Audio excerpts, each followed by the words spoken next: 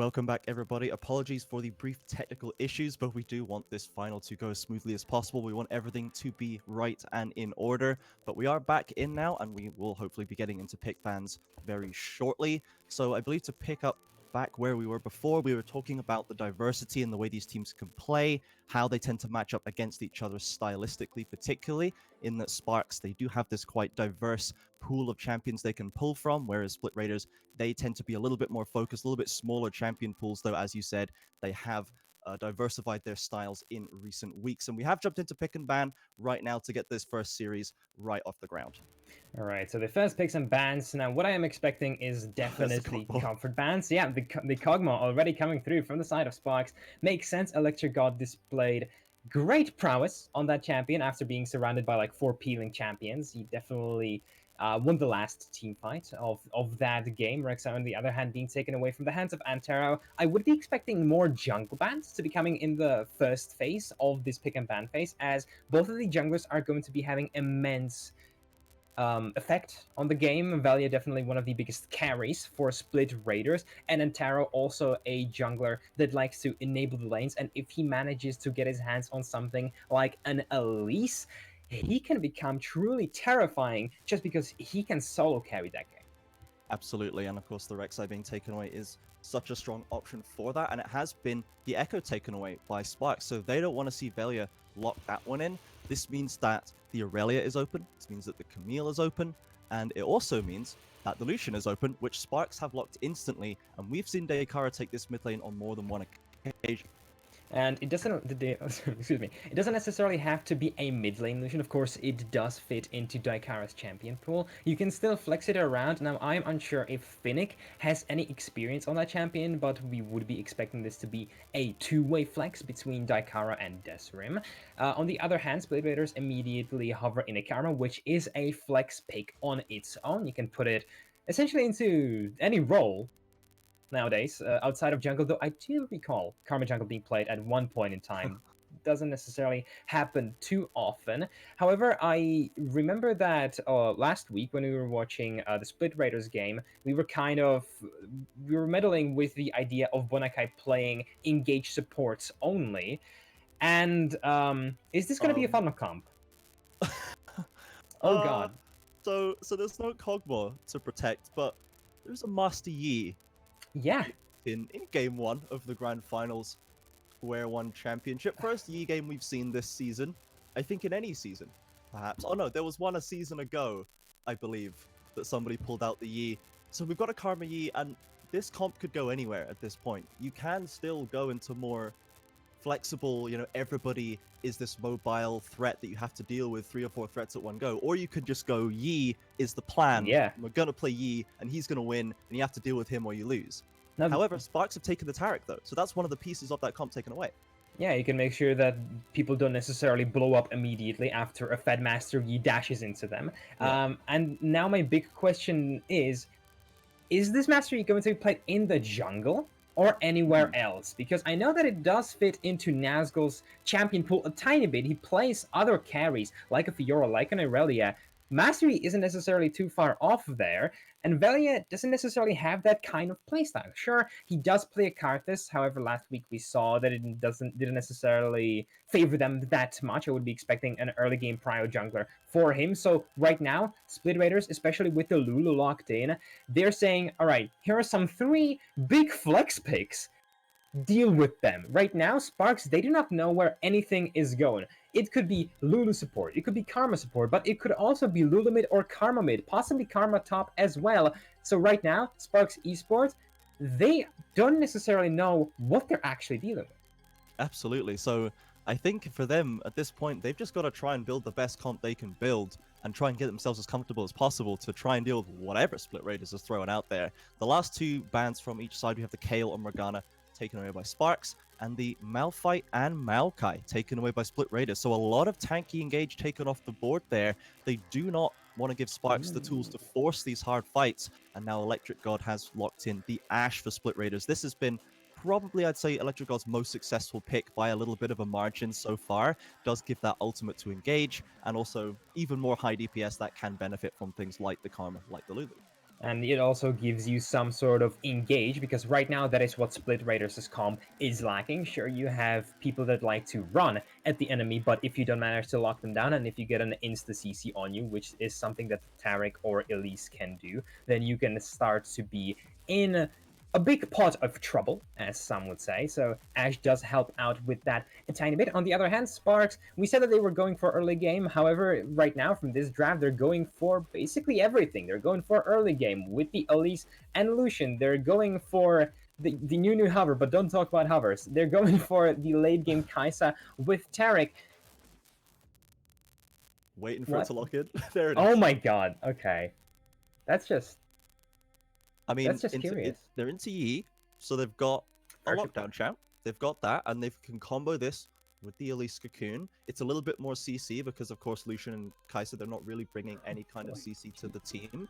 So this draft has been just...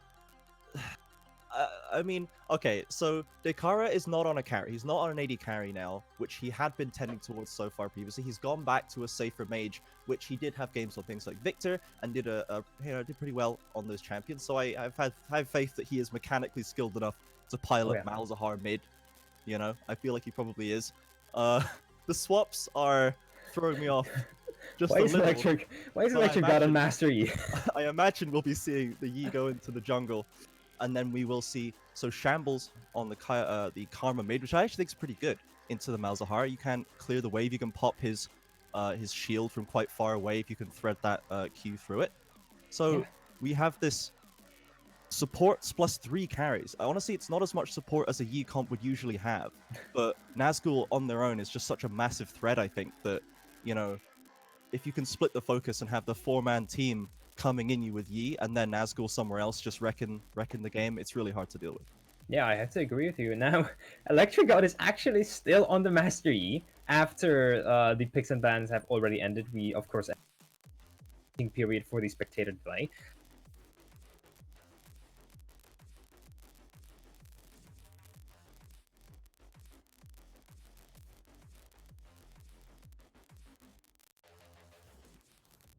Necessarily a mechanically difficult jungler, but I am afraid of how this is going to affect the Split Raiders' lineup, just because Valiant Evolia is such an integral part of how Split Raiders function. For those who haven't necessarily seen any matches of Split Raiders, they are incredibly scrappy in their execution. They go for so many skirmishes, for so many team fights. They rely on strong top lane and jungle synergy, or mid lane and jungle synergy. None of that is prevalent in this game. And given how much impact given how much impact Valiant Evolia has in that jungle, I'm unsure if Electric God is going to be able to have the same amount of impact, especially given that he is going to be playing into an Antero who has his signature Elise pick. So he is very much prone to just getting babysat in his own jungle by the enemy jungler and not getting to play the game at all. So this is a problem that Split Raiders are going to have to deal with. Absolutely. I think that's a really good point, that this mid-jungle duo of SPX can be a nightmare for Split Raiders to deal with. And if they get set really far behind, they don't have a front line. If they're not strong enough to dish out the damage, then even through the Lulu ult, through the Karma shield, they're just going to get rolled over by this Lucian, by the Kai'Sa diving in. And I really like that Desrim has gone for this more late game carry, because he is a player that can be the late game win condition. We've seen him fulfill that role more than once. So there's options for Sparx. They've got multiple ways they can win, and strengths at all point of the game, whereas Split Raiders, I mean, Nazgul is his own deal in the top lane, but the rest of it is strangely focused on this one strategy, which seems to be trying to catch Sparx unawares more than anything else, trying to catch them off guard, as most Yi comps tend to do. So this early game is going to be really integral, and Sparx need to get hold of it, need to get it under control if they're going to be able to get through this mid game and start this series off right. I mean, the Master Yi has already caught us off guard, so I suppose he's achieving that already. And we didn't necessarily mention this just yet, but the Lucian indeed was a 3-way flex, as Finnick picks it up and heads it over into the top lane. Now, going into Aurelia, he should have the advantage in the first couple of levels just because it's arranged into a melee, and we know how aggressive Finnick can be when he's on a champion that he's very comfortable with. I don't actually remember if I have ever seen him on a Lucian. However, he definitely does have the potential to make that top lane go out of control for Split Raiders, especially if he pilots it together with the Elise, who can very easily babysit this Aurelia, because she can only dash forward with her dashes, never backwards, not one step back, as a famous commander would put it. And so if you put Elise with Illusion in the top lane, make sure that Aurelia doesn't get to play the game. You eliminate the only early game carry from Split Raiders, and you essentially make the entire game smooth sailing. However, it is important to point out, in the last semifinal of Split Raiders, we have kind of pointed out that three of their drafts out of the 5 games should not have worked out, and yet they did. So anything can happen with Split Raiders. Absolutely, anything can happen, and we will be loading in very shortly. But if this early game is so important, and you say Finnick can take control of the first few levels, and Antero does have this early game strength, do you want to see Antero literally just path top lane, focus that all the time, or do you, because you can follow up on things like Dekara, once you hit level 6, you have a really strong gank follow up with the ultimate there, and we haven't really touched on the bot lane matchup at all yet with Desrim and Lonely with Kai'Sa Taric. So we know that this top lane can be very volatile. Mid lane is mostly going to be a farm fest, but does have good gank setup. Yeah. And the bot lane, it's kind of a poke matchup on one side with what seems to be a diving engage side on the other. Very short range, really, for Sparx. So are they just going to get pushed in and bullied around, or is Antero going to have to dedicate some time there to keep them in it? I think that at this point in the draft, it's just going to be the Split Raiders are going to have the better bot lane in the early game. They're going to be able to freeze the lane, not only because they have an Ashe, but also because, you know, they have better champions. They should be able to keep Desrim away from the minion wave, just because Ashe is such an oppressive laner. If you have an AD carry that has less range than her, which Kai'Sa definitely is. And the biggest point of attack that Sparx can really mount in that bot lane is, as you're saying, if Antero makes his way over there. So I'm going to be keeping my eyes on how much wards are there in the bottom side river from Split Raiders, because if they don't have the river warded for a single second, there is the possibility of Antero getting there and snagging an early kill. And if you give any advantages to the bot lane of Sparx, post level 6, they're just going to run you down, and you're not going to be able to do anything about it, just because Taric has his ulti, and the poke is going to kind of be diminished, just because you're going to be having the regen that Kai'Sa can get with the better levels.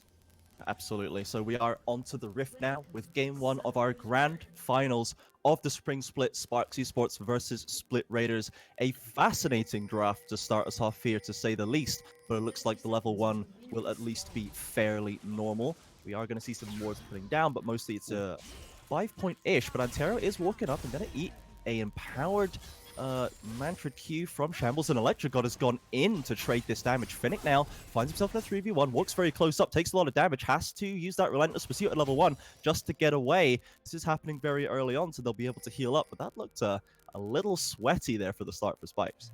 Definitely some sweat came through there from the top laner of Sparx Esports. Luckily for him, Split Raiders don't necessarily have too much hard engage, especially at level 1. You don't have anything like a Morgana or an engage support, especially in the top side of the map. So there wasn't necessarily too big of a threat, given that Lucian did have the flash as well as his dash. And so he manages to get himself away safely, and I feel like it might be a little bit of a problem for Split Raiders come late game. The lack of engage that they have. Sure, they have the Ashe Arrow and you have the Master Yi that can run it for you, but past that, you don't have a single source of hard crowd control. And given that you are going to be playing into a Kai'Sa, which is an AD carry that can kite really well, same can be said about the Lucian, though he does have a very short range, you might run into some troubles, but of course, we're still in the second minute of the game, so you're going to have to reserve some conversation about the late game for later. Absolutely. And we have seen these lanes now start to clash together. Finnick trying to zone Aurelia off as much as possible, getting good work done there. Meanwhile, Karma just trying to get that push on into the mid lane. The level 2 spike isn't really as important for this bot lane as in most, because there's not really too much range, but Lonely is still going to walk up, actually going to land that stun, but sadly, the Praise Seeker will not land. It will go wide, and they're just going to get that wave pushed in. Now Antero is invading on this top side. He's got 2 people coming towards him, though. We're going to have to see some rotations, or it's going to get ugly very quickly for this Spider Lady. Did get spotted out. Malzahar is rather weak in the first couple of levels, definitely more so than Karma, so they are going to have to back off. as their 2v2 is still a bit weaker despite you having Elise. Elise is one of the champions where she kind of suffers from the assassin in the jungle syndrome, which is that if she manages to catch the enemy jungler off guard, she can burst them immediately, just because she's so strong in the early game. It's a good trade. But if she gets caught out, she can be dropped very quickly as well. Finnick is getting ganked in this top lane. He steps up very far to get that damage now. Electric God has the double buffs coming in. Uses the Alpha Strike and Aurelia dives into. The flashes have come out and Nitera flashes in with the stun to save Lucian's life. Tries to finish off the Yi, but that meditate will keep them alive. Finnick escapes barely off the back of Antera bailing him out. And now they are chasing them back towards the tower. A second cocoon will not land by a hair's breadth. And Sparx, they saved that top lane. That was an important counter gank coming through from Antero. Both of the flashes of the top laner and jungler now have been used up, so the potential for a return gank from Electric God is definitely there, and especially after level 6, if Lucian doesn't have his flash up, he is going to have to play a lot more carefully into this Aurelia, because she can still burst him down. Remember, this is Nazgul's Aurelia, the guy that did receive the MVP vote, or the MVP role of the split, so he can make something happen, and he has to be the catalyst for Split Raiders so that they are able to do anything in this early game. Absolutely, and Finnick, as you say, no summoners, no flash, no teleport. Very scary position for him to be in, because Lucian without gold, Lucian falling behind is unreal levels of weak at this point. Oh, yeah. So he's going to have to try and keep it in this one. Luckily for Sparx, the rest of the lanes are still going up very standardly. CS equal across the board, but Antera's caught Aurelia on the TP back. Finnick trying to come through. Repel will come up and come down, but Aurelia is going to escape. That health advantage, though, is going to be very nice for Finnick when he's trying to deal with this wave. Shambles now walking up aggressively, does get that Mantra Q once again, but those little Malzahar bugs are bopping her back and will make that trade more or less even. Yeah, and already we are seeing what sort of strategy Antero is trying to go for. We were kind of thinking about whether he was going to be sitting bot lane to try and alleviate some pressure. However, given that the Sparx bot lane, given their better level 2 and their better trade early on, aren't necessarily having too much trouble, Antero isn't losing out on anything as he just babysits top lane. And that is something that he can definitely try and utilize if the situation in the bot lane doesn't escalate, and if the Sparx bot lane can just keep things stable and keep it still farming. Absolutely, and they have got themselves a minor CS lead so far. They do look pretty comfortable here, and when you swap your jungler into the bot side, we talked about how Electric God might not perhaps have that highest level of jungle awareness to get the maximum value out of it going out of an early game jungler like Antero, but we didn't really touch on Velia being put into the AD carry role. This is a very different role for him. Usually he's playing things like the Echo, like the Lee Sin, diving into the backline. Now he is the backline, getting dived on himself. He's got to be able to play it safe and play out this laning phase properly. He's doing all right so far, but honestly, I feel like this is a lane where he should be the one accruing the CS lead. Yeah, they definitely slotted him into a lane where he can do something, and he has to be able to do something, because else Split Raiders sort of fall apart, and so far he hasn't necessarily been able to make that impact be known as he was able to do so in that jungle. So right now, Drake is being done by Sparx Esports, and no contestation coming through from Split Raiders. They'll at least see it so that they have some nice happy juice, I suppose.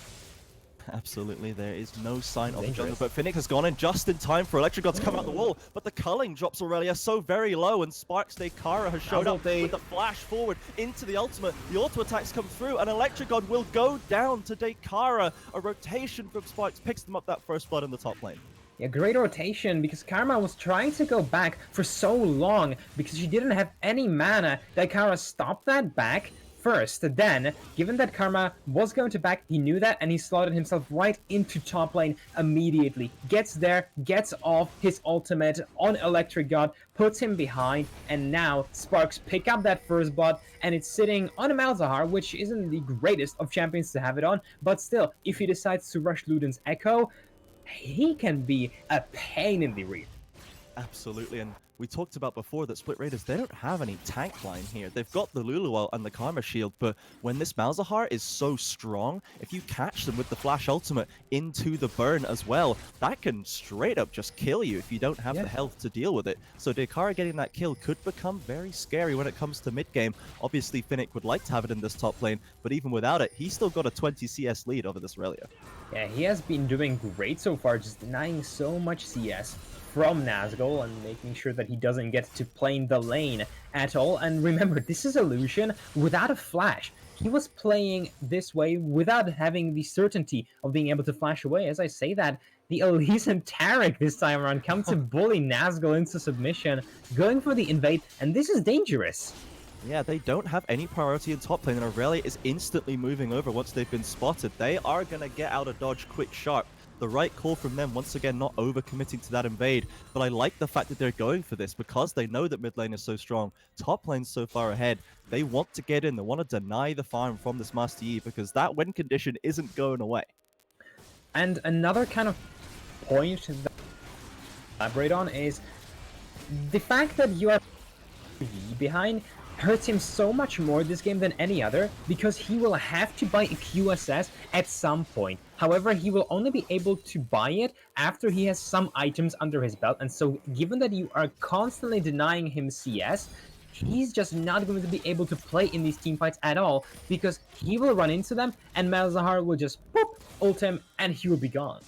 Absolutely, he will be under a lot of pressure so far. Turning attention to this bot lane where the AD carries have just been farming it away pretty calmly for the past few minutes. We can see the build developing from Velia. He's going for the max ultimate cooldown build. Triforce into Essence Reaver, I believe it is. And that puts your ult on something like a 30-second cooldown very quickly in the game. And that really fits into what they want to do here. Velia is not the carry. He is the support. He is the cheerleader this game. Just going to be throwing ults out to make room for Electric God and Aurelia, and I think that is the right call for him here.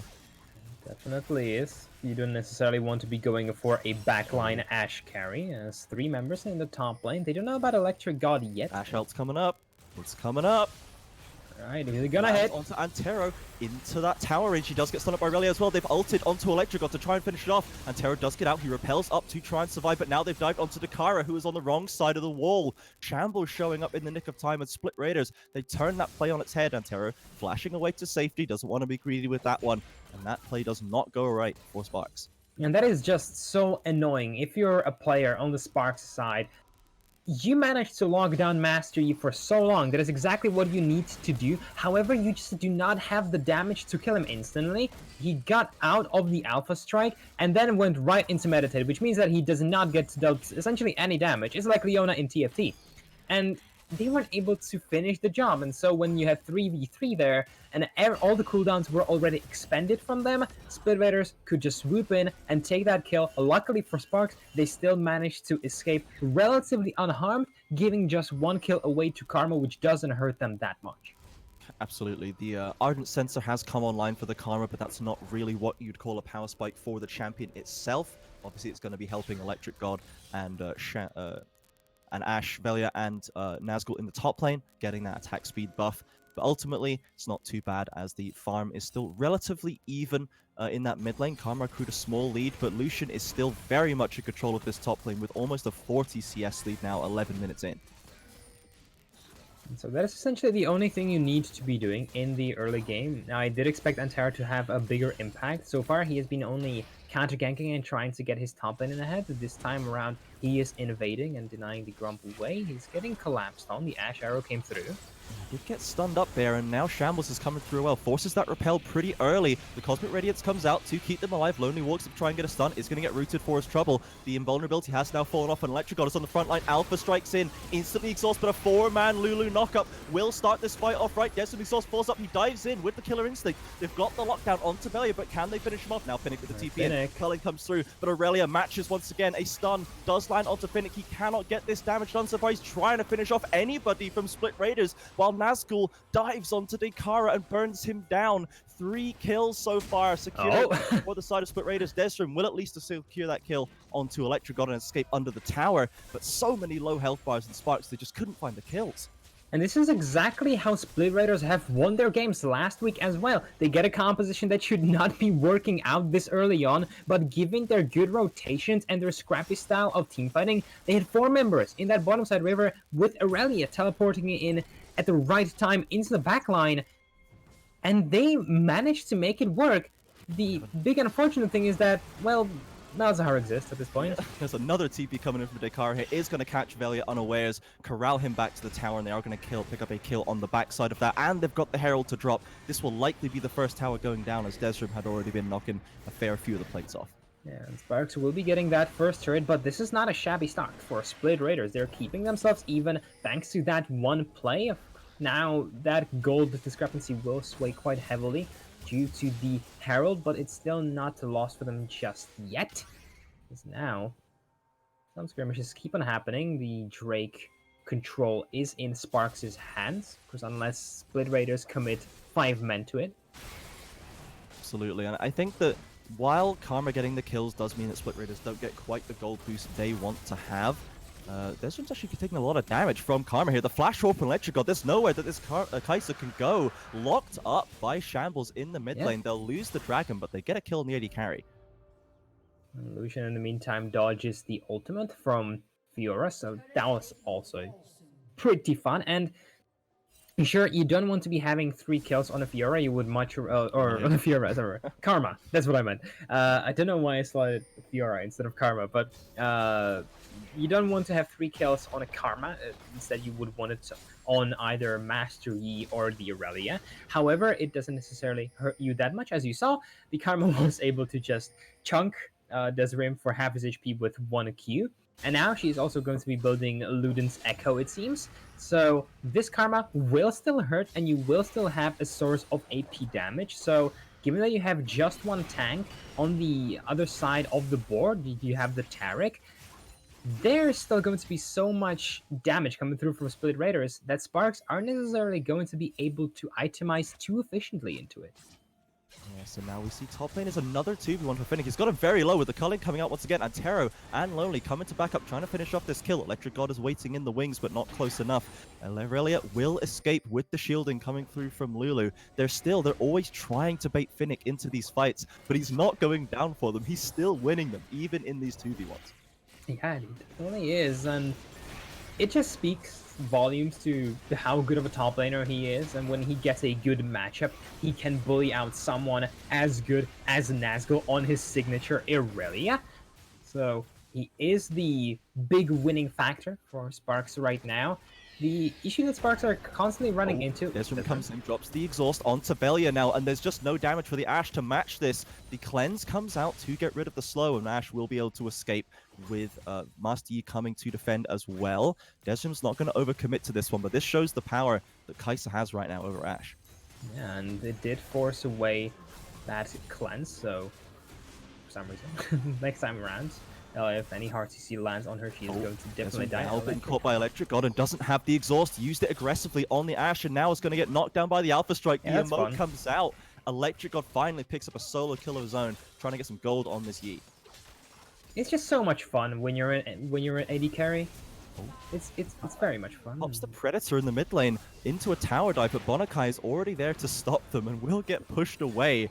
But you see, they're so afraid of this Malzahar. They're only trying to stop him attacking. They're not trying to 2v1, not trying to take a fight. And they will drop a second Herald in the mid lane to crack this tower. Yeah, and that is the top lane pressure that Finnick has been able to accumulate. He's been altered. He's been getting pressured pretty hard right now. The Conqueror comes out in the culling, and Finnick wins the 1 versus 1 versus Aurelia. Blade of the Ruined King difference, my friends. Finnick doesn't care about your MPV votes. He's taking the fight to Nazgul. Yeah, and... Dekara has to drop the ult, trying to get a kill on the back of this 3-man assault on him, and the Lulu ult will keep Shambles alive. Dekara, unfortunately, getting a bit overconfident in that mid lane.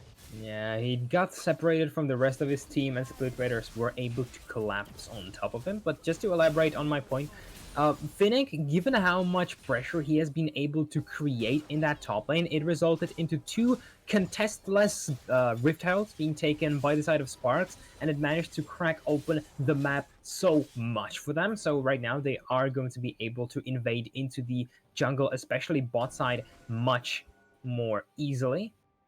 And you definitely have to start doing it because Electric God is farming up. He is the ticking time bomb. Sure, you have the Malzahar to try and stop him. However, if you have a Fad Mastery on the enemy team, it kind of jeopardizes the entire game no matter what your comp is. Just because, well, it's a Mastery.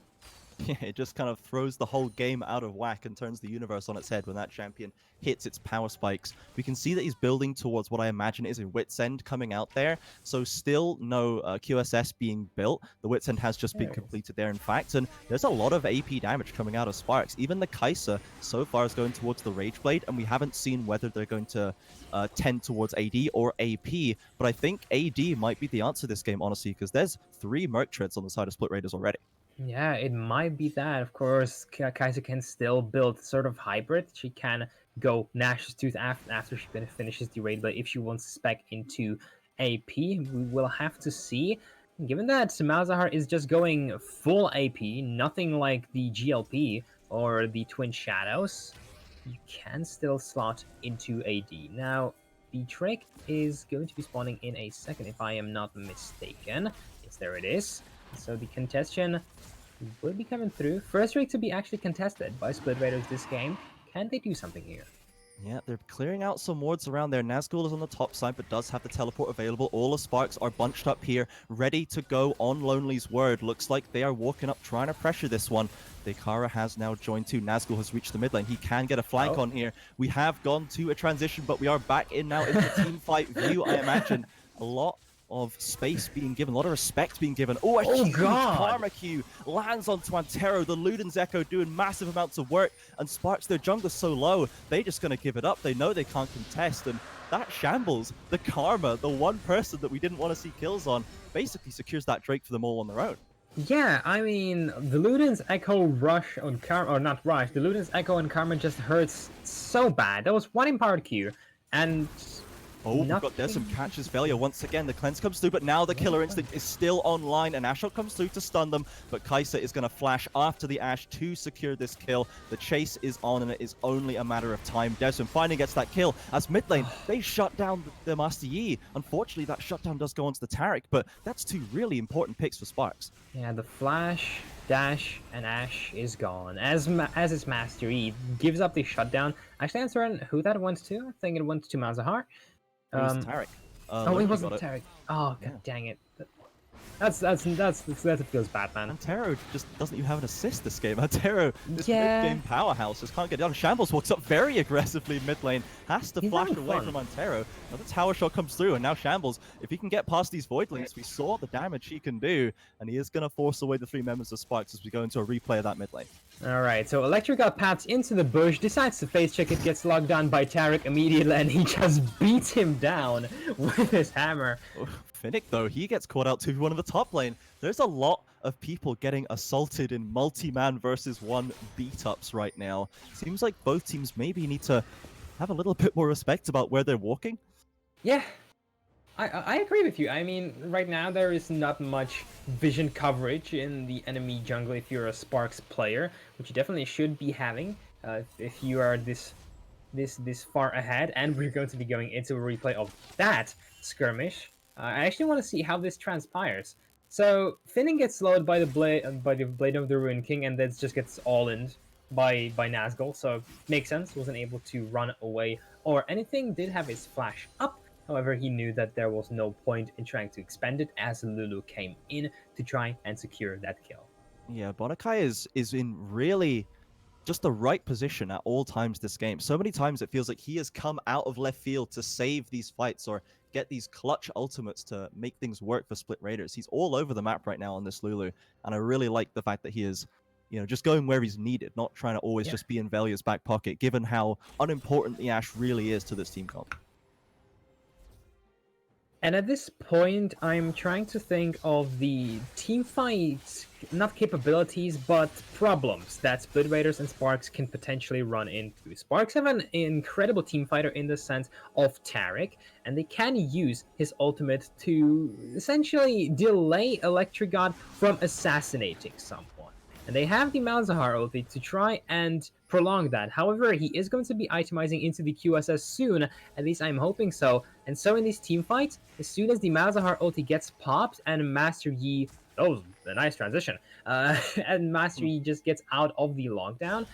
There should be no way that Sparx actually managed to win that engagement unless they managed to keep on team fighting throughout the Tarek ulti. So it's going to be a tough scenario for Sparx. You have the Lucian, who is reasonably fed. You have 2 kills on Desiree on the Kai'Sa as well, but finds Velia in the bot lane, dashes over the wall with the Blade of the Rune King slow, and the culling will catch Velia unawares, and that is now Finnick with all the control of bot lane. Suddenly Split Raiders, they've got to back away. Well, once again, the champion gets caught out by the side of Split Raiders. Now, is anyone on Sparx going to get caught out? Is the question. The gentleman's rule as Finnick takes that bot lane inner turret. Of course, does give up a lot of pressure, and someone from Split Raiders will have to answer that. It is going to be namely Nazgul, so now you have just the Master Yi with his 2 pocket supports sitting around that Baron pit. Both TPs available on the top laners, but the teams are not going to be doing anything with the Baron just yet. That bot lane catch was really shades of, I think it was the Sparx NSG series, where we saw that game with Dekara piloting the Lucian mid, I believe, and he caught out Kung Fura 3-4 times in the bot lane in the Lucian versus Aatrox and just killed him over and over, and they were getting so much pressure off that. So I think if you're Split Raiders, you just have to ward that bot side pretty heavily and just assume there's a Lucian there at all points in the game. Yeah, but at this point, how many wards can you really spare there, right? Because you have to put some wards into the Baron pit, because you don't necessarily have any pressure. Look at what Split Raiders are doing. They are still just farming out waves that Sparx push into them. And right now, it has resulted in this Dragon Pit not being warded at all by the Split Raiders. They don't know what's going on, and this is going to be up very soon, so they're going to be marching in here blind as Sparx start off. Yeah, they're trying to get it rushed down now. Velia is here with the ultimate on deck, and Electric God isn't too far behind. The blue team has secured it, but Finnick has a nice ultimate coming down here. Aurelia goes through. Cosmic Radiance is keeping them alive for now. Will start going down now. The first kill is Shambles onto Tarek. Electric God gets locked down, and Antero finally picks up a kill this game. Finnick wants to deal more damage. Aurelia dives in, but cannot secure the kill on Antero. And now Finnick is going to run rampant over this fight. Desrim chasing after them too. Killer Instinct dives into the back line and secures those final kills of the fight. That is an ace 4-1 for Sparx, plus the Dragon. Barons in their sights. And that is just a tragedy for the team of Split Raiders. They needed to fight that team fight like gods, but the Cosmic Radiance comes through at the very last second before Tarek is popped. Not enough damage on the side of Split Raiders, and Electric God does not have QSS at 25 minutes in. He has not paid that tax. Instead, he's itemizing for a Rage Blade, and it cost them that fight, because if he didn't get locked down by the Malzahar after he exited the Alpha Strike, they could have had very well won that team fight. Nazgul was in there. We are going to be getting a replay soon. And just look how this transpires. At this point, Split Raiders are marching in here blind. The Mountain Trek is getting smited down incredibly quickly, and Cosmic Radiance comes through just because Nazgul did not focus on Tarek. And right now, the Electric God just gets locked down by Malzahar, and nothing is able to get done as Nazgul chases into the backline after Elise. And at this point, Split Raiders, they are forced on their back foot and have to retreat, but that's not going to happen just because you have the Killer Instinct from Kai'Sa. Absolutely. It's clear that Nazgul still wants to be the carry that his team needs right now, but just isn't able to do it. I think at this point, it's still got to be Shambles. There's 2 needlessly large rod in this man's inventory. This looks like a death cap coming in item 3 for the Karma mid lane. And that is something that I would be very excited to see, honestly, as right now he's 4-1-3. He's got the most farm in the game, almost, just slightly behind Desrim there still. This guy is putting the game on his shoulders right now. It's not the first time we've seen Shambles have to step up and be that carry. It's definitely not the usual suspect we would think of. Yeah, definitely not, especially on a Karma. And we are getting a... I mean, he still chunks for quite a lot, as nobody... Oh, they've caught Finnick into the top lane, but have they? Or has Finnick been caught? And the TP now from Shambles has to run behind this tower. This carry Karma is forced into the wrong side of the map here. Finnick just walks away. It's going to let Dekara finish this one off. Ashara's coming through, but the shield is still on there, easily juked up by Dekara. Desrim is in the mid lane as well. Shambles is probably not going to be able to get the execute that he wants. Prayseek is going to be available. A flash through, dodged out by Desrim, and the 1v1 comes through. Desrim on a rampage right now. 2 kills picked up on the carries for Sparx there. They're now shoving up top mid.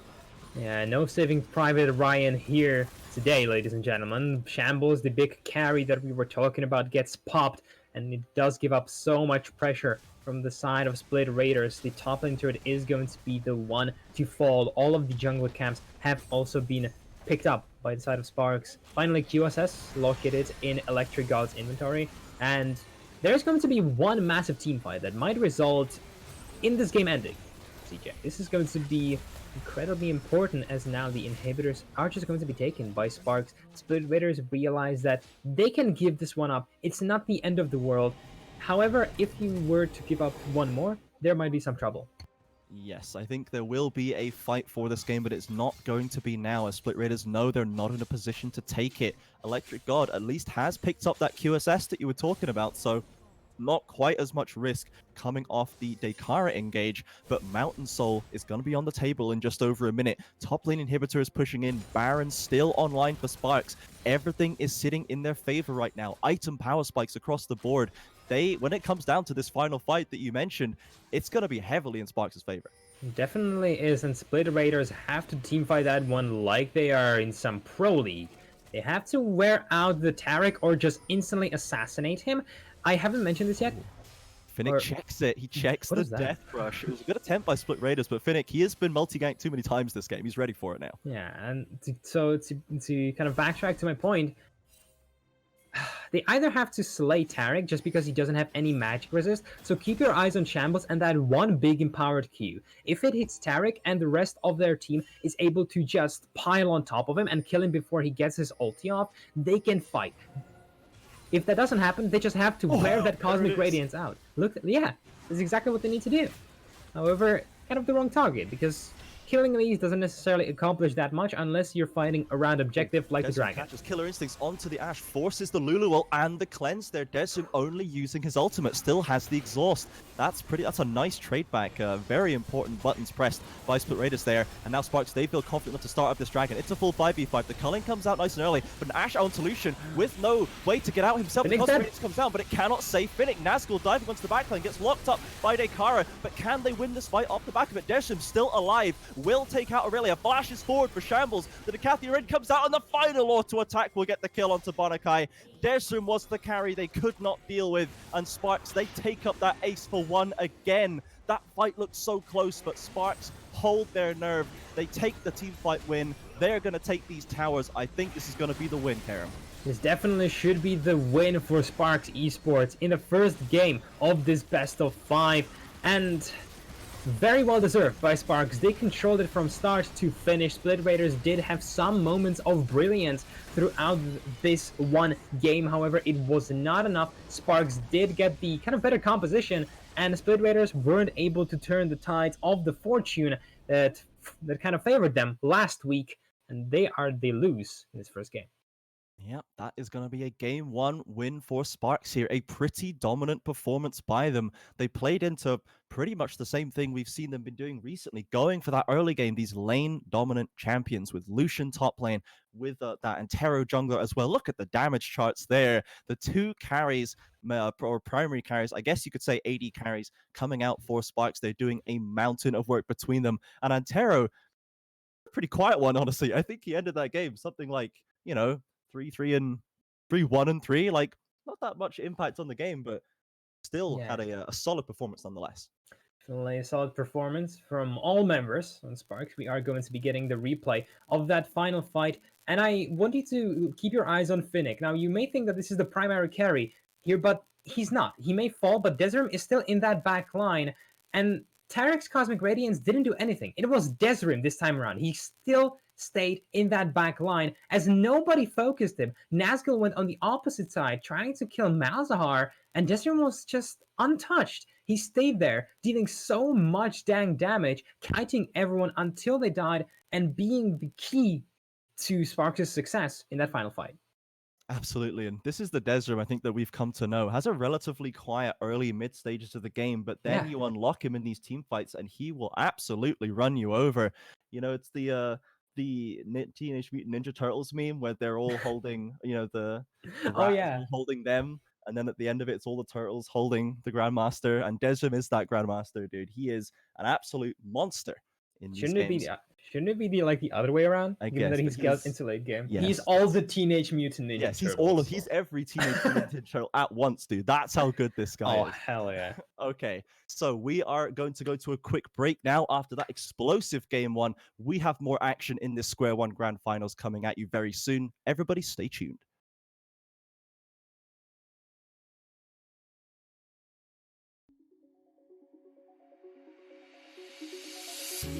You gave it up before you even tried, before you even gave it a shot. So why should I feel helpless? Why should I feel useless now? So find another way to get into my arms, to get into my heart again. Cause why should I feel helpless? Why should I feel useless now?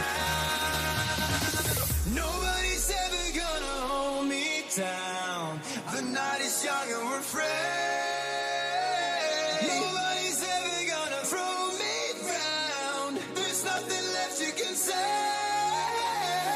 Nobody's ever gonna hold me down. The night is young and we're afraid. Nobody's ever gonna throw me down. There's nothing left you can say.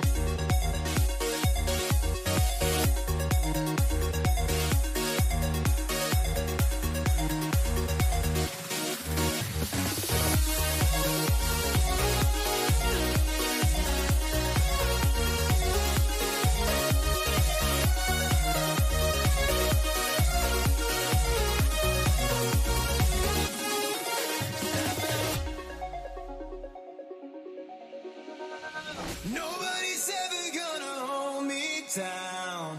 The night is young and we're afraid. Nobody's ever gonna throw me down. There's nothing left you can say. Nobody's ever gonna hold me down. The night is young and we're afraid. Nobody's ever gonna throw me down. There's nothing left you can say.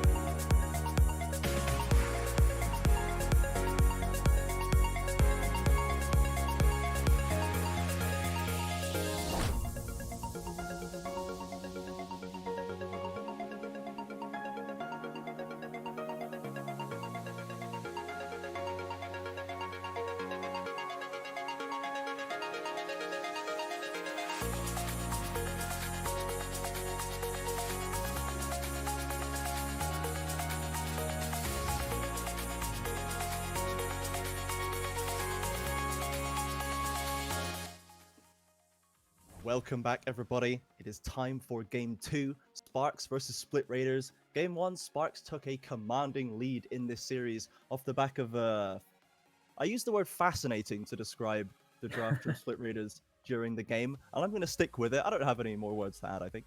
Yeah, it really was fascinating, especially slotting your most successful link of Valiant Evolia onto an off roll and putting your carry in Electric God into the jungle. That was very fascinating and curious. Of course, Split Raiders do like to experiment, and this was a curious experiment to start off the series with. I am expecting them, however, to just come back to standard in the second game and bounce back. Yes, I am looking for Split Raiders to check back in the season, find what works, and return to that. And we are going to see the same first ban come out from Sparx. They still don't want to see the Cogmore. I imagine we're going to see that ban throughout the whole series here. And now Split Raiders, they're matching it as well with that Rek'Sai ban. Yeah, so far the same bans. Now I'm not sure if we can really expect a change from the Sparx point of view. I think that they are very content with the bans that they got last game off. Split Raiders, on the other hand, I feel should try and ban out Lucian just because Finnick had such a big impact, and I don't necessarily think that their problems laid in the enemy's picks, rather in their own, because putting Master Yi funnel into this sort of composition when you don't necessarily know how to play around a Taric on the enemy team doesn't necessarily work out for you too well.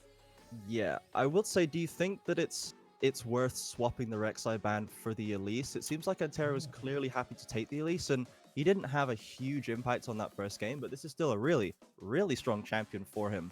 And I mean, there's the Master Yi ban. Sparx, we might not respect it, okay? But Sparx, they see it. They saw the danger there, and they don't want to see any more of it.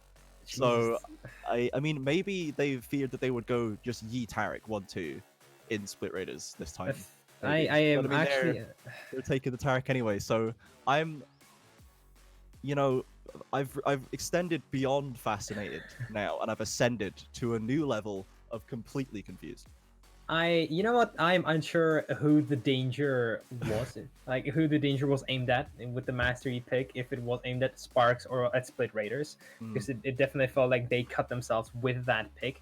Instead, it is going to be the Elise that you were talking about. Of course, the Rek'Sai is still banned. I feel like there would be more of an impact from Antero if he did manage to get the Rek'Sai, as she does have kind of easier ways to get the CC off and doesn't necessarily require any CC in the lanes that she's trying to gank, and instead it's going to be the Elise. So similar situation. Split Raiders this time around take away that Taric, so putting Bonakai from Lulu onto a Taric, something tanky, so there is already better front line on their team than there was last game.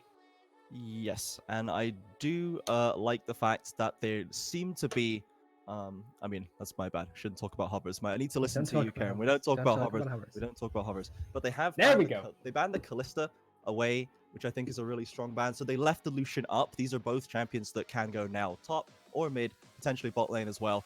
But they seem to be more afraid of the Callista, even though they already took the Taric away themselves. So, you know, maybe they just didn't want the first pick Taric for Sparx at that position, or they didn't want them to be able to have Callista available, you know, if Taric is still an option for them. So I'm surprised that Taric has become like the catalyst of this series so far. This is the contested pick. This is the linchpin going through here, and the Lulu has been taken away by Sparx now with the Lucian locked in once again. So they saw how successful that pick was, and they're happy to run it back. And it might just be because it's it's pretty difficult to play around a Taric ultimate in a team fight. It changes the entire dynamic of how you want to fight it. So neither team probably wants to be fighting into it, given how much impact it can have. So it can become a very important pick in these games. Karma locked in as third pick on the Split Raiders side. It's still a flex pick. And I'm not expecting Electric God to be running with a Lee Sin in the jungle this time around, so there is not going to be any funnel happening there. So instead, it can be still shambles on Karma. He did have a great performance last time. I would perhaps like him on something more carry-oriented, as that is something that Split Raiders like to play around. His Vladimir was just superb last week, and so he is open. You could have put him on that. Instead, it's going to be Valia, likely playing around top lane, which isn't necessarily being focused by the Sparx' side. they put a lot of emphasis on that Twitch ban. Yeah, that's a new one, I think, from the Yes. first time. And it was hovered by Velia for a split second before locking in that Lee Sin. And they do have the Taric and the Karma, so, you know, Twitch is a very formidable teamfight late game carry with a little bit of backup to support them, taking away the Jinx as well. So I think they're just afraid of the hyper carry potentially coming in. Now that they know that the jungler isn't going to be the hyper carry, it's not going to be a Master Yi, so they're expecting the AD carry to fill that role. And they've taken away the Twitch, taken away the Jinx. Kai'Sa still available, though not one that really needs the support. So I'm trying to think of other hyper carries that are likely to come through, because I mean they already took the Kog'Maw away too. Yeah, you could always just lock in Sivir, and there we go. So you can take a Sivir, but there have been 5 AD carry bans this game. Yeah, this is insane. The emphasis of Sparx on this bot lane, they definitely want to play through it. Okay, don't talk about hovers. I'm sorry. I'm making my own. I'm cursing my own rule now, but. The emphasis on the bans means that Split Riders are put into a very difficult position here, because they're almost always going to have a bad time in that bot lane matchup. They're forced onto a Sivir, which is an incredibly late game AD carry. We saw the Vayne hover. Instead, it looks like it's going to be that Lucian going into the bot lane this time around, so seeing Desrim pilot that one, which is something that can try and bully this Sivir out of the lane. Aphelios fits the same bill, is going to be able to do that same thing, hopefully, even with the Lulu. You know, this thing's hard. Like, you used to be a color caster, you know this. This is like hard. These are combinations of champions that we've never seen pulled out in this league, and we've barely seen pulled out anywhere. Lulu is only just coming back into the forefront. Aphelios is falling out of favor because of the recent nerfs. So we're seeing a lot of very interesting combinations coming through here, and we do have the Azir at least locked in for Dekara. That at least is something we know about, and that we're sure about how this works. On the other side, Nazgul has locked in the Malphite, which was banned by Split Raiders last time. But now, Nazgul, the Aurelia player, the Camille player, is on Malphite. The MVP carry god is on Malphite. It doesn't make sense. Nothing makes sense. I mean, I imagine a lot of people in here heard or saw the Fnatic series is in LEC, where Breppo pulled it out and was one-shotting people with full-type Malphite. This is a thing that is known to happen. You can build full armor. You know, you don't need to worry about the Lucian damage as much. You just got to get through those first couple of levels, and then you're just stacking up that tankiness, and you can just turtle it out. So, I see the theory behind it. It's definitely a surprise to see a player like Nazgul piloting the champion, though.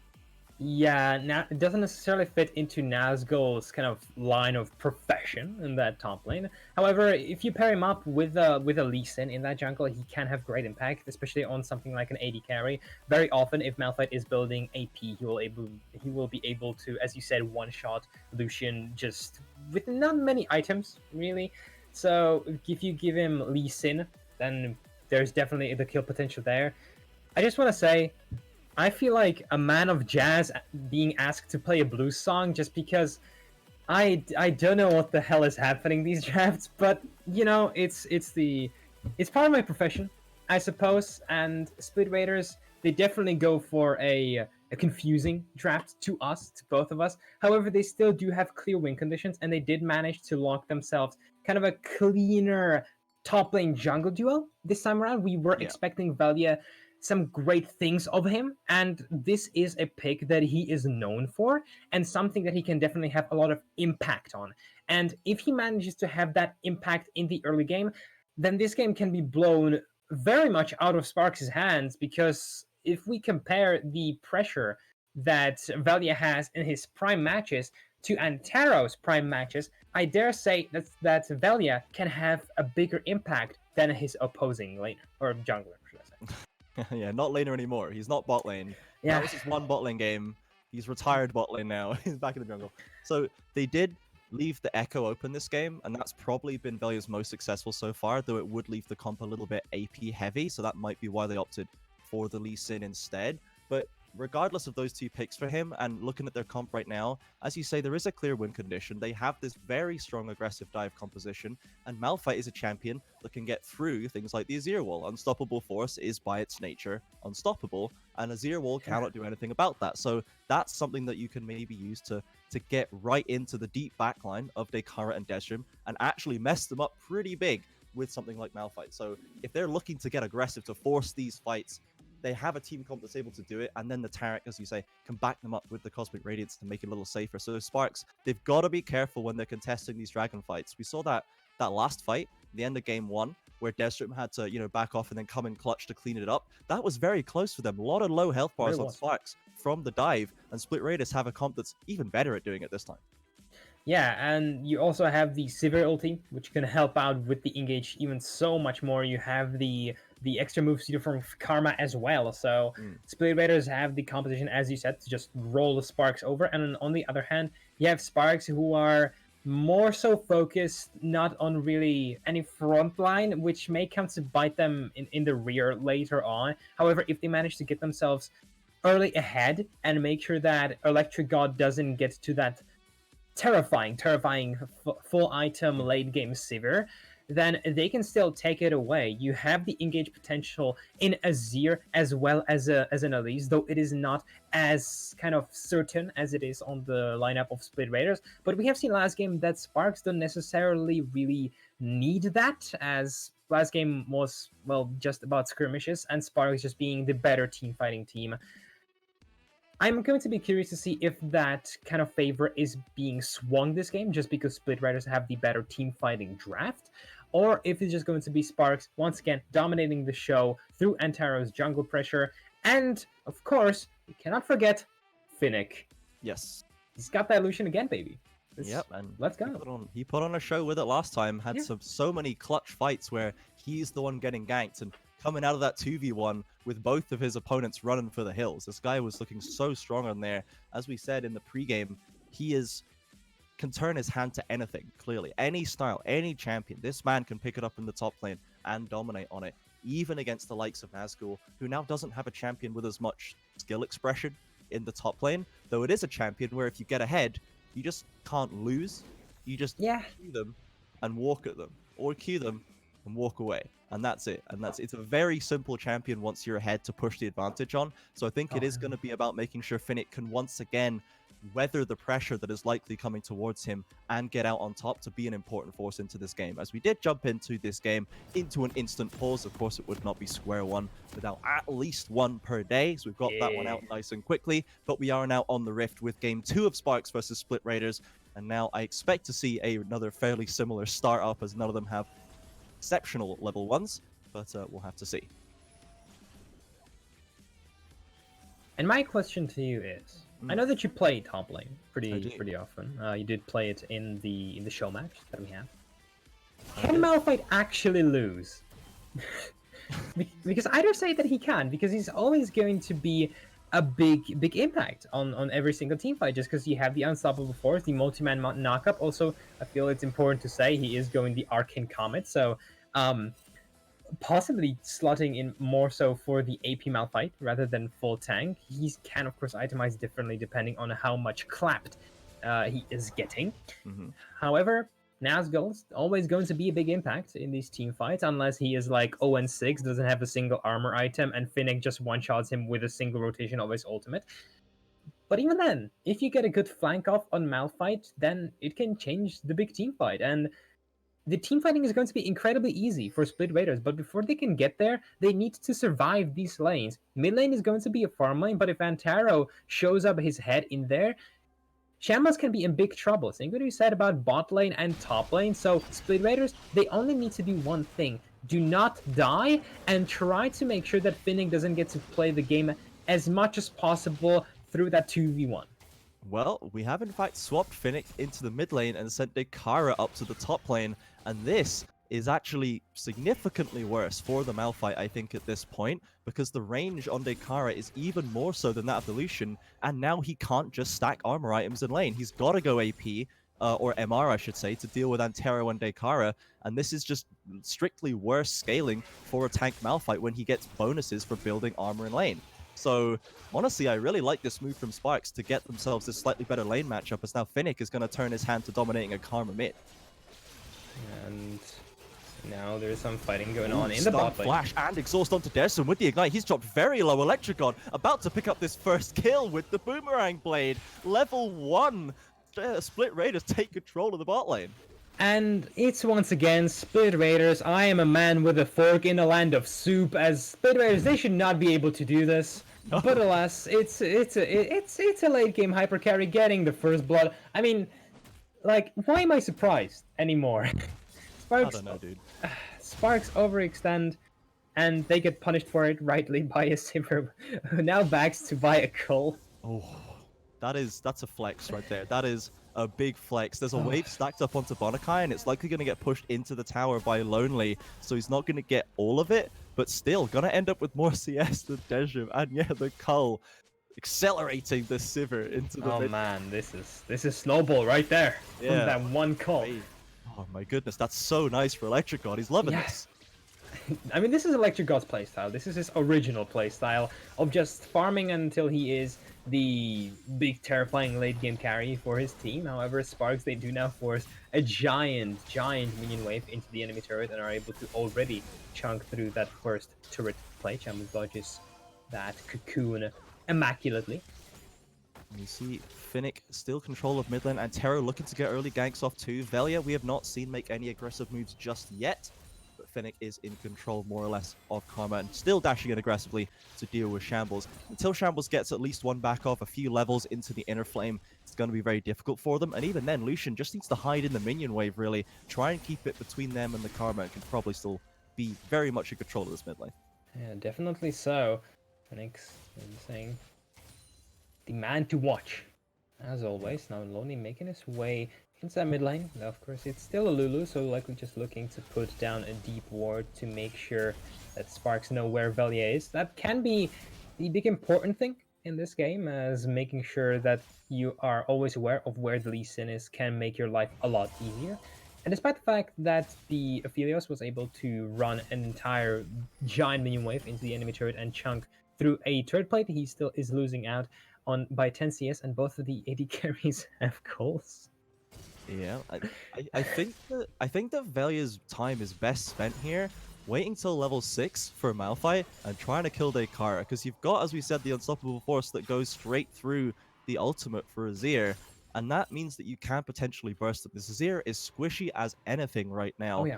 Will be throughout pretty much the whole of the game, and that's somewhere where you can get a bit of strength locked into Nazgul, who is going to be an important factor of this team comp. Yeah, and I feel like that the fact that everyone is going to be so squishy can be said about the entire Sparx lineup. As Velia makes his way bot lane. He does want to come through. Bonakai Flash not back up quite yet, so Lonely is able to escape there, and Velia not able to get much more done. And Terror is ready on the backside, finds Velia, doesn't quite land the cocoon, sidestep by Velia on this Lee Sin, and Sparx are going to retreat back into the river. So nothing quite achieved there, but moves trying to be made. Moves definitely trying to be made. Oh, what? Nazgul really just wants to build this armor this game. He's like, no, I'm going to get this matchup. I picked it for this matchup, gosh dang it. And I'm going to get this matchup. And this is actually so much better for them. Because Shambles' even CS has gotten a buy-off already and can actually trade with Azir early on. Sparx, they're going to move over to the Dragon at least, but STR, they don't want to deal with Sparx in this way. And this is exactly what they did last time against Absolve. They tried to slot I don't remember the picks. I have them written down somewhere, but they did flex around so many different picks so often into the Absolve lineup just to try and get a better matchup, and it worked out for them. So this time they're doing the same thing. It has resulted into them getting some. They're swapping again. This is. I'm just not. Split Raiders, I feel like lane swapping can be very useful for you. They predicted it. They predicted it. That's oh big my brain. god. That is big brain. That's big brain. So like I love that for them, but at this point, like swapping around so many times, at some point you're just gonna start losing minions by moving out of your lane all the time. if you can control the wave, then it's probably okay, I suppose. But this is very, very strange, and we just don't know who's going to be available for these river fights when everybody's swapping lanes all the time. But this is exactly what Split Raider did to Absolve. This like I feel like in here at this point, it's not about Split Raiders winning. Without Desrim's top lane, It's Lucian's going bot lane. Just I want to curse so bad, but I can't on stream. This is just I feel like Split Raiders are just making the enemy lose their minds. They're certainly making me lose my mind. Okay, Terra's return into this ultimate onto Shambles. He's had to force the flash now. Cocoon doesn't land, still very low. Can repel forward, flashes in from Antero. No Exploding Spider will not quite do it, even with the electrocute proc. Shambles does escape, but shows they are putting pressure onto this Karma now mid. Definitely putting pressure. Bot lane also now slotting into top lane from Split Raiders. Mid lane as well. Gonna push him away. Actually goes onto him with the resonating strike, but they are going to escape easily. And now we have that most common of matchups: Malphite Taric versus Lulu Aphelios in the top lane. You know, that classic. Yeah, I mean, who wouldn't have expected this, right? Caught Velia, they're getting a lot of burst down. Once again, comes through onto Antero, tries to come through with that dragon kick, but will not get the kill onto Antero. Dikara wants to finish it off, flashes forward with the Q, gets that last auto attack onto the Lee Sin, gets a kill for the Azir, and now Split Raiders, they've returned to this mid lane with more numbers in tow. Shambles coming forward, doesn't land the inner flame, can get that slow, comes out the route, pushed back by the culling though, and Finnick wants to get a kill, a flash forward from Mordecai to try and block. Finnick, relentless pursuit pass, but the healing and shielding is so much. Press the attack, Brox, and Finnick finally will secure that kill onto the Karma, getting chunked down by the Ignite, but will be able to escape into the jungle. Nazgul has the ultimate. He's chasing. He wants to try and get something done on this pick, but Lucian's going to escape with the blast cone over the wall. I'm going to get that kill. And here's the problem. Split Raiders, they're trying to play this kind of very scrappy, skirmish-heavy style of play. They're slotting around their champions so often that they're kind of losing grasp on how they actually want to play them. They want to be going for these skirmishes early on, but when they go for them, they just lose because you have Finnick on a Lucian. Lucian is one of the strongest AD carries in the early game, and when you go into him like that, it's never really going to work out for you, especially if you don't get anything for it, like that Elise. Velia now cannot go near that Herald. They stunned him up as the Resonating Strike did land. A double stun comes through from Bonica off the back of Velia, and a team from Nazgul. We could see our first Malphite. A three-man ultimate catches all of them. Electric got exhausted on the side, trying to burn through these low-health targets. One will be secured, a second surely to follow. Now Desrim is locked up in this 5v1 bully circle, and now another kill secured by the side of Split Raiders. 4 in total off the back of that Rift Herald fight.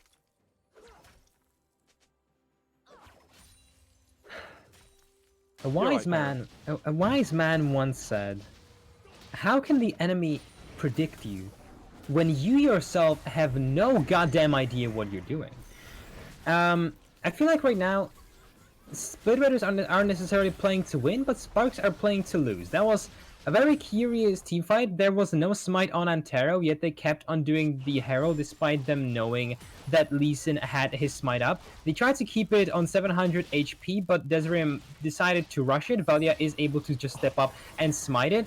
And now, when you have that Malphite in, he just gets in, gets the 4-man knockup, and with so many low health bars, it's the Split Raiders show. They're able to just run at them and kill them all. And this is just... It's such a sad sight.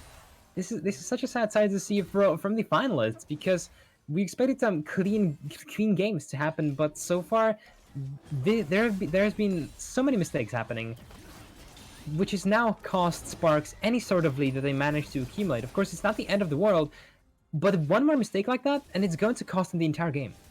Yes, now Nazgul has now got the Tabbies and the Bramble Vest on deck, so this matchup against Lucian is pretty much fine now. There's no Blade of the Rune King left for Lucian. He will get caught up by a Terror, though. The magic damage coming through does a lot there. Heals coming through from Bonakai and from Shambles will at least let the Malphite escape with his life. Antero catches that Resonating Strike in the face, repels up, but has nowhere to go and will come down. Luluel keeps him alive for a little bit longer, but the Ignite and another Resonating Strike will get Velia that kill. Dragon is on the board. Surely this means that Split Raid is going to be able to pick it up, as now he is chasing Lonely into the jungle. Another Q lands. The ultimate is still available. If they can get that Dragon Rage, but Ignite comes comes through, a tower shot as well. Desrim now on the backside, pushing away this Lee Sin, and they will not be able to get a further kill. But as I said, Dragon is live. They've got the numbers advantage. Will they go for it?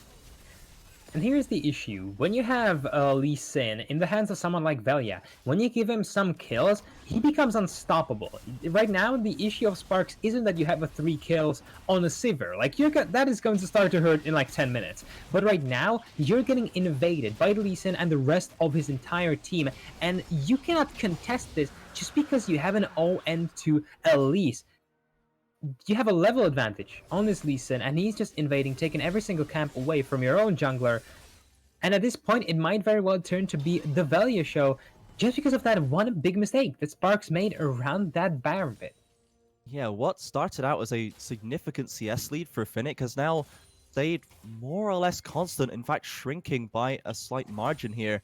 So now Nazgul's not nearly as far behind. He's managed to farm up, get these items, get a kill and some assists. He's now a threat. And as you said, Velia has those kills in his pocket too. So they do have this top jungle duo that is so fearsome for Split Raiders online. And with that, they are looking to take back control of their second game.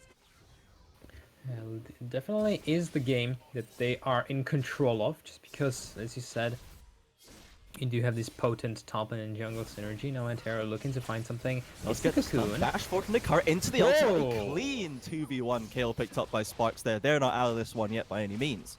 I feel like Elise is just such a bipolar champion, because if you hit your hook, if you hit your cocoon, that's a kill.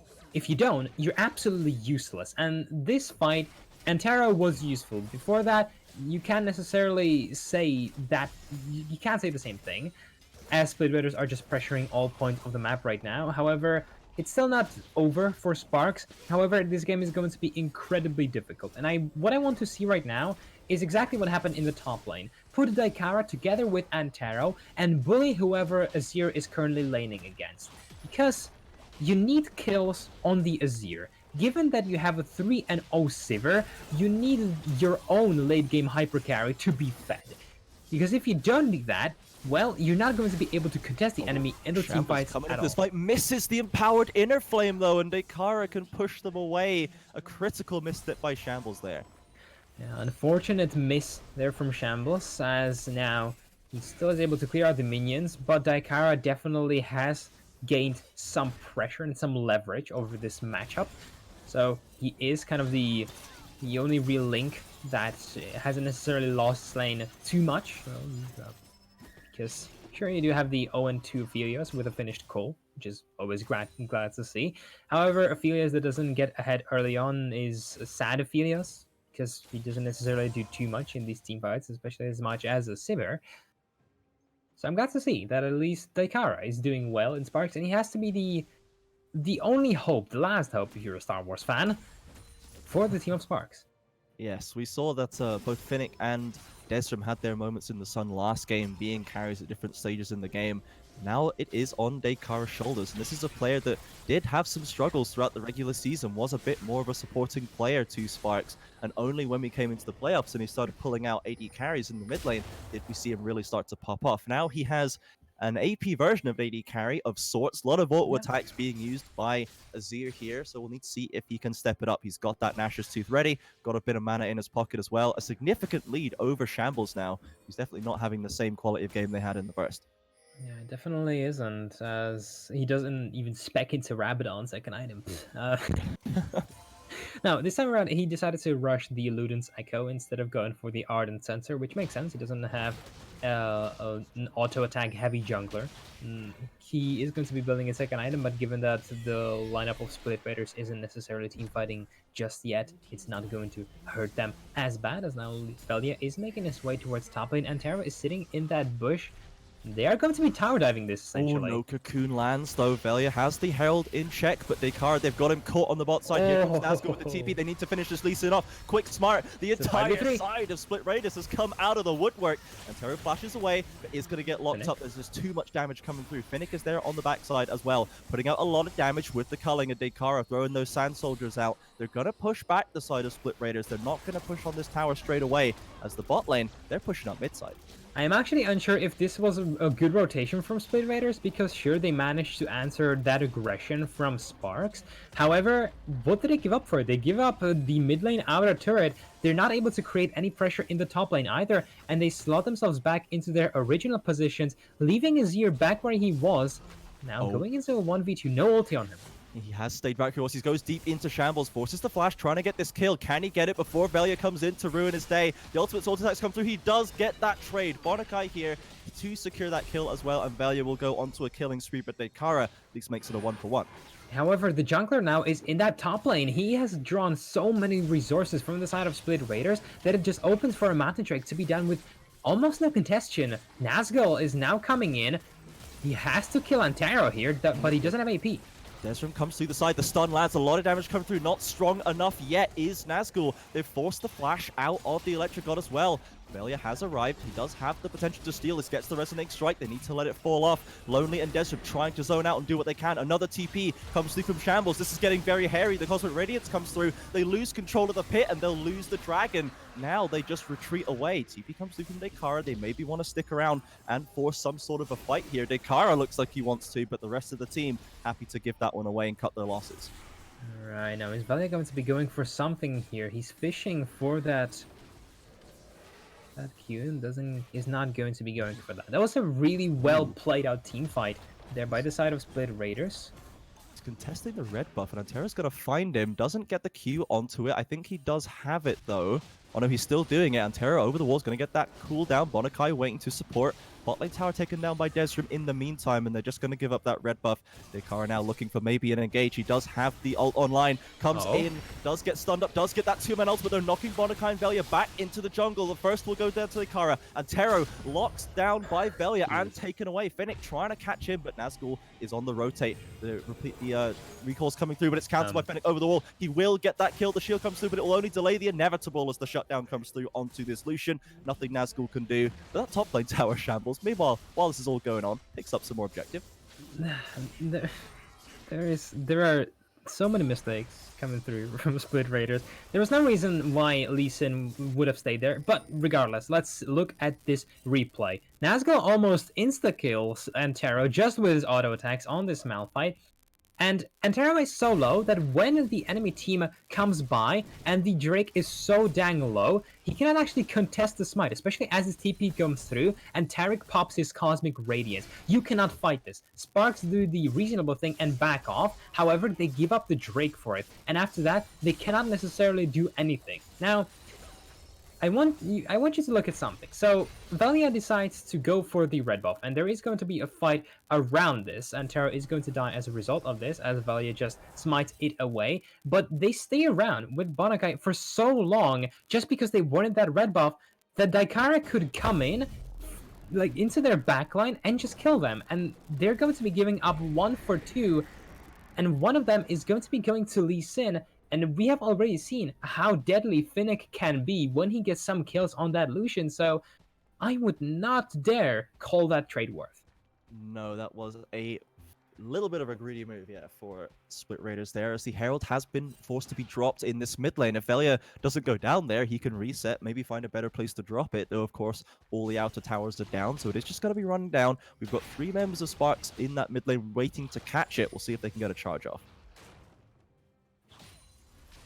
Yeah, we'll be waiting on that. Velia, with those 4 kills, still a formidable opponent, does have a level lead on the elite, so if it comes down to a smite fight around something like that Baron, the side of Split Raiders are going to be having the advantage. Of course, we still have the team fighting ultimates in the side of Azir, as well as the Aphelios, a lot of AoE damage in there, so big 5v5 team fights, relatively even. However, as we said, Split Raiders have the better composition suited for that, as now big damage being dealt to the inhibitor turret of Sparx. But Finnick, he's having fun. He's just pushing bot lane. Several ult's been popped. Nazgul looking for that ultimate, catches onto Antero into that stun. Repel does keep him alive. Dekara gets kicked back though by Velia. That's an important carry shutdown, and Fennec has to recall from the bot lane. Desrim chunking out some damage on that side of the fight, gets a shutdown, but will go down in turn. Lonely now left with Finnick on the recall. The inhibitor will go down for their trouble, and a forced fight by Split Raiders nets them a huge advantage.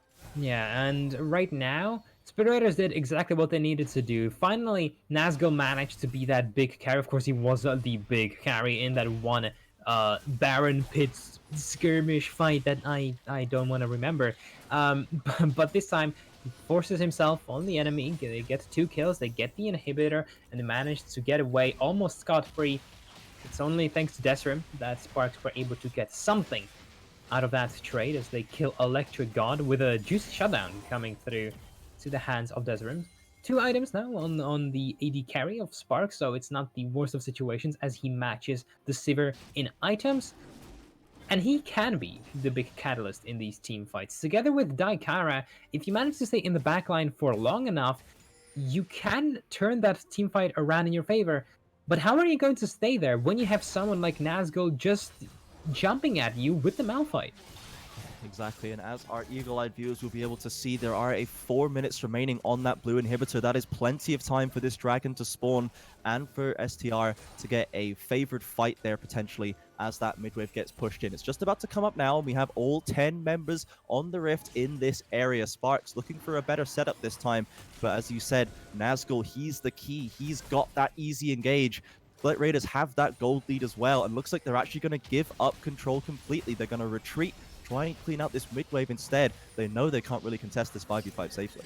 Yeah, they can't necessarily contest it too well, because if Nazgul gets one good ulti off, that's the game. Like, if one bad teamfight for Sparx and Split Raiders just run it down mid and end it all. Now, good ulti from Aphelios. They catch Split Raiders coming through there with the Azir Sun Disc, holding them down in that mid lane, giving them somewhere easy to retreat to, and they get a bit of damage, but ultimately it's not too much considering they've got Shambles with the Athenes. This healing that comes through from the Athenes can top them up. Now they're trying to take control of this mid lane, but huge Sivir crits coming through from the Infinity Edge Essence Reaver combo, and Terror gets forced into retreat, and Desrim's already gone. He's at the red buff. CJ, hello. All of that damage that it got dealt to Antero was from the bouncing attacks that Sivir has thanks to her W. Yep. That is disgusting. Insane amounts of damage coming through. They're straight onto the Baron. Finnick is back in the bot lane, does have TP available, and the sides of Sparx are scattered across the map, trying to scramble to converge now, but it's going down very quickly. Shambles catches Daikara coming through. He actually chooses to eat away, means he doesn't have it in to get that ultimate off he needs. There's nothing that Sparx can do. The Baron is just going to melt before their eyes. Split Raiders easily pick up this objective. Finnick gets a tower on the bot side, but that's not going to offset that. And Split Raiders are in just commanding position this game. They're going to be getting the Mountain Soul soon. They have the Baron buff. They're going to be able to push all lanes simultaneously. And what can Sparx do? Really, realistically, they didn't have a frontliner. When we look at the gold graph, Velia has outpaced Antero by 3,000 gold, and the Sivir, she has 12k gold in her inventory. That is quite a lot of gold to be having at just 25 minutes in. This Sivir is absolutely nasty.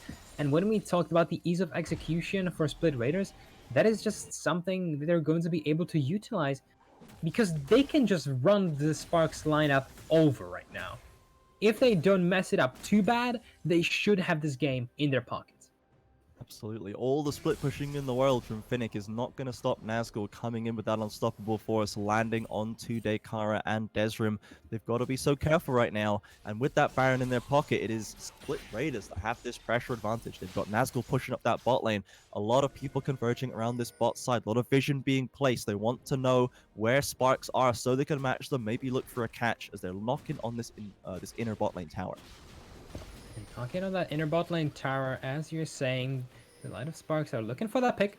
However, right now, Split Raiders, they are positioning properly with Nazgul in the front line together with Velia, making sure that Electric God stays nice and safe in the back line as they are now pressure the inhibitor turret. And now Nazgul flash away from Desert, instantly gets him away. The Cosmic Radiance come down. Nazgul is on his own though, has to flash over the wall. That is a botched engage by the side of Split Raiders. Desert chasing the Malphite back into the jungle. Shambles has to come in to bail him out, and Sparx, they weathered that perfectly.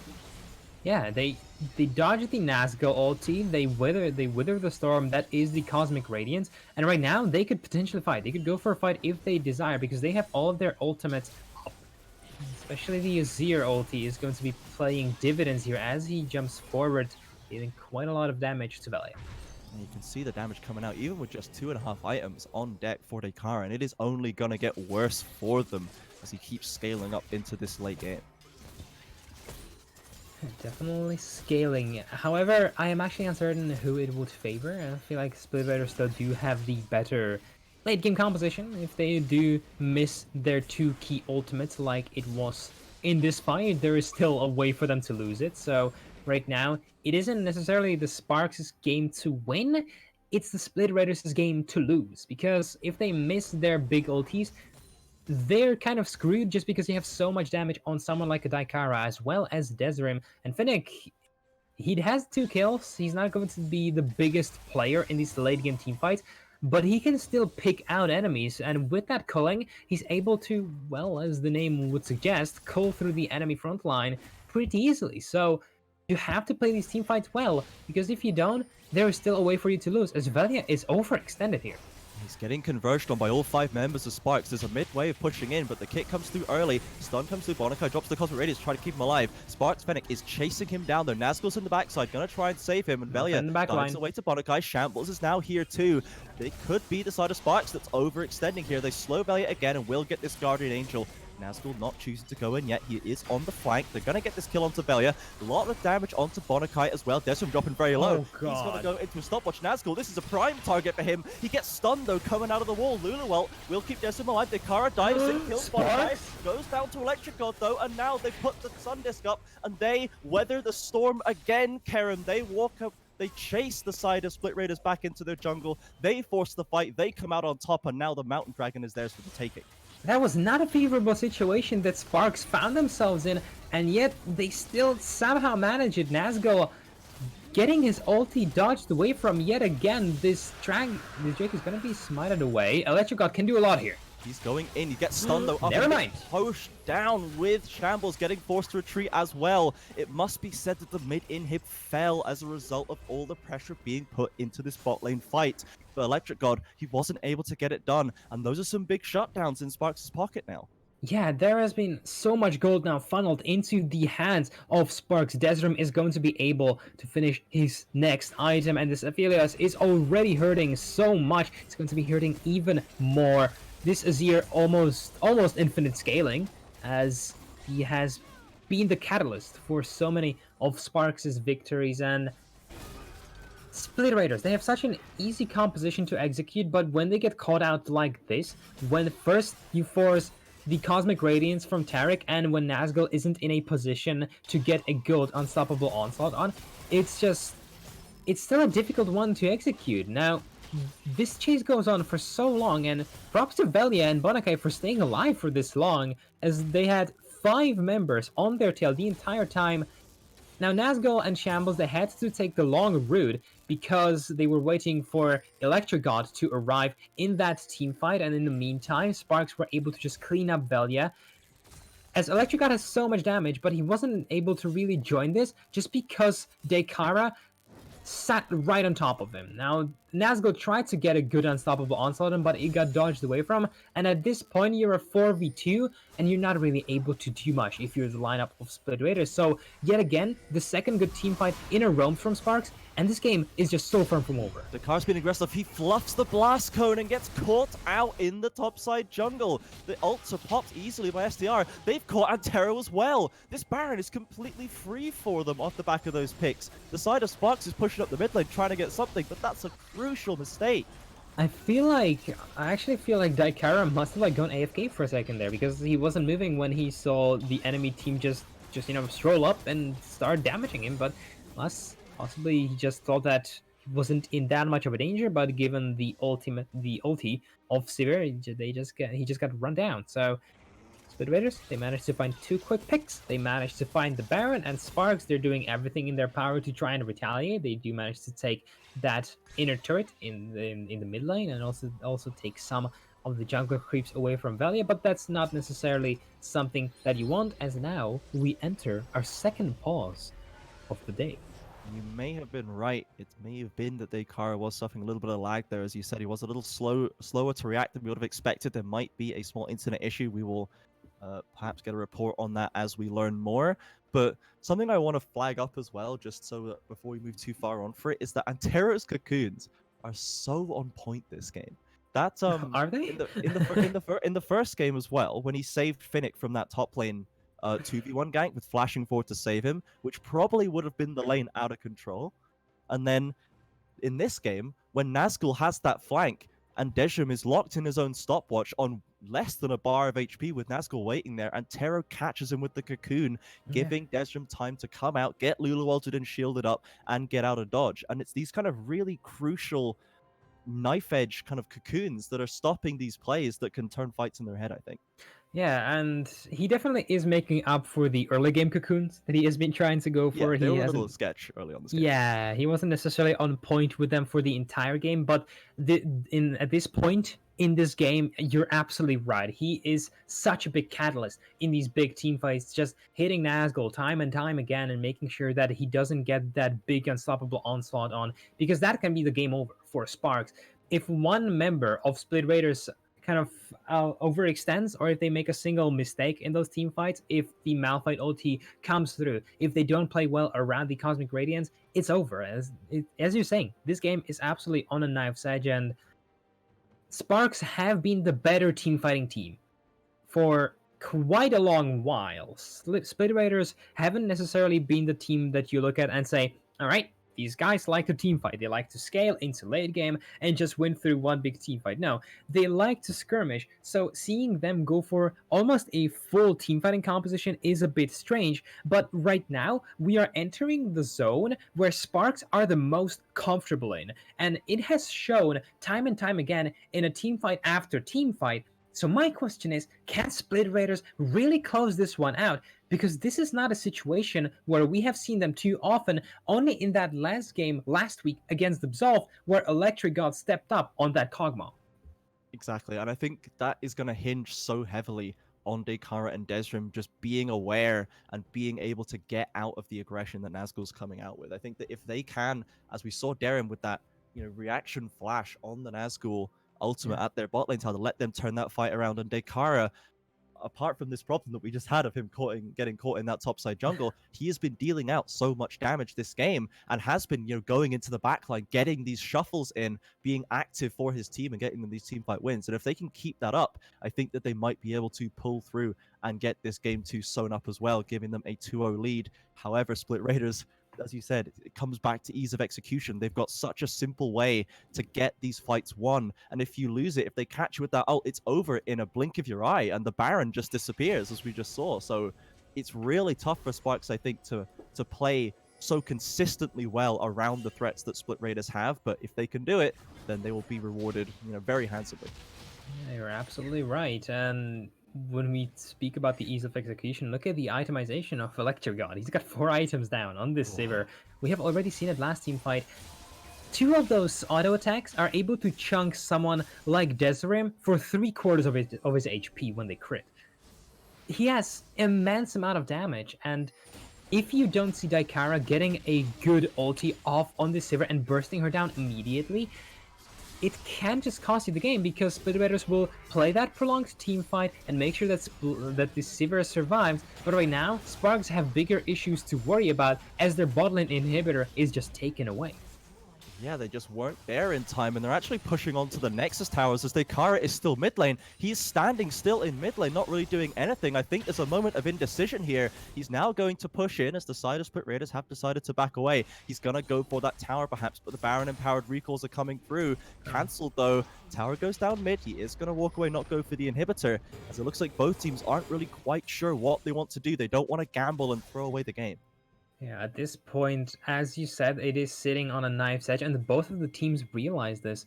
As now, Daikara might get caught out in the enemy jungle. There are some pings coming for him. Why is he staying there?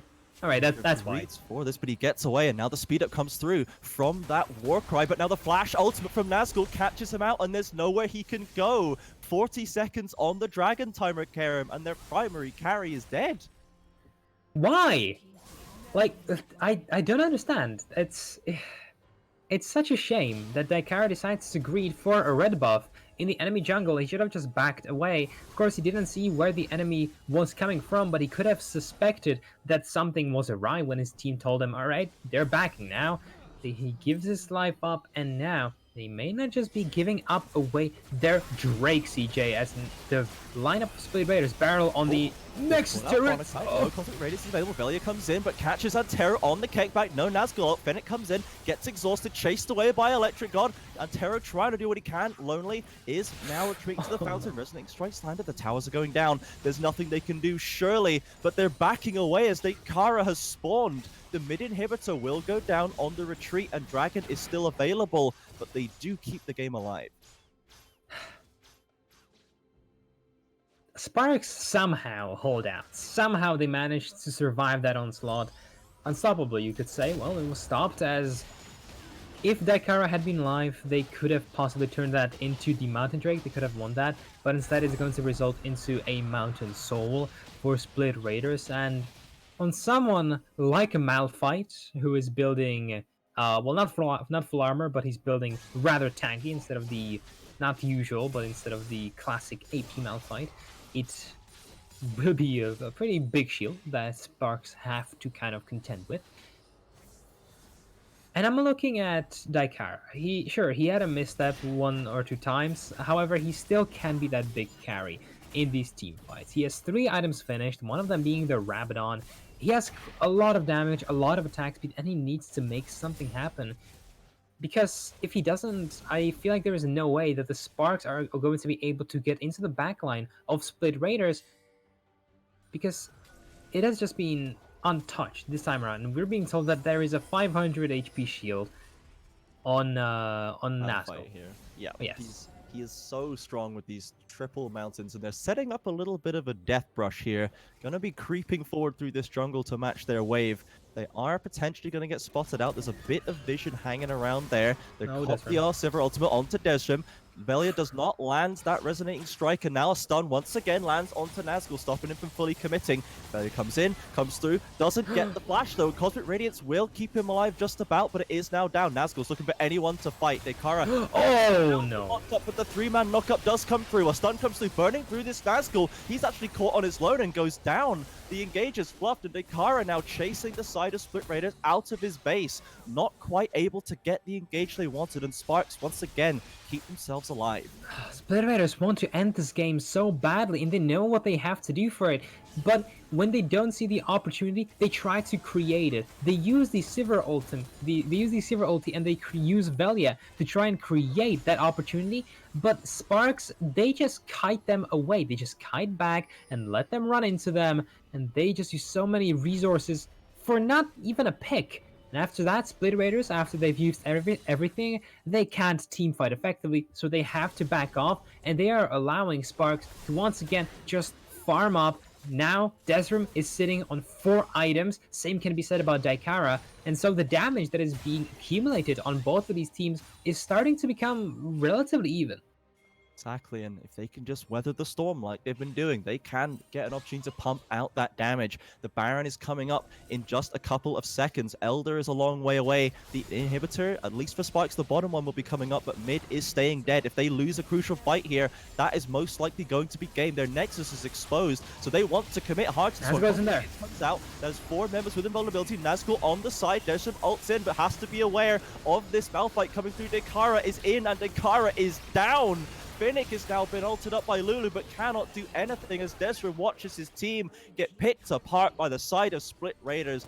That is going to be the game here in Game 2. Split Raiders going to even up this series as Desrim gets kicked back and mown down by the side of Split Raiders again. They managed to keep this one together. Not the cleanest game either team, it must be said, but Split Raiders, they scrap it out and they come out on top.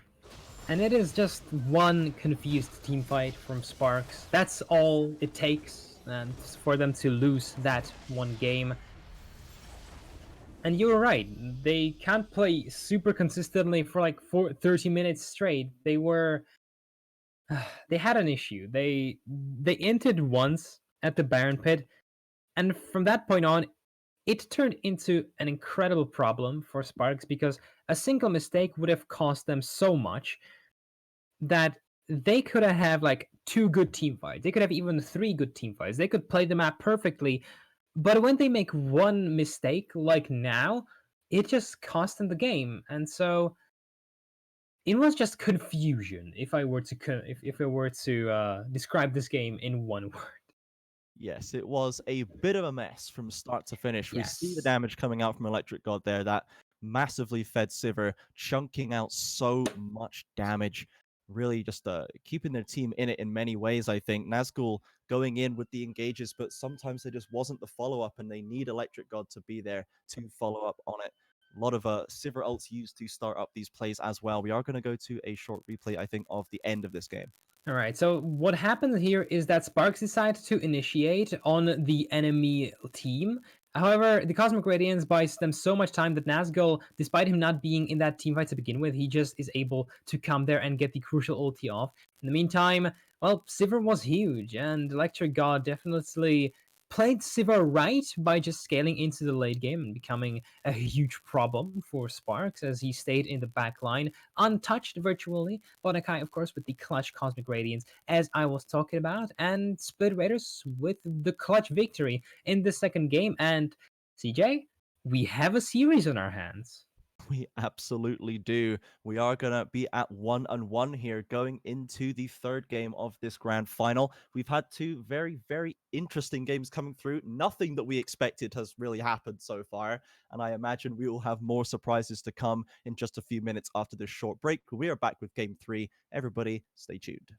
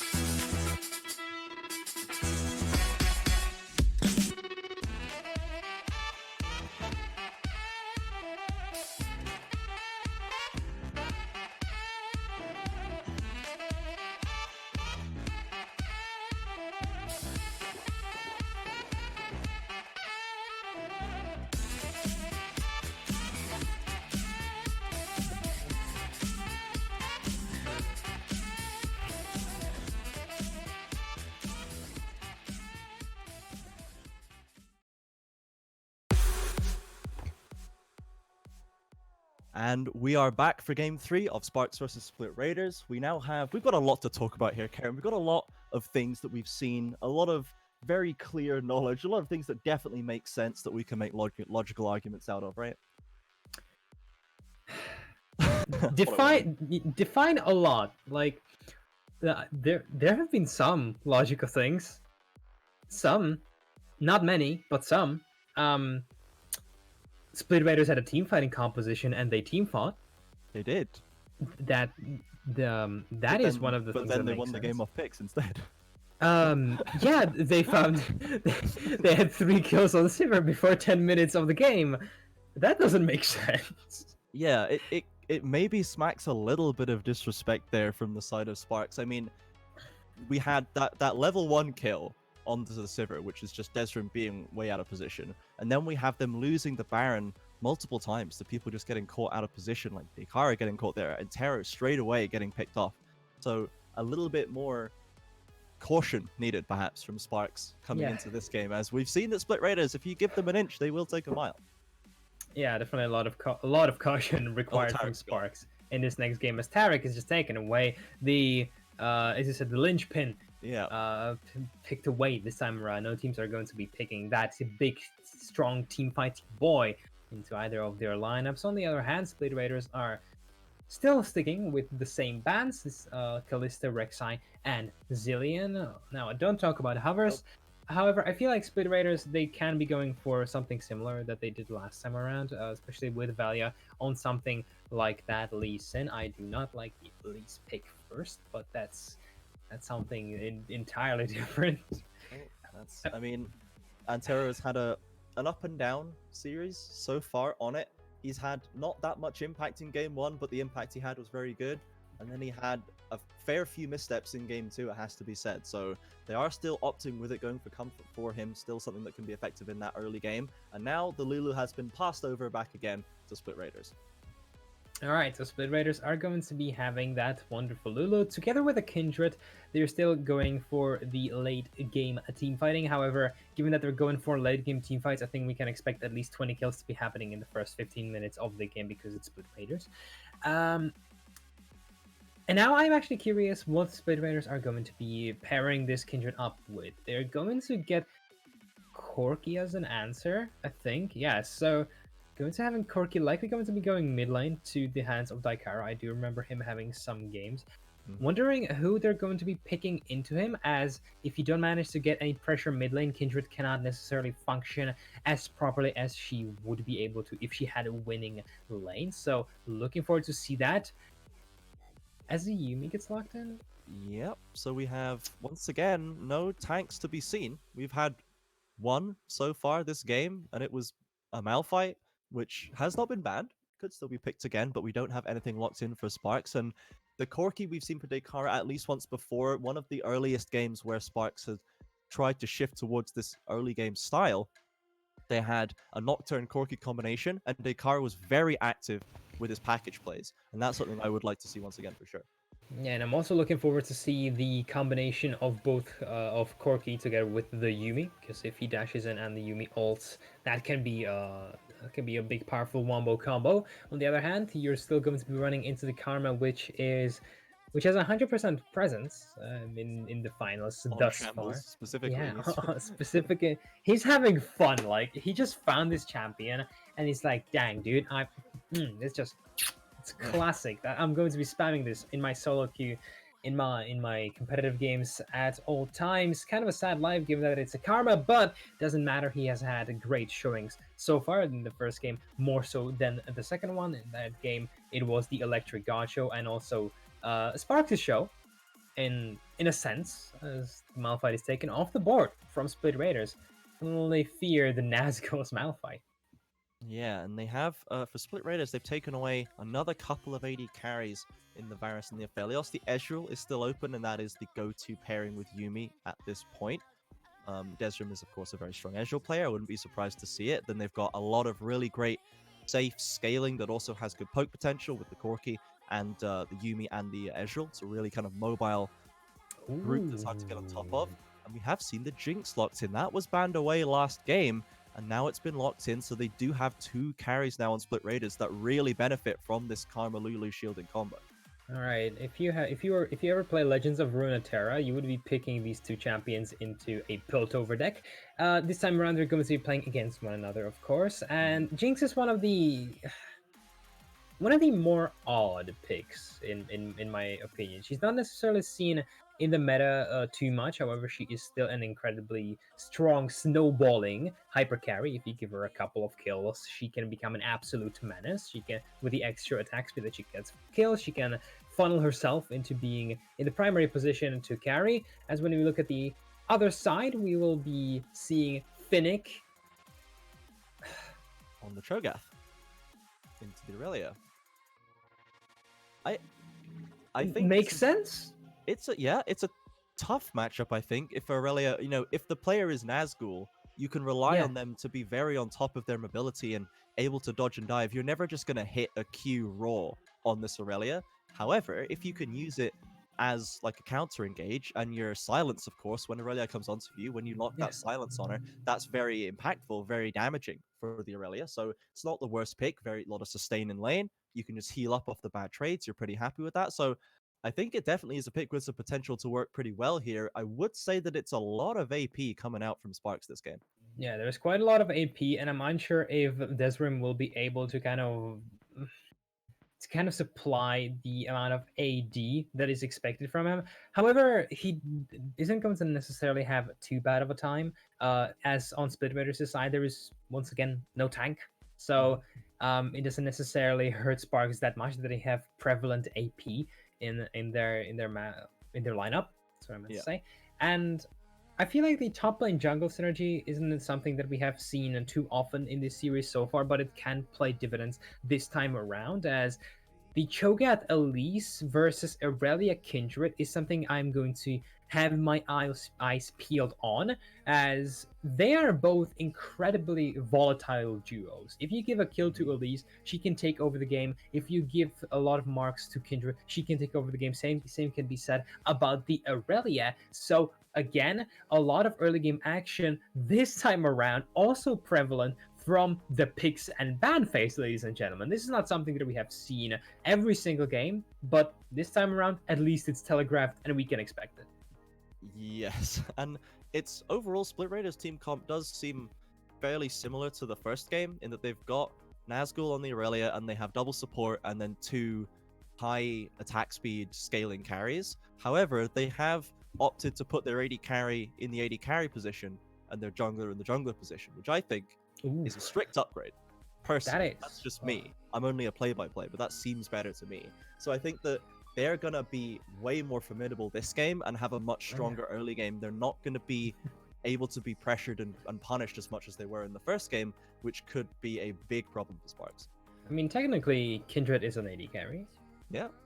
So they kind of took away the problem of jungler being in a jungle position and the AD carry in an AD carry position, and they put them both into an AD carry position. Yeah. That cut out the jungler. Don't need him. Yeah, exactly. More carries only. Yeah, and this game, I'm once again wondering, how is this going to work? They're currently just focused on picks. That's exactly what they're going for with so much early game damage and the Split Raiders comp, but they don't necessarily have kind of any engage. In the first game, they at least had the Ashe with the arrow. This time around, there is quite literally no hard crowd control in the hands of Split Raiders. Sure, you have the Karma speed up and you have the Aurelia's ultimate. However, given that you're playing into something like an Ezreal, Yuumi, and Corki, and everything else is virtually unkillable for you, there may be some issues when it comes to kind of mid-game team fights in how Split Raiders are actually going to be executing them. It has to be Nazgul jumping forward, but if he isn't fed enough, is he really going to be able to make too much of a difference? And that's what Split Raiders have to put their eyes on. Just make sure that Nazgul is ahead. So babysit top lane, make sure that Finnick, he doesn't get to play the game, and then especially if he decides to go AP Cho'Gath, which I don't support in this game, because you need a frontliner, but just make sure he doesn't get to play the game. It's not a fun game, League of Legends. Yeah, we saw Nazgul at least once get caught out from being the only person diving forward in game 1 in the Yeah. dragon fight, I believe it was, and they were able to just pincer him, and then he can't do anything at that point. And as you say, there's a risk of that happening again this game. They do have the Kindred ult this time, which if Velia is able to step forward at the same time and support Nazgul, can maybe make these hard dives a little bit safer, because you do have the ultimate to back you up and you can get them all nice and low, then burst them on the way out. That's a possibility. And I think I Glacial Cho'Gath's just so good, man. Like, It AP is. Cho'Gath is a risk here because they don't have any frontline, it must be said. And, you know, I imagine there's going to be at least 2 Wits Ends this game, possibly even 3 if Electrico decides to pick one up. But it's just the Glacial is so strong in picking them up. And as you say, they don't have any hard CC. They don't have that much kite back, really. They've got the Jinx traps. That's about it. And then they might just be able to get picked off themselves. So I think that both of them are viable for Finnick. Yeah. Maybe the tank would be a little bit safer just to try and get through this Nazgul laning phase. Yeah, it might be safer to get through the laning phase. Of course, you are giving up some of the poke potential if you're not going AP. However, I feel like going full tank will make more sense just in the raw, in the larger scale of things. You have a Corki, you have an Azrael, you can try and team fight with them. You have the better team fighting possibilities than Split Raiders, and you also have the kind of similar pick potential that Split Raiders have. So just going full tank so that you at least have one of these big champions that can appeal for your hyper carries in the back line would make more sense. Of course, we will have to see as Finnick has taken the grasp of the Undying. So likely going to be that tanky rune, but we've seen so many weird things happen, CJ, that I would not be surprised if he just goes AD and attacks. Yeah, just get those grasp procs coming in thick and fast, just Oh, like yeah. the classic Caitlyn AD carry style. Just go grasp and rock it all the time.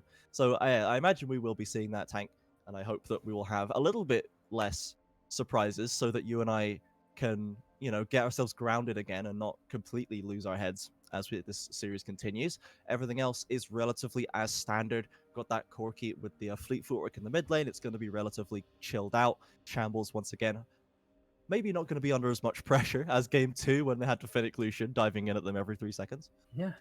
Hopefully not. I mean, you still have Antero. There is not necessarily enough crowd control to facilitate these babysitting mid lane. Sure, you do have the knockback that Corki gets thanks to the package. However, I wouldn't necessarily say that it kind of warrants so many ganks. So I do believe that Antero will be playing around top lane mostly, especially before level 6. After level 6, when Yuumi hits her ultimate, you do have some ganks set up in that bot lane as well. And given that you are going to be playing into something relatively immobile like that Jinx, whose only getaway possibility, as you said, is that are those traps with a Lulu, who is immobile herself as well. You can make something happen there, but we'll have to see. As now we get into the game, as Split Raiders, they're initiating an invade. Yeah, and this is the game, as you said, with the least amount of CC on deck with them, but they're maybe just counter-invading here, potentially expecting the pressure. Wouldn't be the first time Antero has stepped up, and we've got the Yuumi coming in. They will spot it out. Dives in straight onto Dekara, does have to take that W at level 1, so not the strongest level 1 for Corki, but no massive advantages gained by Split Raiders there. Yeah, no advantages just yet. I mean, this series has been so crazy that there could be an ace coming through, like just from an invade, and I'd be like, yeah, okay, yeah, just all right, sure. okay, cool. I'm sure how many crazy things we'll see with these compositions, but I feel like it's almost impossible for me to or for us to try and analyze anything that happens in the series, which is part of the magic and part of why so many analysts have molded before. Yeah, we're going with the flow, man. We're just going where life takes us. We're going where this series takes us, as despite that, once again, a slightly sweaty start, we have gone back to normal lane assignments here. No lane swaps, nothing crazy. We're just going to play ourselves a nice, normal game of League of Legends here, Karen. Yeah, nice League of Legends. Is it nice League of Legends? I would dare say so. It's definitely League of Legends. Nice or not is I guess, up to you, but we have seen the red side starts for both of them. They are going to be going down towards that bot side. Not too much, I imagine, for either bot lane to do aggressively, really. Ezreal Yuumi is really designed to be a defensive lane, except, as you said, once the ultimate's online, you can turn around ganks very easily and engage that quite hard. But in general, both of these lanes, pretty high range, pretty high poke. They're probably just going to be farming it out, right? Definitely. Bot lane is going to be the biggest farm lane that there is, and I expect any action to be happening in top lane. Junglers can try and do something in the bot lane, more so in the hands of Sparx, rather than split Raiders, as Kindred doesn't...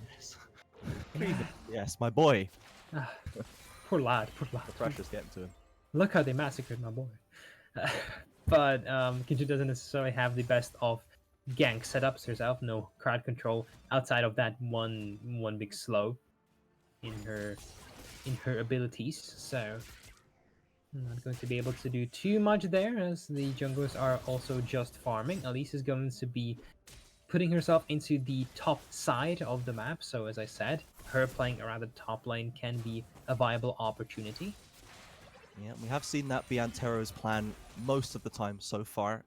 Finnick has been the subject of a lot of fights and aggression in both of the previous games. No matter what lane he goes into, everyone seems to want to get a slice of this guy's lane. And we do have Velia pathing towards the bot side. Nothing for him to take there, and not really any gankable lanes. So just fishing, trying to get a little bit of a farm advantage perhaps, as the top side scuttle is the one that has been marked. So that's probably where we're going to see a little bit of attention being paid to by both junglers. And possibly not, as Elise is there Straight to it. immediately. Yeah, it's an unfortunate situation for the Kindred, but that's the beauty of League of Legends. You know, sometimes you just can't do anything. Sometimes a just little bit it's of just aggression here from mid lane. We did have Velia waiting, and now the both junglers are waiting on either sides of this lane. Dekara's pushing up aggressively, not much mana on either side, and Terra's waiting, has been marked up. They do spot out the Elise, goes in with the Q early, now misses the cocoon crucially, and empowered in a flame, drops Antero very low, goes back into spider form, and comes through, exhaust comes through, another Q, but the first blood secured by Shambles onto this Karma, but a mark picked up crucially by the Kindred. Yeah, and that's that mark, and I talked about this in the draft phase, but if you give so many of these marks away to Kindred, she becomes almost unstoppable. Velia played her to great extent last week against Absolved as well. Now, she's in mid lane already, again, just looking to make something happen, just some chip damage, but if this Kindred gets truly unchained, she can be a really big problem for Sparx, because then you would have kind of two big AD carries playing against you. You would have the Jinx and you would have the Kindred, and at that point, Split Raiders can just carry it to late game and kind of win there. Yeah, that would be the true, you know, manifestation of the carry Velia, is a Kindred with all the stacks online, so much damage you can pull out of that champion, and a lot of utility and agency in the fights with the use of the ultimate. And I think that really plays into what we've known Velia to be so proficient at. Got to be a thought in the back of SPX's mind. They need to respect this one, as now Aurelia is getting pretty disrespectful onto Finnick. Going in, does get knocked up by the W. No mana to speak of really, but still wins that trade. That was a good trade there from the reigning MVP on the spring split on that Aurelia. Of course, he hasn't necessarily had too great of an impact of this series so far. Last game on a Malphite, pretty much unable to do anything like that, anything shiny from that champion. Before that, see, I have the memory of a Goldfish, and I've already forgotten what he played game one. Wasn't it Aurelia? Nazgul, yes. Yes, it was also the Aurelia, so just speaks to how kind of little impact he had in that game. Yeah, didn't even remember him, dude. Yeah, it's not a flame. That's not an insult aimed at Nazgul in any way, shape, or form. It's just that I'm dumb sometimes, okay? I mean, the fact that he had low impact, it's just the truth. He did not have a good game one. Much better performance game two, I believe. But now let's see if he can keep that going into the third game. As now, once again, both junglers picking up those scuttles on opposite sides and coming towards this mid lane for round two here. Flash is still with Dekar, but no exhaust this time. They're trying to trade, trying to bait each other in. Another big Q lands, another cocoon misses, and that is Velia's ticket to go. Stacks up these auto attacks, but takes a lot of damage in return. Dekara coming back in with the ultimate online. Velia walks back at Tero, has to flash away, does have the repel, still potentially, I believe. I'm not sure if they used it, but is going to retreat nonetheless. Aurelia commits that ultimate. Cho'Gath does have it. The silence will not matter, as not enough health damage was done, and Aurelia picks up a solo kill. Dekara still getting aggressed on in the mid lane. Split Raiders, they take entire control of the mid and top side. And, you know, I feel like in every single one of these games, I just get more and more confused. But this time around, Nazgul shows us at least why he is the MVP of the split on his signature champion. Finnick teleports back into the lane to try and contest them. Does have the chomp, if you can he wants to do anything about that, as Daikaro is gonna get dove. Dodges the Q, or rather the minions block the empowered inner flame, and Velia has to sit on the side. Still no ultimate available for the Kindred, and Terra once again. We're going for round 3, boys. These guys want to just keep running it back. Shambles comes through. They miss the Cocoon once again, trying to get that kill into Daikara early. Flashes away. Shambles takes a tower shot, has to retreat. And Daikara stays around. No health or mana to speak of. This is very risky. Wants to get that wave, though. So much being pushed up here. There is such a big push coming through from the mid laner of Split Raiders. Daikara is just farming under his turret, and he has been unable to actually back for so dang long. He has been dodging the empowered Qs from Karma, that's true. However, he isn't gaining any pressure, and that is allowing Velia to just be going rampant against this Elise. I'm actually unsure who will win a true 1v1, especially if Antero doesn't hit a Cocoon, which I feel like has been a recurring round 4 coming through now with Yuumi and Bonakai in tow. The Prowling projectile will land. A Cocoon lands onto Bonakai as well, but there's no damage to follow up. And that is extra time being used. The Jinx Rocket comes through, does smash into the Yumi's face. The Ikara will not see the wrong end of that one, and does manage to get a little bit more farm. Like, the tier start for Corki that has become so prevalent now does mean that he just has absolutely no damage at this stage of the game. He does not do anything, essentially. And together with the Elise and Yuumi, they were afraid of where Velia could have been. With that Kindred, they were afraid of running into a 3v3 scenario with a super low Corki that would have resulted into a disastrous end. So they just back off, and the result don't really gain anything. However, it didn't hurt them too much, as Desrim is still farming in that bot lane. Israel and Jinx still they were having fun, given that Desrim is just farming, and he has that Manamune slowly being built up.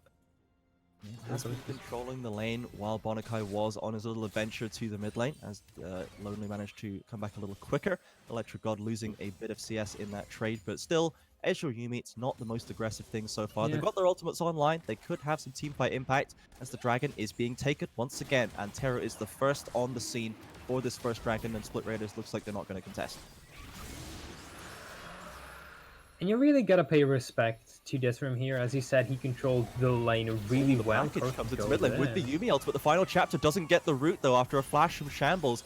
Velia is in the wings, and Exhaust comes through to slow him down. Damage comes through, but there's still not much to be spoken of. Velia comes through, dodges the Cocoon crucially once again. Maybe dodges is strong. Didn't get hit by the Cocoon is probably more accurate to say. And no kills will be secured by Sparx. They're investing a lot in this mid. They really are. They're trying to get this Corki ahead. They know that he is one of their best chances at trying to win in the mid game. However, it hasn't necessarily paid any dividends so far, as Velia picks up his first Scuttle Crab mark. Yeah, and we do have an ult potentially being able to be used in this top lane. Perhaps a dive being set up here. Aurelia's got that Cutlass and the Negatron cloak as well. They're pretty strong, still clearly pressuring him on the tower, but doesn't have the wave in tow. So Velia's spending a lot of time just sitting in that brush waiting. Just waiting, not going to be able to dive just yet.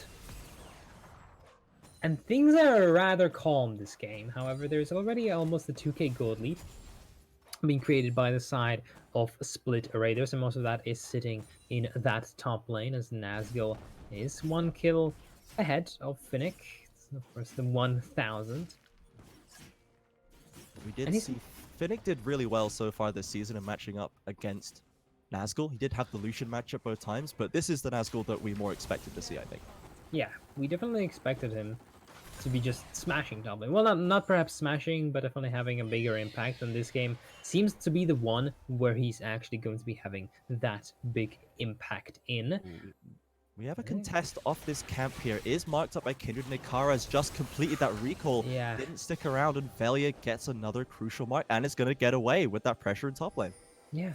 There's no pressure in top lane to speak of. Mid laner was also gone from the side of Sparx. Velia is sticking around here. That Q does not target wards, my friend. I think it's an auto attack reset is what he's going for there. But doesn't have quite the I think he might have cancelled one, but doesn't have the ulti to get it done. And Terra is going to walk up and spot him in that brush now. Really cannot fight him. Does get a nice electrocute proc with that cocoon to follow up, and now comes back in. Oh, well, the ult's maybe going to have to come down. Dekara is rotating too. Flash has been used by the Kindred, has to go into that brush. Dekara taking that fight against Shambles, finally has a pickaxe on deck with the Sork Shoe, so has a little bit of damage to bring to bear. But Velia, very resilient on holding that ultimate. Yeah, he's pretty adamant on trying to hold that one in. Instead, he forces his own flash rather than the ulti, and I believe that the ulti is on a shorter cooldown than the flash. So curious. So. Yeah, We'd have to check curious. that. Maybe Reed can get in our ear, and a producer can confirm the numbers with us there. Oh yes, that'd be fantastic. Okay, he can confirm. That's confirmed. Great. Okay. Okay, there we go. So now to be fair, the Kindred ulti is on a really long cooldown. It is a long ass cooldown. He has moved into this top side once again, and Antero is here. Has spotted him onto this scuttle, but I think is aware they can't fight it, as still Aurelia is in control of this top lane wave.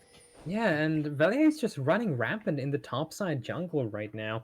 There is no pressure for Antero to actually try and contest there, because if he goes 1v1, well, he'll get chunked down. You have the Kindred ulti, and at least won't be able to assassinate her, especially not now, given that she's one death up on the Kindred, as Shambles is just trading with Daikara, once again choosing the Luden's Rush as his primary build. Yeah, against the Corki, I think he's much more comfortable in this matchup. You can match the damage that Corki's putting out, and once you get that Ludens, it's such a nice power spike for them, as the ultimate's been committed in that top lane. The Vanguard's Edge coming through. Finnick is getting chunked down pretty low, does have the Q or doesn't have the Q. Nothing he can do, just kind of sits there and gets beaten down under his own tower. Yeah, it is just... It's an unfortunate situation for Finnick. He is in a losing matchup, and he's trying to build the tank Cho'Gath that he wants to be for his team, but he just loses the lane so hard as Daikara. Manages to get away.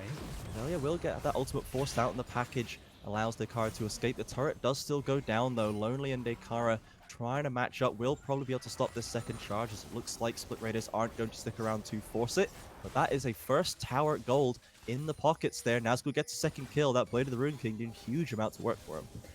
And the Blade of the Ruined King, the kind of go-to item on essentially every bruiser in the game now, so expecting that to be nerfed eventually, like all good things in League of Legends. Yeah. I still cry about the Vel'Koz nerfs that he received and became virtually unplayable. Alas, we will probably not see any Vel'Koz in this series, and I blame it on the nerfs, personally, not on the fact that neither of these teams have ever played it, but I blame it on the nerfs, as the second dragon will be picked up at least by Sparx, so I think it's every game they have secured both early dragons so far. Yeah, Sparx, despite them not having any lane pressure at all, and despite their jungler being just pushed in constantly, they somehow managed to get the Drake just because Dezerim and Lonely have been controlling the bot lane, as now Antero goes in. Last chapter comes through with an exhaust to follow up onto Shambles, nowhere for them to go, and finally Sparx puts something on the board. Yeah, as you're saying, finally that mid lane gank comes through with the Yuumi and her ultimate. I tried to rhyme that, didn't work. Yuumi and her ulti working out. Karim Champ.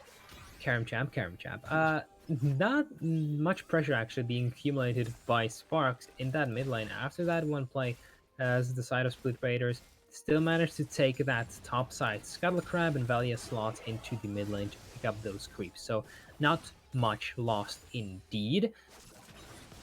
No Drakes to be spawning soon either. Rift Herald, or rather his second cousin, is going to be spawning rather soon, in I think like 2 or 3 minutes or so. And given how the situation has been developing, it should be in Split Raiders' hands, because when you look at the top lane, the situation is not changing at all. Instead, it's Nazgul very comfortably in the lead. Yeah, and you can see the gold lead that's been accrued here. Over 4,000 gold when they have 3 kills up to 1 only, and they got the First Blood Tower, but these are not massive golden collections. That's about 1,000 gold between them for the First Blood and the First Blood Tower. They've got CS advantage in top lane, but not really anywhere else. So I think they must have just really been studious at securing these plates, especially in the top lane, of course, where they had that advantage. Yeah. But they've gotten a very sizable gold lead considering how little, active plays they've had to actually go for. They've made these top lane picks, and Velia's been aggressive in the jungle, but they've managed to passively kind of get this nice sack of gold in their pockets. When we get to the mid lane, they're going to be even more fearsome. Yeah, and I agree with you, and a lot of it is on Nazgul's back, because he's just been finding so many of these 1v1 picks against Cho'Gath. That's a lot of damage, unlike That's a Aaron. lot of damage. He's sticking Yeah. around to bait in shambles, but Velia is on the backside too. The marks come down onto the Ikara. That's got to give a little bit of a hint. Got to make the hairs on the back of his neck stand up, as Velia is waiting in the wings. That empowered the shield into Q will not catch him as he goes over the wall. Does not have TP to get back into lane though, so we might see some damage onto this turret. I always find it funny that when you're playing Kindred, you're playing as the lamb and not as the wolf. I don't know why that came into my mind, but so far, Velia's Kindred, or rather Velia's Lab, has had quite the teeth, and currently sitting on 0 deaths, but I'm actually uncertain how many marks she has. We could get a word from our producer really quickly. The second Rift Herald has been 5 secured by them, and yes, it's 5 stacks on Velia. already. That is really, really nice. When do they get max effects? Is it 6 or 8? I think it's 1 of 2. Ooh, I believe 4 and then 8, we've been told by Reed. Little bit hesitant on there. Yeah. Maybe someone in chat can let us know exactly where the Kindred stacks max out. But 5 at this point in the game is indisputably very good progress for this champion. As now, as I said, they do have that second Rift Herald. They can look to start cracking some more towers. Yeah, right now Kindred of course doesn't have the big attack speed, so she isn't going to be the ever important kind of backline hypercarry that she can turn into. Rather a frontline hypercarry, given her Lamb's respite, but she's still going to be incredibly strong, given the 5 stacks that she has right now. 2 Drakes currently sitting in Sparx's inventory. The next one is going to be spawning in around 3 minutes once again, so not an objective that they can play around, and so they're just putting themselves into mid lane, running themselves into the outer turret. And there is a 5k gold lead for Split Raiders, which is just immense. Kind of curious that, or I'm kind of surprised that given this gold lead that there hasn't been a Flame Horizon in the top lane yet, if we're being sincere. Yes, I have quickly done a little bit of research on Kindred, and the stacks do go a lot higher. 8 stacks is where it starts becoming a big problem for everybody, and once you get more than 10, maybe you can just infinitely stack them. I'm not sure. Yes, you can infinitely stack them, and I feel like I think that with 5 marks, it's that you get an increased on auto attack range or attack range as well on her Q. I'm being told that it's 4. Thank you for correcting me, Reed. And after that, you get pretty much any base stats upgrades, so attack speed as well as attack damage. So. Yep, so we do have 6 marks already on Velia. He's picked up another one while we were even discussing it. Does drop that Rift Herald in the mid lane as the Dragon Dance has started once again. We've got all 10 members roughly in the area, though Sparx and Terror, Desert and Lonely are on the bot side, looking to pressure this tower. Now, Dekara has walked into the mid lane and actually gets very high amounts of damage onto Electric God. The last chapter comes through and gets dropped very low, but now Nazgul is keeping the other members of Sparx busy on the top side. They do get the shutdown onto the Aurelia, but the Dragon is probably gone beyond repair, and they end up trading that 1 kill for 1 Dragon. There's a shutdown at least. Oh, Flash Forward from Electric God. He wants this one with the shield. Gets chunked down onto Finnick, but he is too strong right now, and the Super Mega Death Rocket will not be enough to secure it yet. And see, Finnick has been getting bullied the entire laning phase, but now when he comes into these skirmishes, he's just such a terrifying frontliner, regardless of what anyone tries to do to him, because as long as it's not Shambles that's dealing the damage, there's essentially no one to deal any damage. 7 marks now on Kindred, I believe. So it's kind of our minigame right now. So let's actually see what happened there. Aurelia went aggressive, Corki managed to fall back, and Finnick, of course, he's playing a full tank, so understandably he's able to just chomp her from half HP. Of course. I cannot describe how much I hate League of Legends sometimes. It's such a good game. The aggression from Electric God is pretty nice to see. I like that he's wanting to go for this, but the full tank, full armor Cho'Gath is maybe not the best target, as Dekara has been caught out in this top lane. It's going to get stunned up very easily, and Velia comes in to secure it. Does leave it for Aurelia at the end, though, so Dekara, once again, extending a little bit too far, getting caught out. We do not want to see repeats of last game. Alright, so 2 items now sitting on the excuse me, I feel like my brain is slowly melting from these games. Two items sitting on the Aurelia. It is actually going to be still difficult to itemize for everyone on the side of Split Raiders, whereas for Finnick, it's pretty easy. We're looking at him just make his way downtown in the bot lane. He can just build full armor because he doesn't care about the karma that much, but that is a curious call. There is a teleport on Cho'Gath, but are Sparx actually going to notice this? They have no vision in the area. Shambles is there to support with the shields, just completely pitch black for Sparx. And the amount of damage coming out of Velia and Aurelia means they clean up this Baron without any trouble. That's a very nice objective steal from Split Raiders, taking that one away in the fog of war. Yeah, this Split Raiders once again with the moves. Absolutely no contestation from Sparx means that Split Raiders now should have kind of unimpeded control over the map, especially when you have such a good split pusher like Aurelia, who is so ahead. You will always require so many resources to try and match her that she is going to be drawing so much attention. And so far, Nazgul has been doing exactly that, still almost 50 creeps ahead of his laning counterpart. And he's only looking to become scarier as the game reaches the, what is it, fourth pause of the series so far? I believe so. We have overtaken a number of games. We have Desrim once again with a minor lag issue. Will hopefully be resolved as quickly as before. And we can take a little bit of stock here of the game. So the Baron has been picked up by Split Raiders now. They've got the vision is pretty much completely in control around the mid lane. They've got scaling up carries pretty much across the board. Is it right for them to keep Nazgul on the split push or maybe go for a 4-1, maybe even a 1-3-1, or do you want to see them clumped up to make sure they don't get caught? I'm trying to think of the benefits of them actually being clumped up because, as I said in the picks and ban phase, they don't necessarily have any engage potential. Sure, they have the massive speed up from Karma, but if you put them into a 5-man unit, all they're going to be doing is picking up creeps from one lane and trying to run at the enemy. But it doesn't matter because you have people like Corki and Ezreal, and they're always going to be able to pick up the farm. So what I want to see right now is Split Raiders go for some sort of quote-unquote clump. You can set up a 4-1 or possibly a 3-1 with the Kindred just invading and taking enemy marks, and just have Nazgul either on the top lane or the bot lane. Given that Baron has been picked up, I would prefer to see him on the bot lane, as the dragon is going to be spawning up relatively soon. And just, pick up creeps, create some pressure, and go for picks if you see them in the enemy jungle. Yeah, Nazgul has a lot of agency right now. I don't think anyone from Sparx can even hope to match this character. Any two members of Sparx still have to be very careful about the way they approach this Aurelia. And so far we have Velia just knocking on that bot side tower, trying to clear that one out while there's no contesting.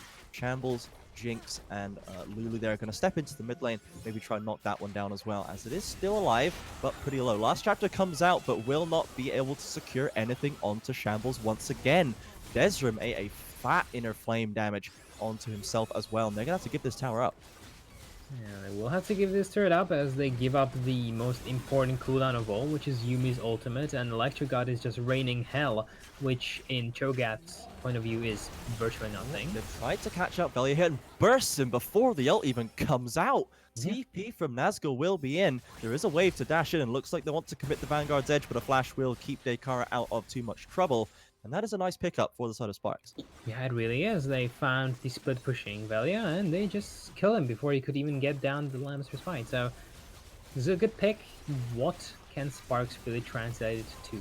Not much just yet, as their mid lane is just getting pushed down by Electric God. He has actually not participated in a single kill so far, which goes to show how passive both the teams have been this game so far. However, he does have almost 250 CS, does have 2 items, and Jinx at this point really does start to hurt. She still keeps on hurting even late game.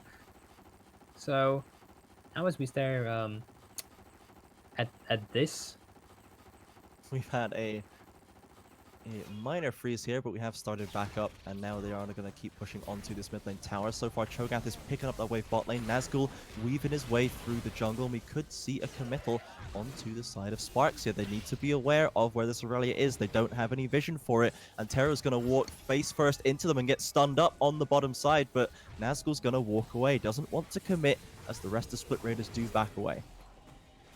Split Raiders back away will be possibly giving up this turret unless Shambles is able to just clear it out instantly. Alright, never mind. Electric Guard is back. It's fine. False alarm, everyone. It looks like we're going to go to this Dragon Dance once again instead. And in come all 10 members on queue to try and secure this one. Sparx looking to get their third. Split Raiders looking for their second. They are burning it through. They do have vision on it. Velia can go in. He has stolen it out from under them. Gets silenced, but lives on a sliver and gets the Lamb's Respite off. Aurelia on the backside does get knocked down by Finnick once again, and Dekara with Lonely in tow have to escape over the wall. Meanwhile, Antero goes down on the back of that ultimate from Kindred, but a crucial steal from Velia.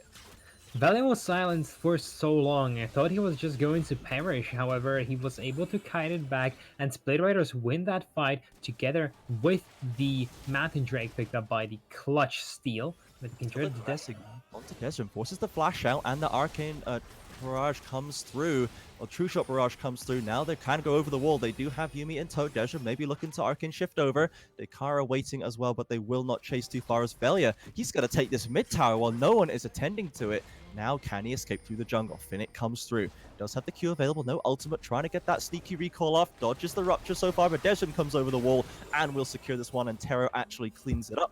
So they will get a kill on the backside. Alright, so finally the Kindred goes down. Baron buff isn't up yet, so there isn't anything that Sparx can really utilize the enemy lack of jungler. It's currently prevalent. I want to point out that Kindred is going for the full crit build, so she is going to be hurting come late game.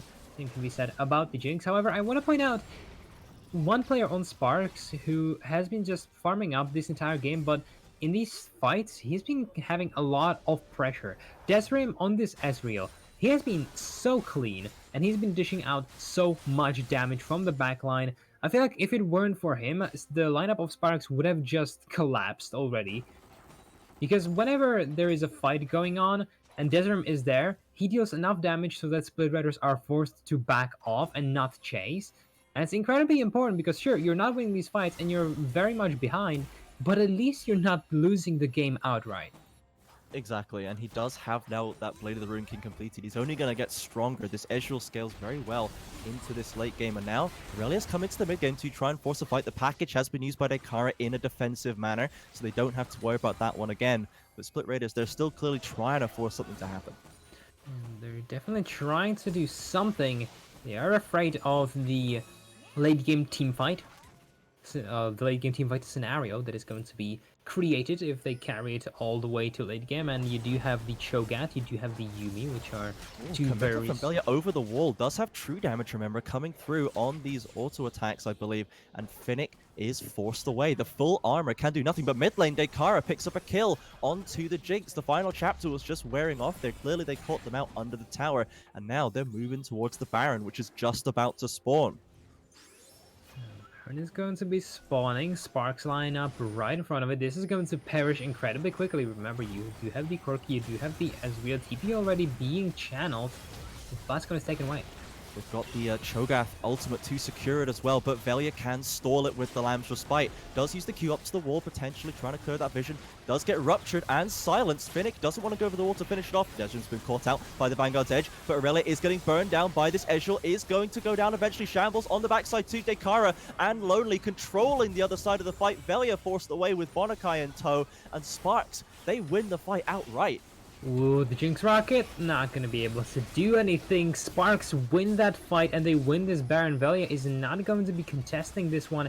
It seems, though he does have Smite up, he doesn't think it's worth his life. Bonakai is going to have to run away from Dekara with a Yuumi on top, and that was just a clean Baron take from Sparx. They baited out the Aurelia, who just dashed into their backline, almost killed Desrim, but Desrim just, kited her back, and this was very clean done for them. We'll be seeing the replay coming all the way from the pick at mid, which we didn't necessarily see in the beginning, so I have to wait for that.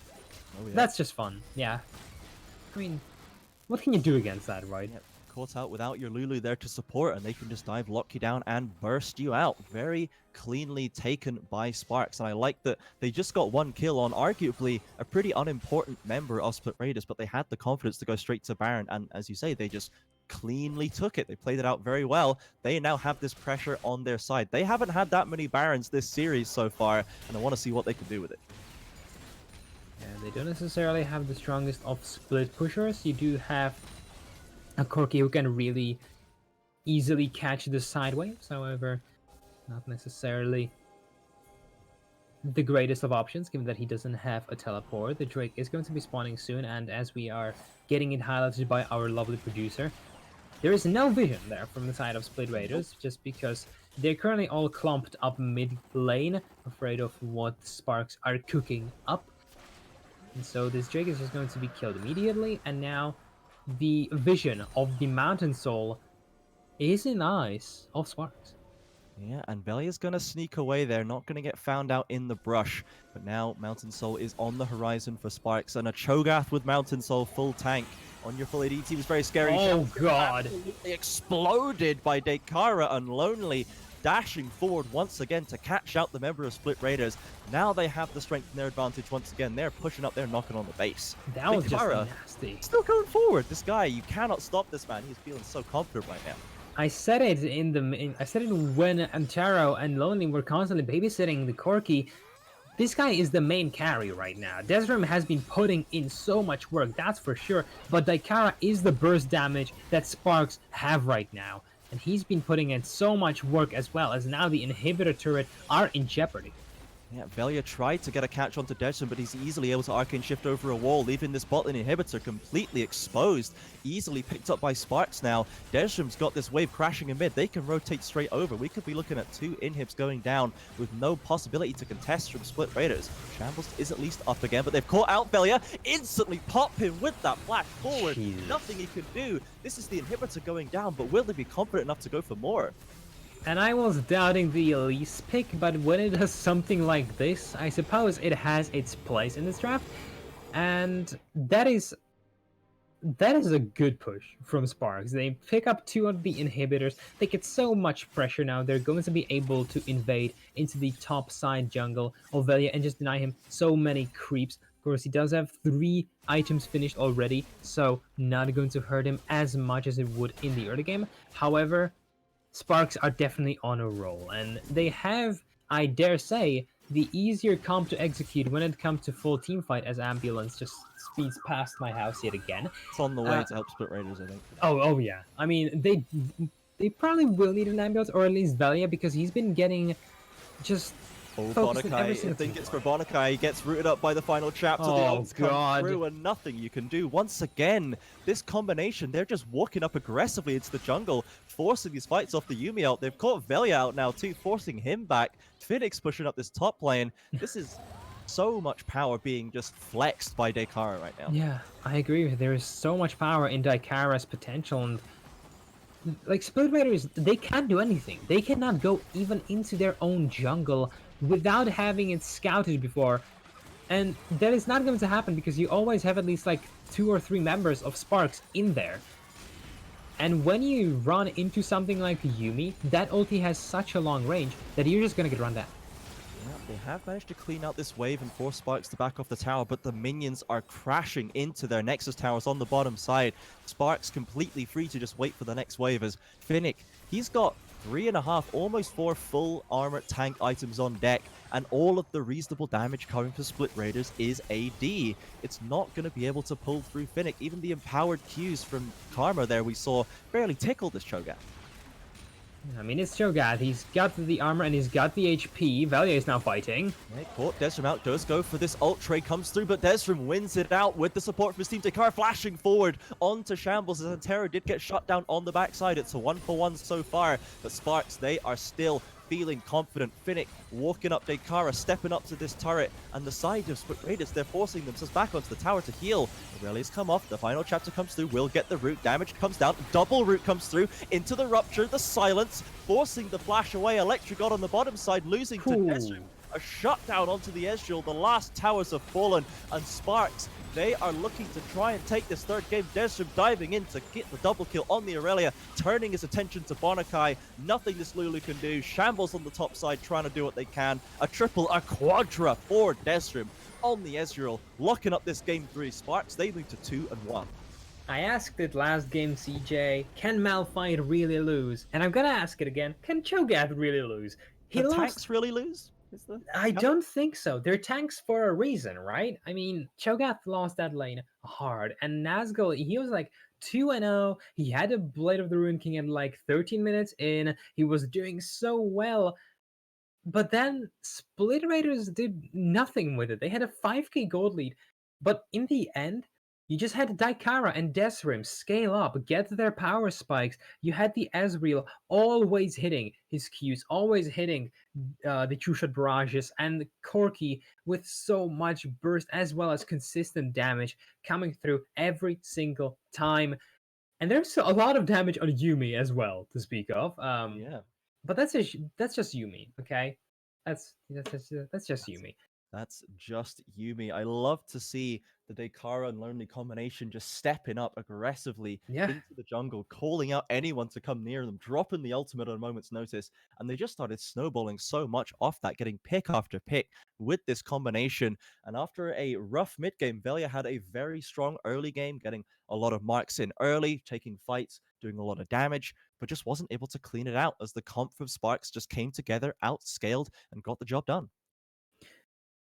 And I wonder if that is going to be the name of the game for the next draft.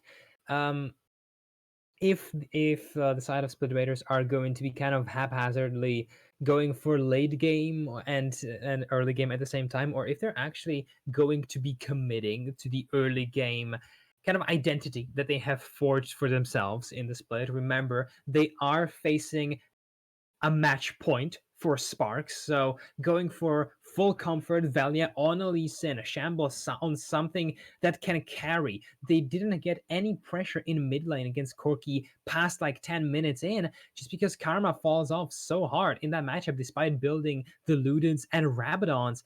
So I feel like we need to see some strong mid lane and jungle synergy, because if that doesn't happen, I am worried for Split Raiders' luck in the next game.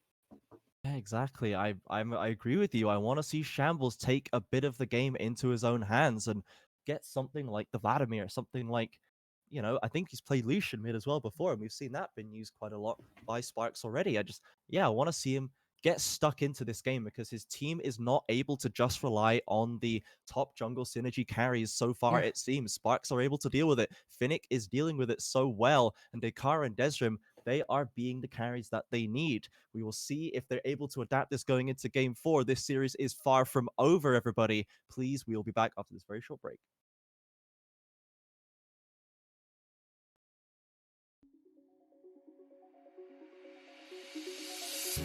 You gave it up before you even tried, before you even gave it a shot. So why should I feel helpless? Why should I feel useless now? So find another way to get into my arms, to get into my heart again. Cause why should I feel helpless? Why should I feel useless now? Nobody's ever gonna hold me down. The night is young and we're friends. Nobody's ever gonna throw me down. There's nothing left you can say. Nobody's ever gonna hold me down. The night is young and we're friends.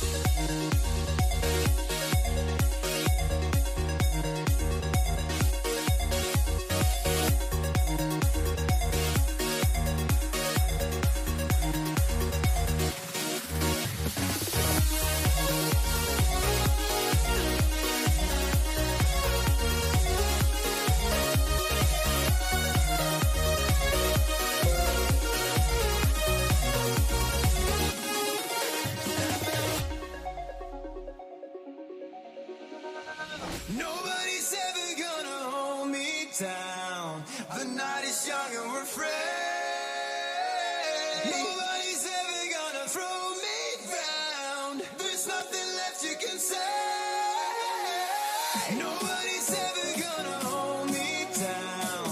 The night is young and we're friends. Nobody's ever gonna throw me down. There's nothing left you can say.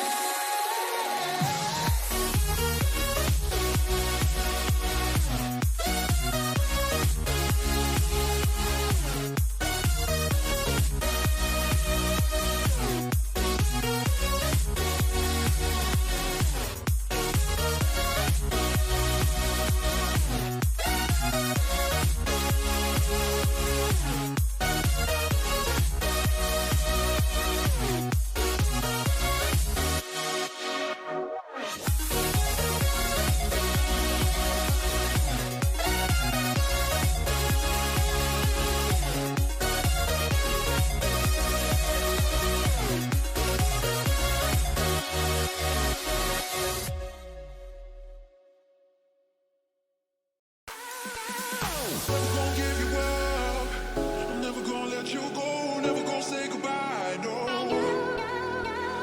Never gonna give you up. I'm never gonna let you go. Never gonna say goodbye. No. Never gonna give you up. Never gonna give. Never gonna give you up. Never gonna give. Never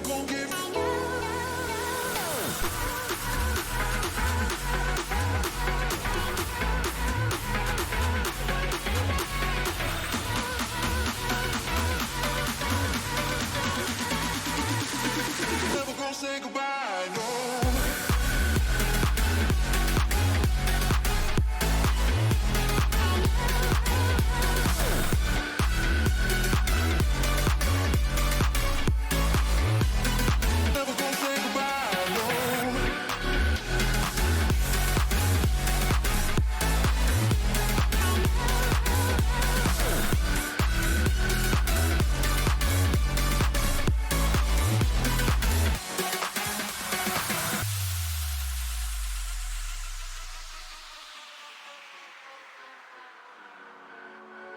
Never gonna give you up. I'm never gonna let you go. Never gonna say goodbye, no. Never gonna give you up. I'm never gonna let you go. Never gonna say goodbye, no. Never gonna give you up. Never gonna give you up. Never gonna give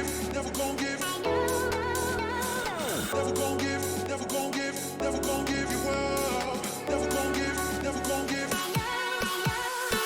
Never gonna give. Never gonna give you up. Never gonna give.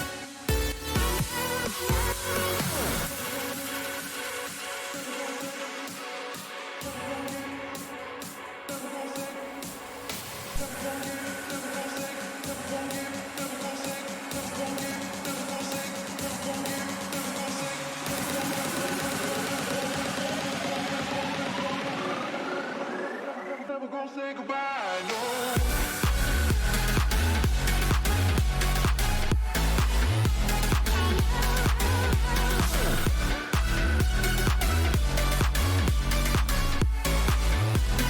Never gonna say goodbye, no.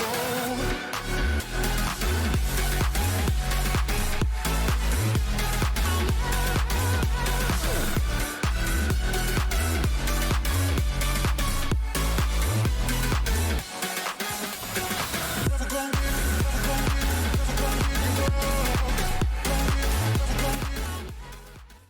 And we are back once again for game 4 of this series. We've had now Sparx to take a definitive lead, probably the cleanest game we've seen all series long, with those late game carries scaling up and taking it to Split Raiders. Now, Split Raiders, they're on the back foot once again. They've got a lot of work to do, Karim. Has it been the cleanest game? I think of this season, of this series, I feel like Yeah. the second game was just a mess. We won't talk about that, but True. I feel like there was still a fair few missteps in game 1, and that third game was really Sparx building a team comp with a win condition and executing it fairly well. Yeah, I agree with you. However, remember, at one point in time, Split Raiders had a 5k gold lead. All right, you're not wrong. You're Right, not wrong. right. Yeah. However, that time around, it was mostly through individual, not necessarily individual skill difference in top lane, but rather the what you call it, the top lane matchup. That's what I meant to do. Yeah.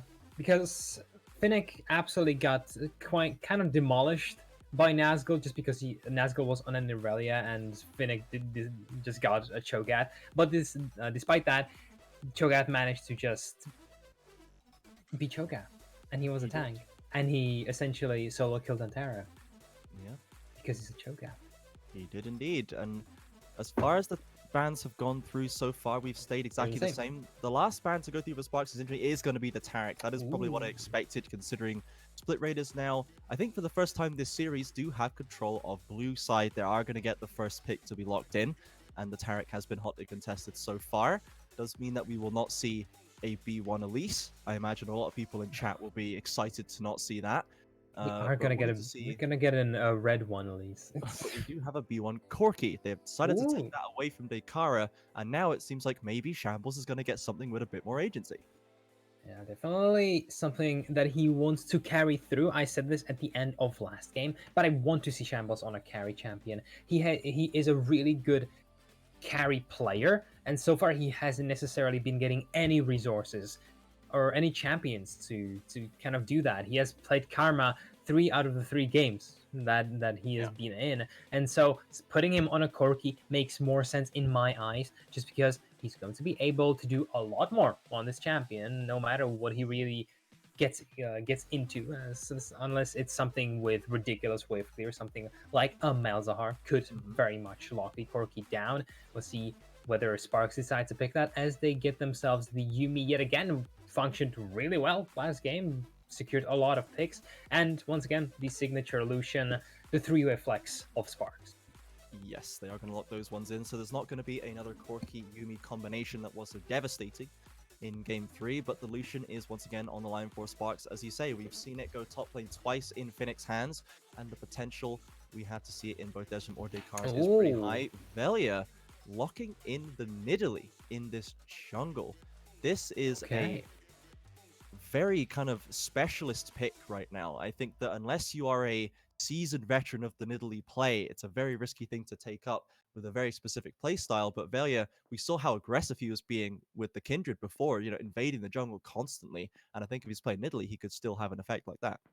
And a point to make, last week, Velia played the Nidalee against Don Benita, and he absolutely stomped on it. It was insane. It was a really good game. He absolutely crushed it. So if he can have the same amount of impact this time around, he had Lich Bane, second item at like 15 minutes in, which was pretty nutty. If he can have the same amount of impact, then that'll be amazing. He does have the strong early game carry jungler, which is what I wanted from the Split Raiders as a draft.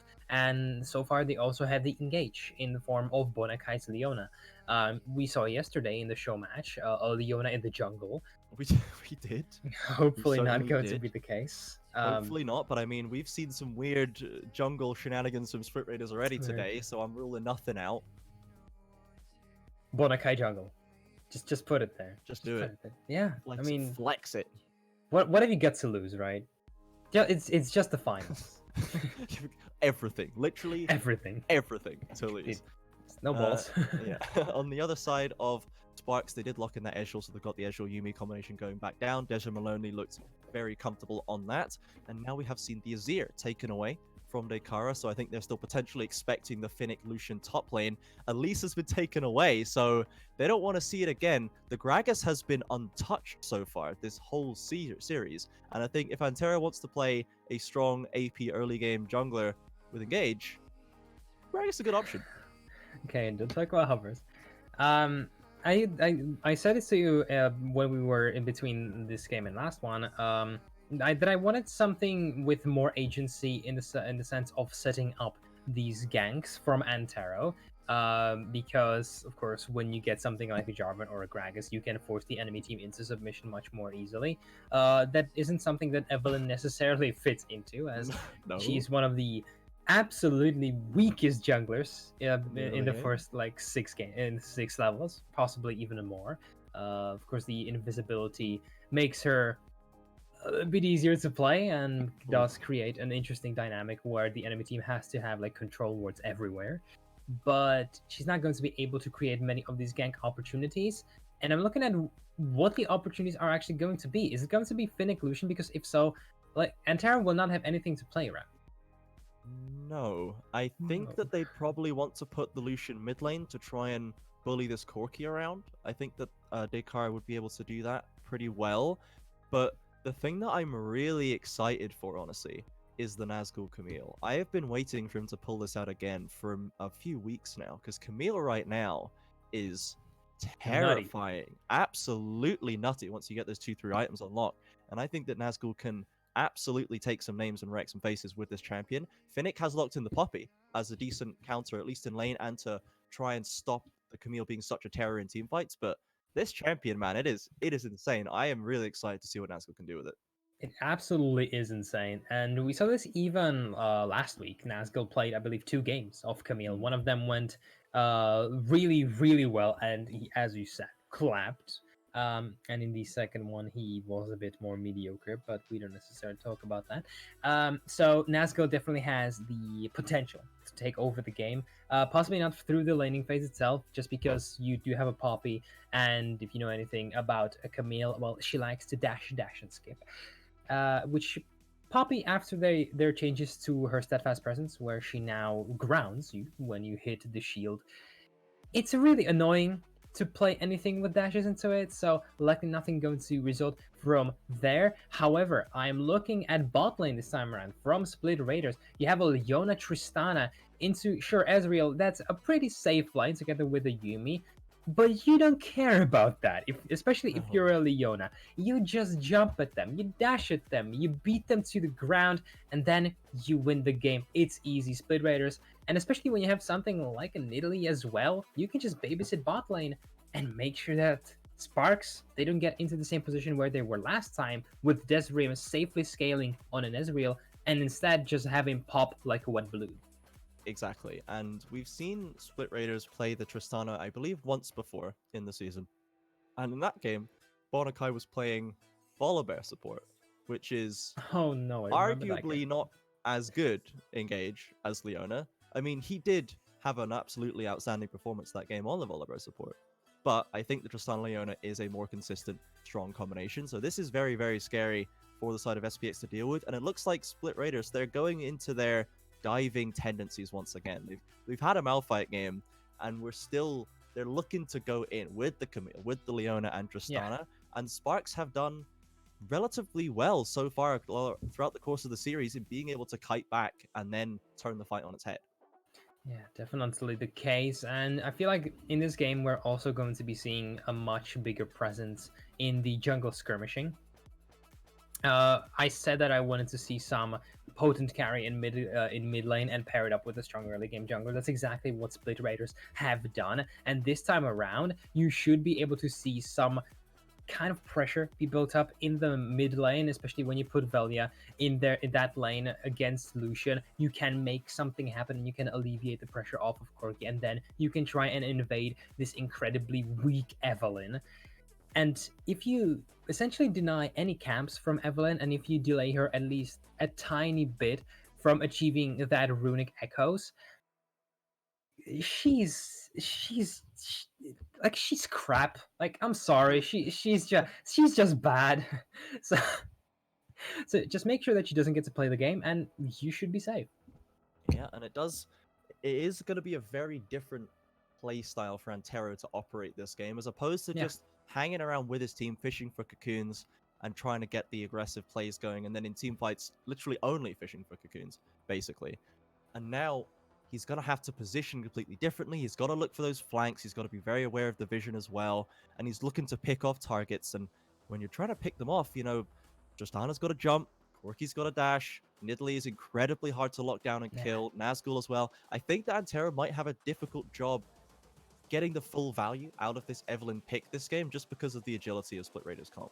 Yeah, I would rather prefer the Gragas and at this point. Like, if you get a good barrel off on the Corki, you can kill him. Same can be said about the Nidalee. She doesn't have the best of ways to try and get away. Her dash is rather short. Of course, she is still mobile, but you can try and do something about it. So it is up to Antero to prove us all wrong and say, hey, the Evelyn pick makes sense.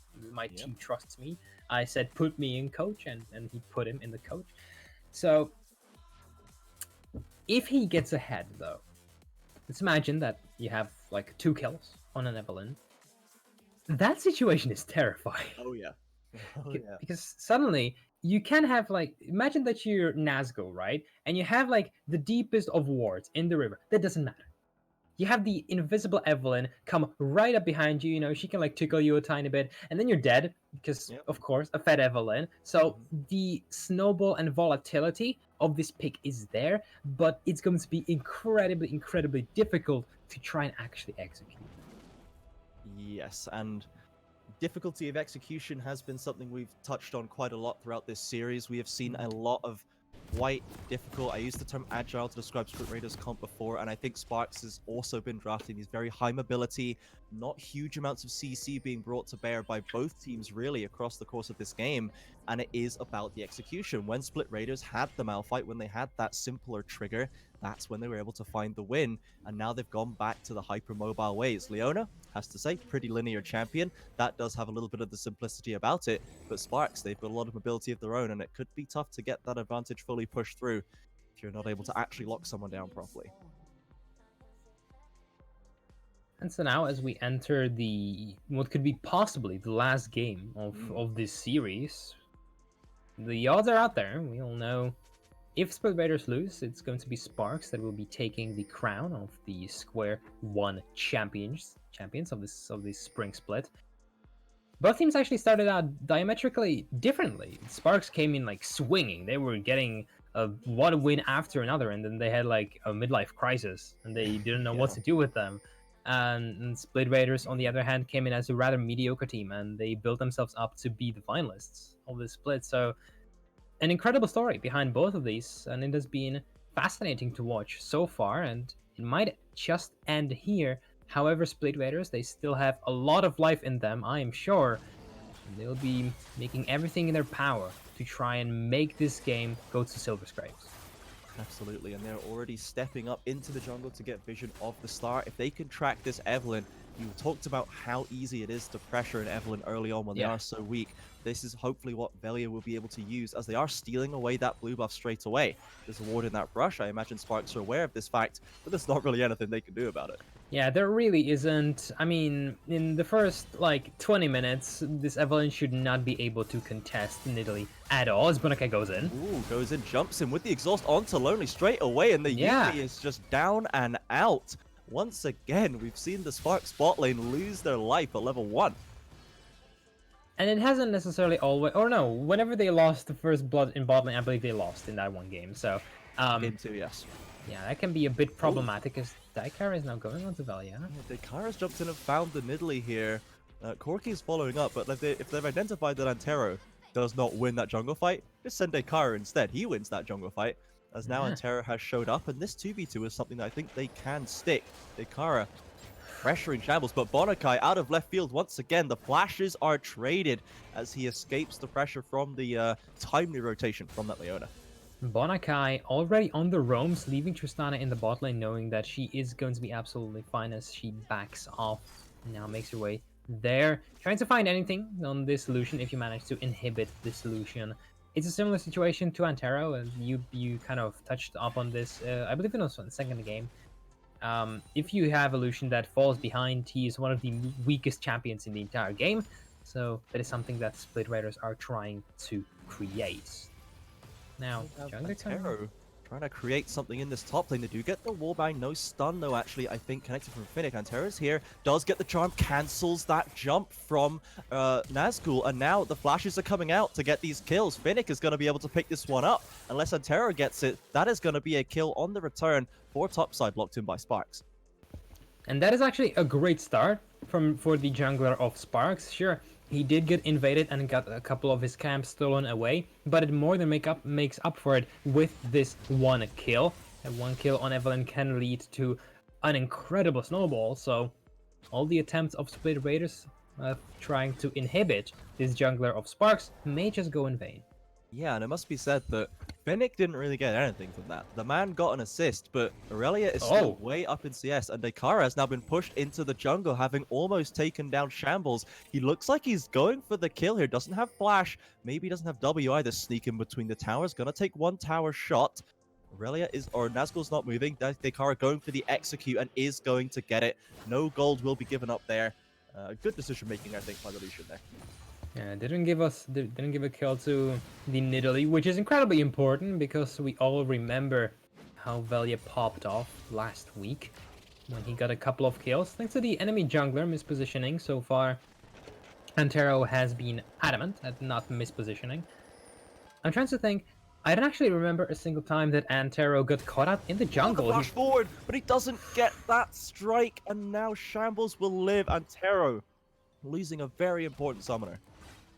Yes, and as you say, an incredibly important summoner, especially for the Evelynn, whose only way to get on top of you is thanks to the Umbral Lash, I believe it is, her E. If you don't have that flash, well, the range is rather short. I actually used to play Evelynn in the jungle. It's a fun champion, but not in this scenario. Yeah, Velia has gone back to the invading ways still, taking away those top Krugs right now, as Antero is still clearing away the bot side. Finnick knows they are there. They've seen them on the vision, so Poppy has the steadfast presence to stay safe. It looks like there won't be a dive on the cards as another engage happens onto Desm in the bot side. The explosive shot is ticking up very high, and Electric God dives under the tower, but maybe went too aggressive here. Now Antero is on the backside looking to clean this one up. Uses the blast cone, comes over, but Antero doesn't have the flash, remember. Gets stunned up by Bonakai. Lonely comes over the wall to hit that prowling projectile, slows down Electric God. They will at least find a kill onto Bonakai at the end of things, but that is definitely not as much as they could have gotten there, I feel. Yeah, there was the unfortunate jump of Tristana after Desrim was already dead. She thought that she wouldn't be able to get that instead. Electric God overextends and pays for it with the slide, giving the second kill of the game to the Evelynn. However, he does have 2 kills on his own, and he has picked up the coal, sure, and that's a relatively passive item. However, Tristana is going to still have so much damage, and Bonakai with the Moby boots already looking to be quite a lot of trouble in Sparx' rear. Yeah, Dekara forced to use the culling just to push them away there, as at least some things do never change, and that is Antero securing the first dragon. There's a Cloud Drake for SPX. Velia's waiting in the brush here. If he can get a spear onto Dekara, might be able to get something strong, but in fact waits to try and get the jungle invade. Antero clearing up that blue buff is going to secure it. Eats the spear though. Here comes the dash forward, the pounce, and the shutdown by Velia takes out Antero. Yeah, and that's exactly, like, this is what we expected in this jungle matchup, is Antero to just get constantly pushed in, constantly invaded, and constantly denied. And this is the first deny that we have seen so far, thanks to the bot lane pressure that is being created by the bot lane of Split Raiders. And this is a story that will likely repeat itself time and time again in this one game. Now there is a bit of a gold lead for Split Raiders. Nothing too great for them. Now Antero is, he's just not having a fun game. He's on the wrong side of this rotate by Nazgul and Shambles over the wall. They have found the pulse for this Evelynn. They know exactly where they're going, and they are punishing them hard. It's just really not fun if you're Evelynn at this point. Like, Split Raiders, they realize their win condition, and they realize that, okay, guys, we need to make sure that Antero doesn't get to play League of Legends, and instead he plays like chess or something. What's going on here? Dekara and Shambles, he flashes forward and trades his life. Does at least get that 1-for-1 as the side of Split Raiders was converging on his position. Antero comes through, the True Shot Barrage does not quite connect, and I think Nazgul does not feel safe in that jungle, chooses to walk a little further away. Velia covering the retreat, maybe. Antero has got the invisibility, goes through and gets the execute onto Nazgul. Eats that spear, but Velia does not want to go for that dive, and Antero cleans up a kill on the backside. That was a really good kill there for Antero. 3 kills now on this Evelynn, close to finishing the Runic Echoes, already getting invaded yet again. He's just not having a fun game. Bonakai with the stun, the Nidalee spear will not land, but it doesn't matter. A flash and pounce will get Velia another kill as Dekara returns to catch Shambles pretty deep behind the tower. just ends up cleaning up that wave after a bit of damage. Oh, drops the culling, but there is 3 people looking at him. Splash forward by Monakai. Another pounce forward. A killing spree for Velia. No hesitation taking that. And Split Raiders, they're just grouping together. They're playing as one unit, and that is something that works against Sparx. Finnick in the top lane was able to get some third plates, but it isn't nearly enough to be... what was I trying to say? It isn't enough to kind of equal it out. That's what I meant. Now Antero looking to make something happen against Shambles. Doesn't have the ultimate, doesn't quite have flash available either, I believe it does. Maybe just got it up back now, but isn't able to secure that kill as Shambles was able to get away. You spoke about the fact that you really were happy to see Shambles on a carry this game, and he is doing very well, and I'm excited to see if Shambles can actually maybe affect this game in a stronger way, as Dekara is looking decidedly weak on this Lucian. Likely will be able to do something, as now he does have 2 kills. He's going to be scaling, looking to become the terrifying Corki that we saw in the last game from Sparx' side, so definitely on the right course to be doing just that.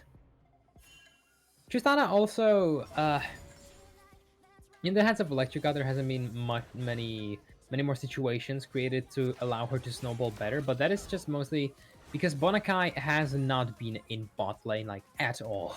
He has been just roaming constantly, whether it's mid lane or more often the enemy jungle. With his Moby boots, he has been a pain in the rear to Antero and the entire lineup of Sparx. Now Shambles has to be careful here. Going on to him. Are they going to get the charm? The flash is going to get him out of dodge, and they will not connect that charm. And now Nazgul is in here, is going to get that ultimate, diving through and following the ultimate from Antero. Dekara pops that press the attack, but can do no more. You can try and flash, you can try and do anything, but you cannot get away from the Camille ultimate. As Nazgul comes in, secures his first kill of the game after being 2 deaths down. Actually, I don't know, do I remember them happening? I'm not sure if I remember him dying at all, and he's died twice.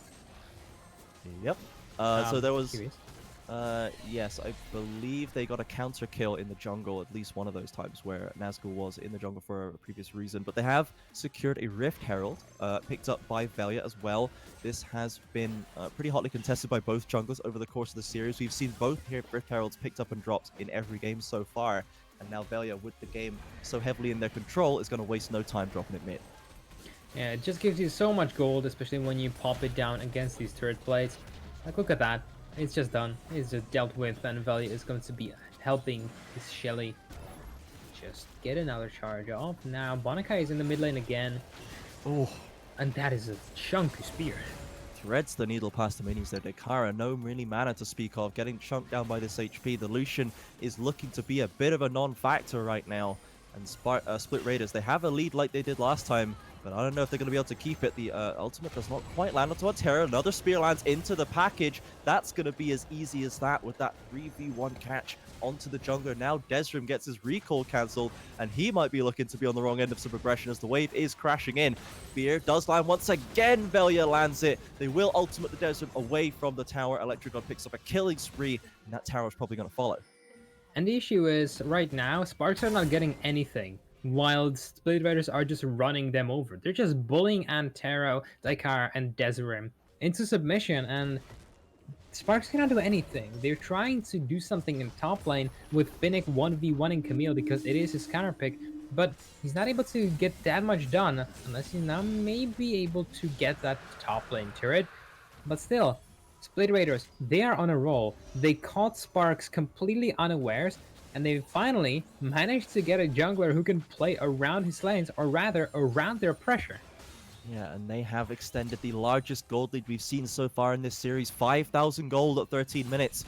Sparx, for the first time, did not secure that second dragon, but they are coming up to this top lane to try and punish Nazgul. The stun against the wall lands into the final chapter. The ultimatum comes out to try and get at least a kill back onto Finnick. Nazgul ults backwards to get that distance covered, and Dekara comes in to secure a bit of gold for himself, and the tower will fall as well. So Sparx still able to execute some play. Yeah, that's the first, or, well, one of the first proactive plays that Sparx have managed to create, and they don't necessarily lose anything for it. Oh, wait, no. No, never mind. The mid lane turret had already fallen, so they don't lose actually anything for it. So good play there from Sparx, trying to get anything on their board really. 2 kills on Lucian is not too shabby. He hasn't finished the Blade of the Ruined King yet. He should be able to do so soon, especially after that kill. 3 kills on Evelyn is also rather nice, and you will always have this Poppy playing into a relatively AD heavy composition. Of course, you still have the Nidalee that you have to worry about, given that she has 4 kills. But still, she will be a formidable frontliner. But Finnick has been caught up with Lonely on the backside here. Velia and Bonakai over the wall. Catch out this Poppy. Lonely says, see ya, buddy. This is your problem, not mine. But takes a spear to the face. Bonakai chooses not to chase. But that is still a kill picked up in the top lane for Split Raiders. And this seems like just like entirely different Split Raiders. Or not entirely different. I feel like this is exactly their playstyle, except this time around, it's actually working out for them. And Sparx, they're at a loss. They don't necessarily know what to do to try and actually match them. Just because Antero, he has to farm at least somewhere. Flash forward by Bonakai into the Zenith Blade. Shambles pops it up there with that Q. And Dekara a little too far out in that mid lane with no tower. Yeah, no tower there. He just falls immediately. Antero now looking to pick up some of these creeps, but is going to have to fall back as the inner turret is taken. And this is the Split Raiders that we all anticipate to be coming into this series. Confident, early game heavy, and that's exactly what we're getting. 5-0 on Velia, looking to make this game his show. However, it's not just him that's shining. Bonakai, the big MVP here. Electric got to jump forward and drop the exhaust onto Desjun, but the team is there in tow. Final chapter forces the flash out of Tristana, and Bonakai will cover the retreat, but that bot lane tower still falls. The turret still falls. Now, can Sparx do actually anything here? You do have the Evelyn sitting here. Velia But has come Velia's up to very match, bad. though, and this is a very strong Aurelia. TP comes through from Finnick to try and secure this kill. Velia is going to get slowed by the power projectile. Flash forward and does not connect the wallbang, though, onto Velia, and they are going to escape with their lives. The TP comes to nothing.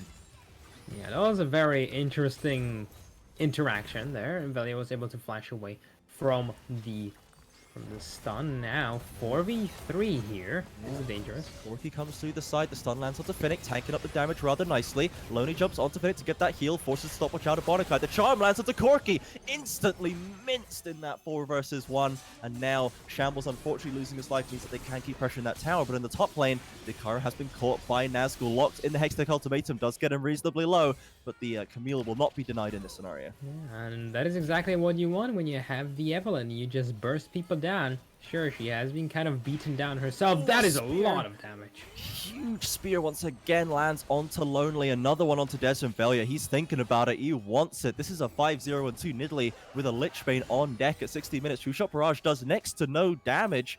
And now they have to retreat. They don't want to face this Nidalee. Bonakai is there in tow and they have no tower. They just want to get away safely.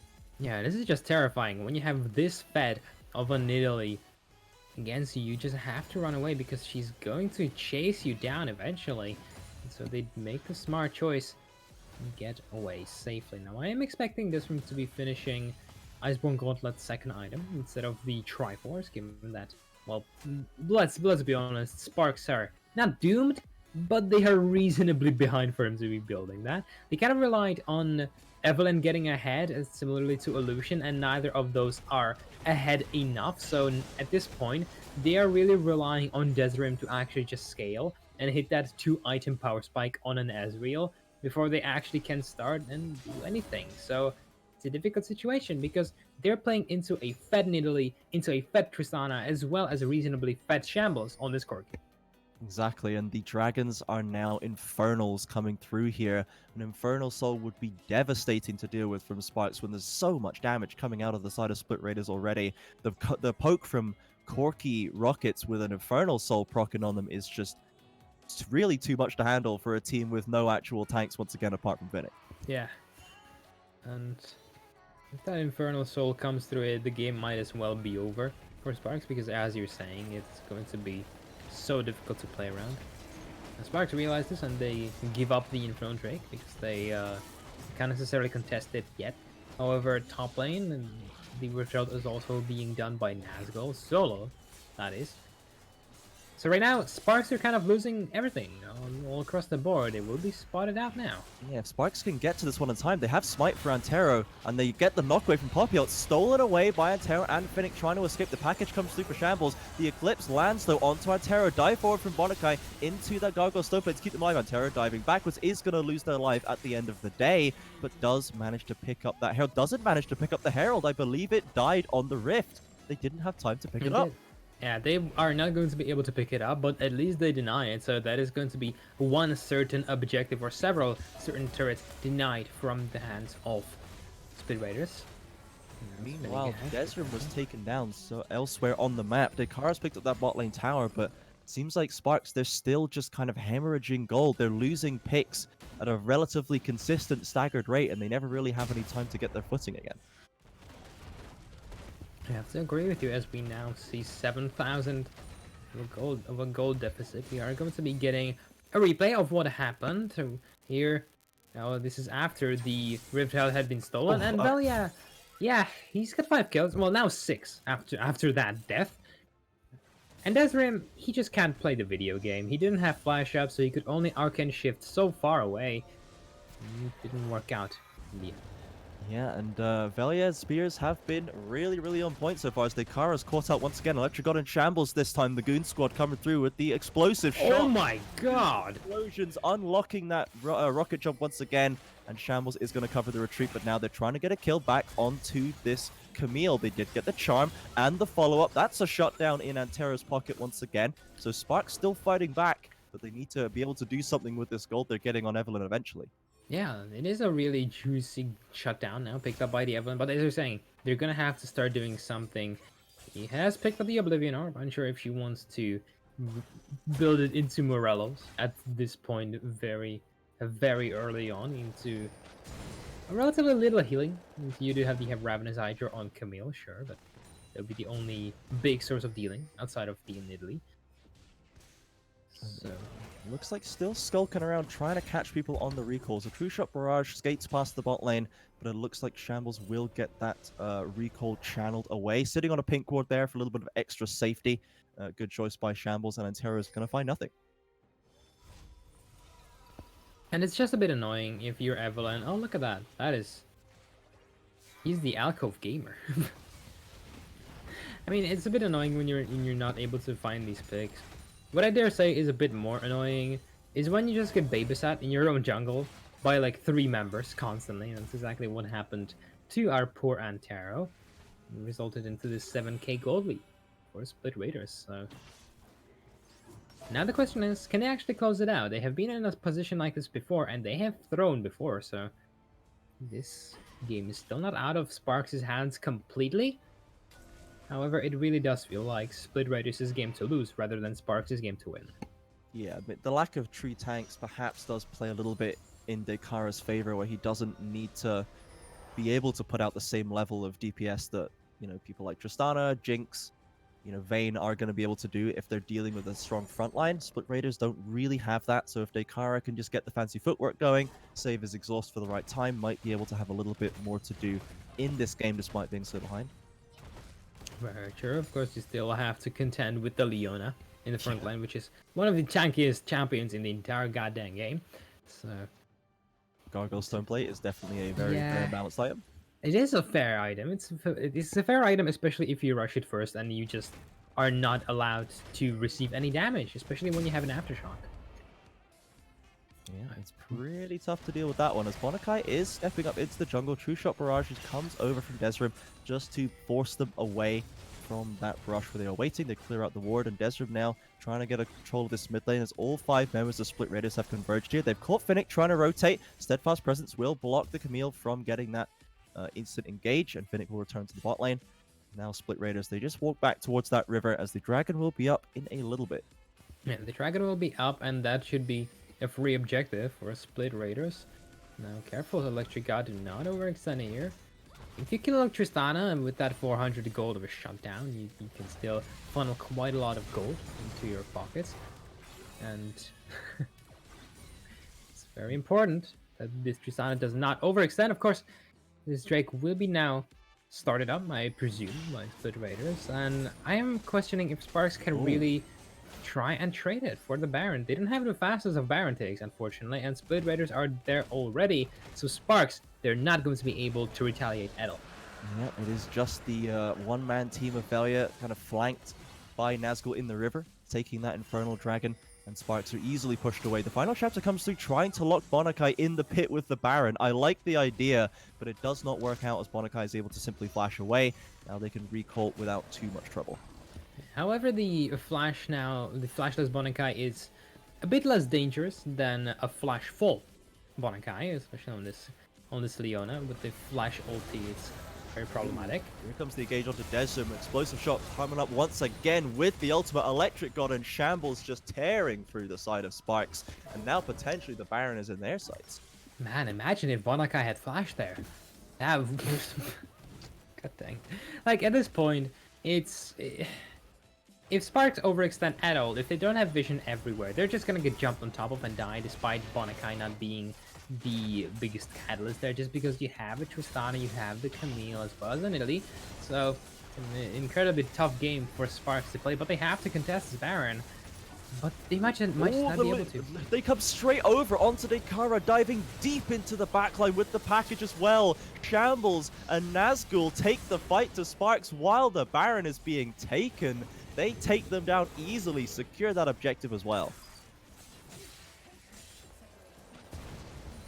At this point in solo queue, you would say GG go next. And it might be the case for Sparx, as Split Raiders have had absolutely dominant control over the entire game thus far.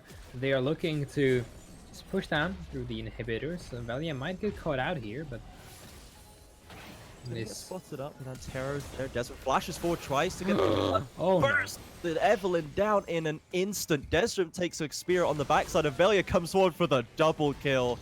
That is just too easy for this guy. You've got the Rabadon's Lichbane and the Runic Echoes. Velia takes control once again, and this honestly could just be the game ending, as they've got Baron, they've got the inhib down, they're pushing on the Nexus. Yeah, it could very well be Sparx have to mount at least some sort of defense, but it's just a 3v5. Shambles is falling so quickly. Yeah, the final chapter is used, plus the culling does knock Shambles down, but Velia is still on the front line, threatening Dekara and Lonely. A flash forward from Finnick does get a shutdown onto the Corki, retreats back to their own mid lane tower, and Finnick is absorbing a lot of pressure there. Velia on the other side, but there's just too much damage for the Finnick's Poppy to deal with, and Terror does get caught up under the tower, forced to ultimate defensively. Desrim comes out with a True Shot Barrage, and they may have saved the game right here. Desrim, he could potentially pick up some kills on the backside. Oh, no. Bonakai tries to re-engage, can't quite secure it. A shutdown onto Desrim, dives through, gets that kill on Tristana. The next will follow surely enough, and Terror picks that one up. And Sparx, they do keep themselves alive, pick up some gold as well. Alright, Desrim kind of salvages the situation, manages to make sure that they at least stay in this game for a couple of minutes longer. However, bot lane turret also pressured now, as we see. Both of the Nexus turrets have been taken out, so at this point, everyone will always, or someone will always have to be taken care of top lane, which is going to require quite some resources. Luckily for Sparx, the Infernal Soul Drake is not spawning just yet, so they have some time to just absorb all of these minion waves, all of the XP and all of the gold that is being funneled into them. However, after the Infernal Soul is taken, I see very little chance for Split Raiders or for Sparx to actually win this game. Yes, they. I've just noticed that Antera has been Flame Horizoned in the jungle by Velia, yes. and Velia has 4 completed items, including a Rabadon's, and Antero has 1 completed item and a lot of pieces. So this is pretty dire for Sparx at this point. You can see Split Raiders taking full control of that bot side jungle, making sure everything is in order and shipshape for their sole attempt when it comes down to it. And with the amount of pressure that Velia is putting out with these spears plus Corki with the rockets, I feel like there's just no safe way for Sparx to approach. Yeah, that's agree with you. And I've noticed something as well regarding Evelyn. In the past 10 minutes, she has managed to accumulate 20 CS. A solid Yeah, 2 CS. I mean, minute. yeah, That's fun. intense. That's it. It just goes to show how badly this Evelyn has been beaten up in this game. She's been constantly getting invaded, every single time she had to contend with either a Leona and Nidalee, or Leona and Corki and Nidalee, or even just Nidalee after that was enough. And Antero did not get to do anything just because he got shut down so hard, and he couldn't do anything about that. He could have given up his camps, sure, but every single one that he went to, there were enemy members on. So Split Raiders pretty much executed their comp flawlessly. Yes, and they have used that comp to pick up the amount of soul, and they're looking to force this advantage straight away as they're all 5 clumped up in the mid lane. And Terra and Lonely on the backside potentially will be able to look for an execute. But Desmond, Finnick, and Dekara, here comes the engage, and that final chapter gets a huge knockup. It's a lot of CC to start this fight off, but there's just no damage to follow it up. And Split Raiders, they will pick apart Sparx in this fight. They'll take a fight on their terms, easily win it, run it down mid, and take that Nexus. Exactly. Silver Scrapes time once again, or whatever the Square One equivalent is, as this is a 2-2 series now. Split Raiders with maybe that was the new cleanest game. That was a very strong performance from them, showing why they were probably considered to be the favorites coming into this series by a lot of people. Sparx have a lot of things to offer, but STR, they've got that massive carry potential. They bring it to full force this game, take us to game 5. Yeah, they will be bringing us to game 5 after the most dominant performance so far, as you are saying. And I'm very excited to see what the game 5 is going to be offering to us, because if it's this performance from Split Raiders, then it's going to be a relatively quick game. We are going to be seeing the final replay, and here it just goes to show how little damage there is on the side of Sparx. Finnick will be getting a great engage here, and Antara is in the back line, but Antara just gets CC'd. There is no damage on Daikara, and in the meantime, Shambles, Electric God, and Nazgul just managed to clear out Finnick together with the Yuumi that was there beforehand. And there was just nothing that Sparx could do at this point, because their jungler had fallen so far behind, and because they had given up so much pressure to the Nidalee. Exactly. That fight, you could just see every side of it. Camille's 1v1ing Desrim on one side, Velia's 1v1ing Dekara on the other. They're just getting taken down piece by piece, and there's just nothing they can do at that point. And they do lose this 4th game. They are going to have one more chance to secure this win. It's going to be match point for both teams going into our game 5. That will be coming up very shortly. Do not go anywhere, guys. This series is going to be concluded after a break.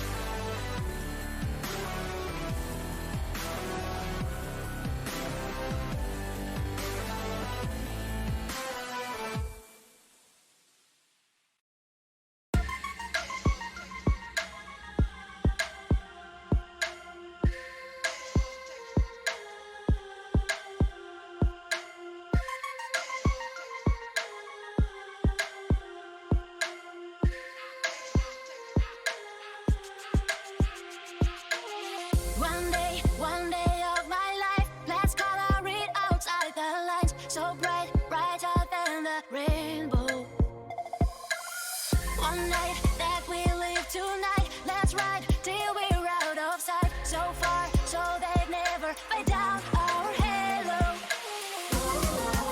Oh, let it go. Oh, let it go.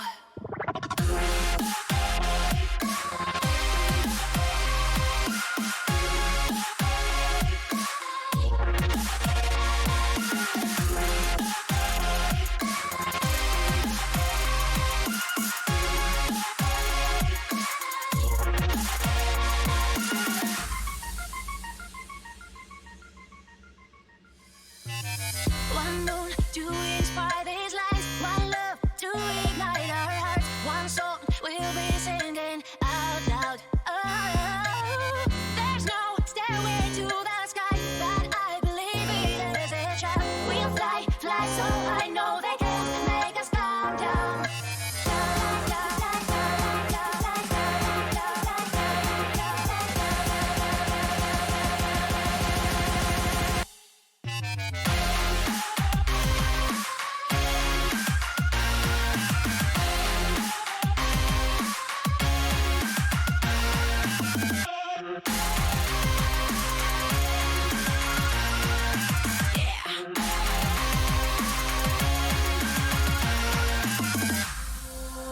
Oh, let it go. Oh, let it go.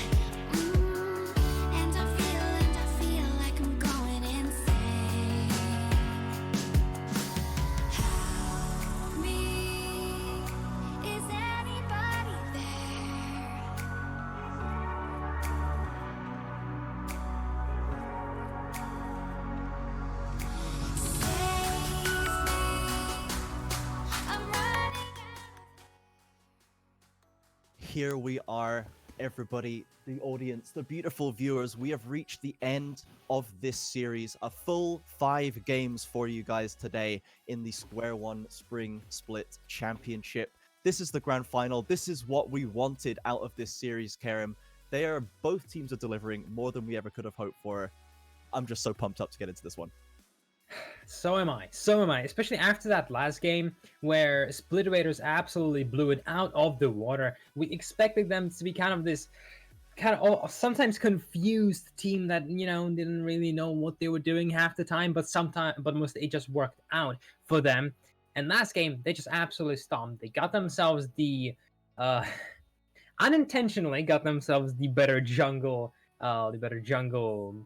matchup, and then they just played to it. They absolutely babysat Antero in his own jungle. They got Velia on the Nidalee ahead. They got their bot lane ahead, and after that point, there was nothing that Sparx could do. Split Raiders were absolutely dominant from start to finish, and I am, as well as you are, very much hyped for this next pick and ban and for the final game for the spring split of the SQ1 Championship. Absolutely, and my main question is, why doesn't Velia just play Nidalee every game? He's so good. He's so good. He's crazy good at it. But we only see it at the clutchest moments. He's like Batman. It's like No. You don't use him for like picking up litter on the street, right? You use him when you need him the most, when there is a bank robbery, stuff like that. And that's exactly what Split Raiders were in. They were 1 and 2 in the series. They were risking of losing the finals, and so they whip out the Nidalee. They call in the Batman. They beat them up virtually, not physically, I have to say. Hopefully, and possibly it can show up this game as well, so that they can secure it.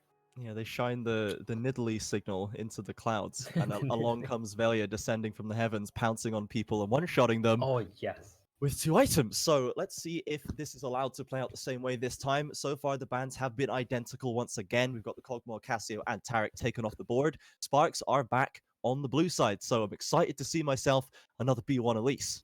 It's not. It's a B1 Gangplank.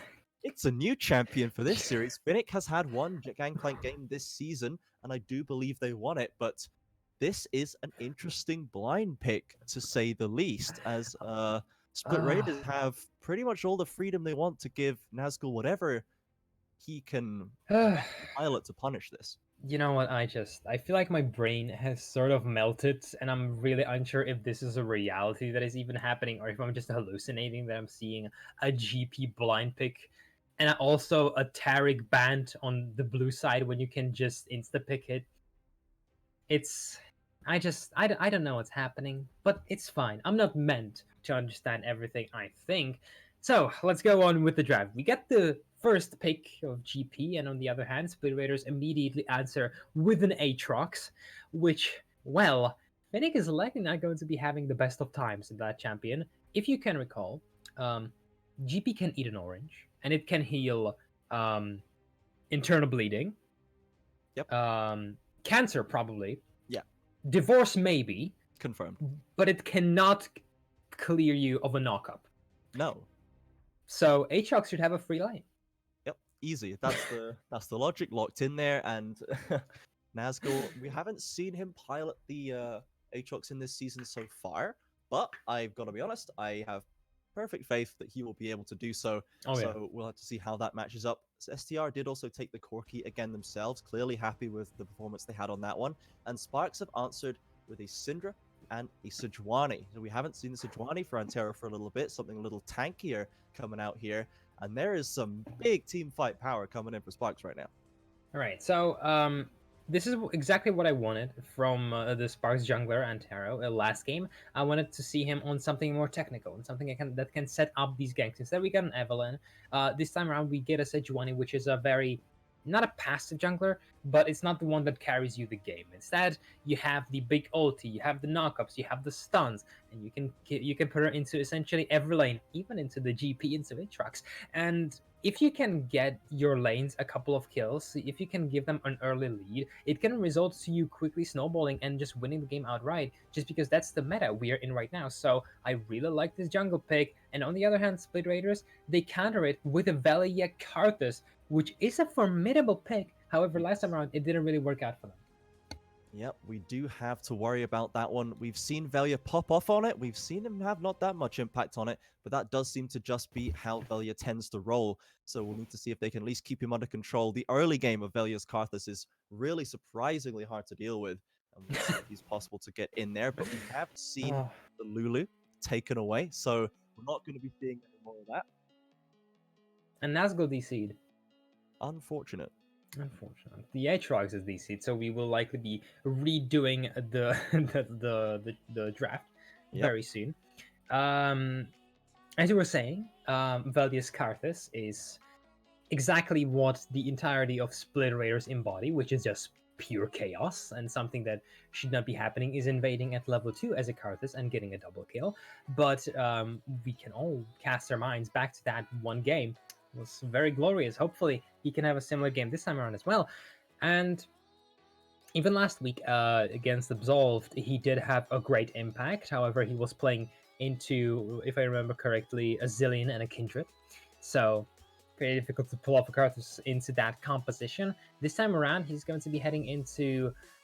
There's still the possibility. Oh no, there isn't the possibility to pick Zillion. You also can pick Kindred if you're Sparx because you already have the Sejuani locked in. So already, he's likely going to be having a better chance at a success. And he already has winning lanes that he can play around, so he doesn't necessarily get bullied by the enemy laners rather than the Sejuani. So far, Split Raiders have everything that they could possibly want. Yeah, there's no, as you say, no Tarek, no Zillion, no Kindred. It's going to be tough for Sparx to deal with this one. So we've seen them build this very strong, decently scaling team fight topside with the Syndra, Yes. GP, and the Sejuani.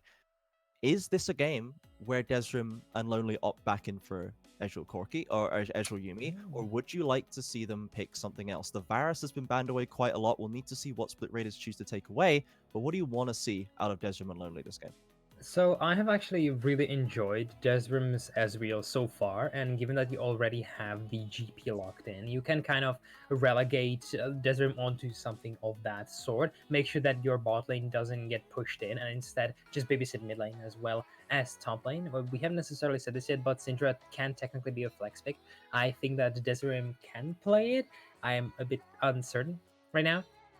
Don't necessarily remember him playing that champion, but it is a potential flex pick. We will be rerunning the draft for anyone who is just joining us, as Nazgul did DC. However, a hyper carry in the bot lane, it's a cool concept, right? However, oh no, actually, given that you have a Karthus in the enemy jungle, you can just lock yourself a hyper carry because there ideally should be no way that you could jump on top of and die. You can ban away a Tristana, you can ban away a Leona, and ideally you should have a free lane. So Sparx can go for that. However, the Ezreal still a possibility. So a hyper carry isn't technically necessary, but it could work. Yeah, and Yeah. I'm trying to think of what Lonely wants to pair with that. I mean, they, like I say, they don't have the Tarek option. They don't really have any other defenses against this Karthus, so maybe something like the Karma does offer general shielding, and then Morgana perhaps with the Black Shields can maybe help with that. We haven't really seen the Morgana have any presence here, which is surprising. It's normally relatively commonly seen in general, and we have gotten straight back in and locked in the same picks and bans, so we'll get to the second round of bans very shortly. But so if we potentially can see Desrim pulling out a hyper carry in the bot lane, what about Split Raiders? What do they need to lock in for this bot side, as it is both of their bot lane picks pretty much that are open? Confirmed. I actually really liked what they did last time when they picked the Tristana and Leona. It seems that is not going to be the focus of Sparx's bans. And if you are going to be putting Desrim onto a hyper carry, it does leave him rather vulnerable to be just slain a 2v2. So you can put them on really aggressive picks like that Tristana. Really like what the Electric God did there. However, what I know that I want from Bonakai is a tanky support, because I don't want an enchanter, right? None of that stuff. I just want a frontliner. You don't have anything in your composition like that just yet. And if you're going to be playing into something like a Syndra, like a GP, you need a frontliner to try and at least make some gap between yourself and your backline so that they're able to dish out the damage that they want. So give yourself a tanky jungler and then, or tanky support, and then we can start talking. Sounds like Brom duty to me, because we've got the Ezreal locked in already, and Desrim currently hovering the Kai'Sa. I think that would be a very strong pick to come in here. Bonakai's Leona was removed, so they did not want to see that Tristana Leona, and it looks like Electrogod doesn't want to run it one without the other. Desrim does lock in that Kai'Sa, so that's even more a team fight, and we've got that classic combination, the Kai'Sa Nautilus, aggressive bot lane, scales well into the mid-game fights, Kai'Sa scales into the late game. I've got to say, I'm liking this Sparx draft a lot. Yeah, I really am liking it as well. You have the mid game, you have the early game, you have the gank setups in essentially every single lane, and you have the late game. You have the back-to-back team fighting, you have the pick potential, you have the hard engage. Sparx have essentially everything that they could ever want. They have clear win conditions. You can play around mid lane if you're Antero with the Sejuani. You can play around bot lane. Probably leave top lane to die. But even then, you can potentially make 1 or 2 excursions out there. And so I do agree with you. I really like what they've drafted themselves so far, and Split Raiders have a similar composition, except they will have less of an agency early game. They won't really have anything unless Velia pulls, well, a Velia and just invades as a Karthus very early game. But if this draft is played out as we expected, then Sparx should have control virtually at every single point in the game outside of late game, maybe just because of the Karthus. This does really feel like the first time Sparx has opted out of the super agile, high mobility team comps, and they've gone for this basic team fight. They've got frontline, they've got backline damage, they've got CC setup. They are now being the ones pulling back the complexity, going for this simple execution thing. And we'll need to see if they're able to play it still. This is what got them 5 straight wins at the start of the season, was playing comps like this. And now they have got some very strong picks in those roles that can make one of the strongest forms of this comp for themselves. And Split Raiders, they have a little bit more flexibility, a little bit more specific champions like the Karthus jungle, you know, the Corki mid lane. Not as much CC coming out from them. Still plenty of power, it has to be said, but they don't have as many tools to get things started. Yeah, they really don't. Their only real way to get things started is going to be the Braum, who isn't necessarily the best of engage supports. He is an incredibly good at peeling away from the enemy damage. However, most of his kind of surprise engages rely on him having his flash and the glacial fissure up, and when that isn't available, it is kind of predictable what's going to happen. So Sparx should have the upper hand as well in the ease of execution as you're talking about it. I'm actually going to be curious to see the positioning of Split Raiders come mid game, because it's going to be incredibly difficult for them, on the other hand, to actually withstand the amount of engage. Because, okay, let's count. You have to dodge Sejuani Q, Sejuani Ultimate, you have to dodge the Syndra Stun, and you have to dodge literally the entirety of Nautilus. Yeah. So those are already 4 things that these carries are going to have to be dodging.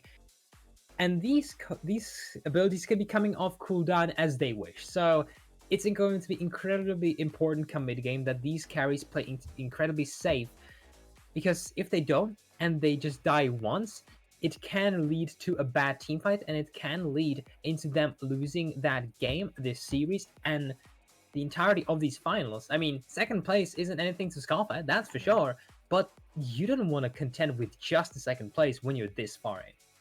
Absolutely not. Both of these teams want to walk away with absolutely everything here. They have fought tooth and nail to get to this point, and even just throughout this series, they have had to put everything on the line so far. So we'll need to see which of them has the better metal to make it through this final test, as we are going to be loading in about 40 seconds so far.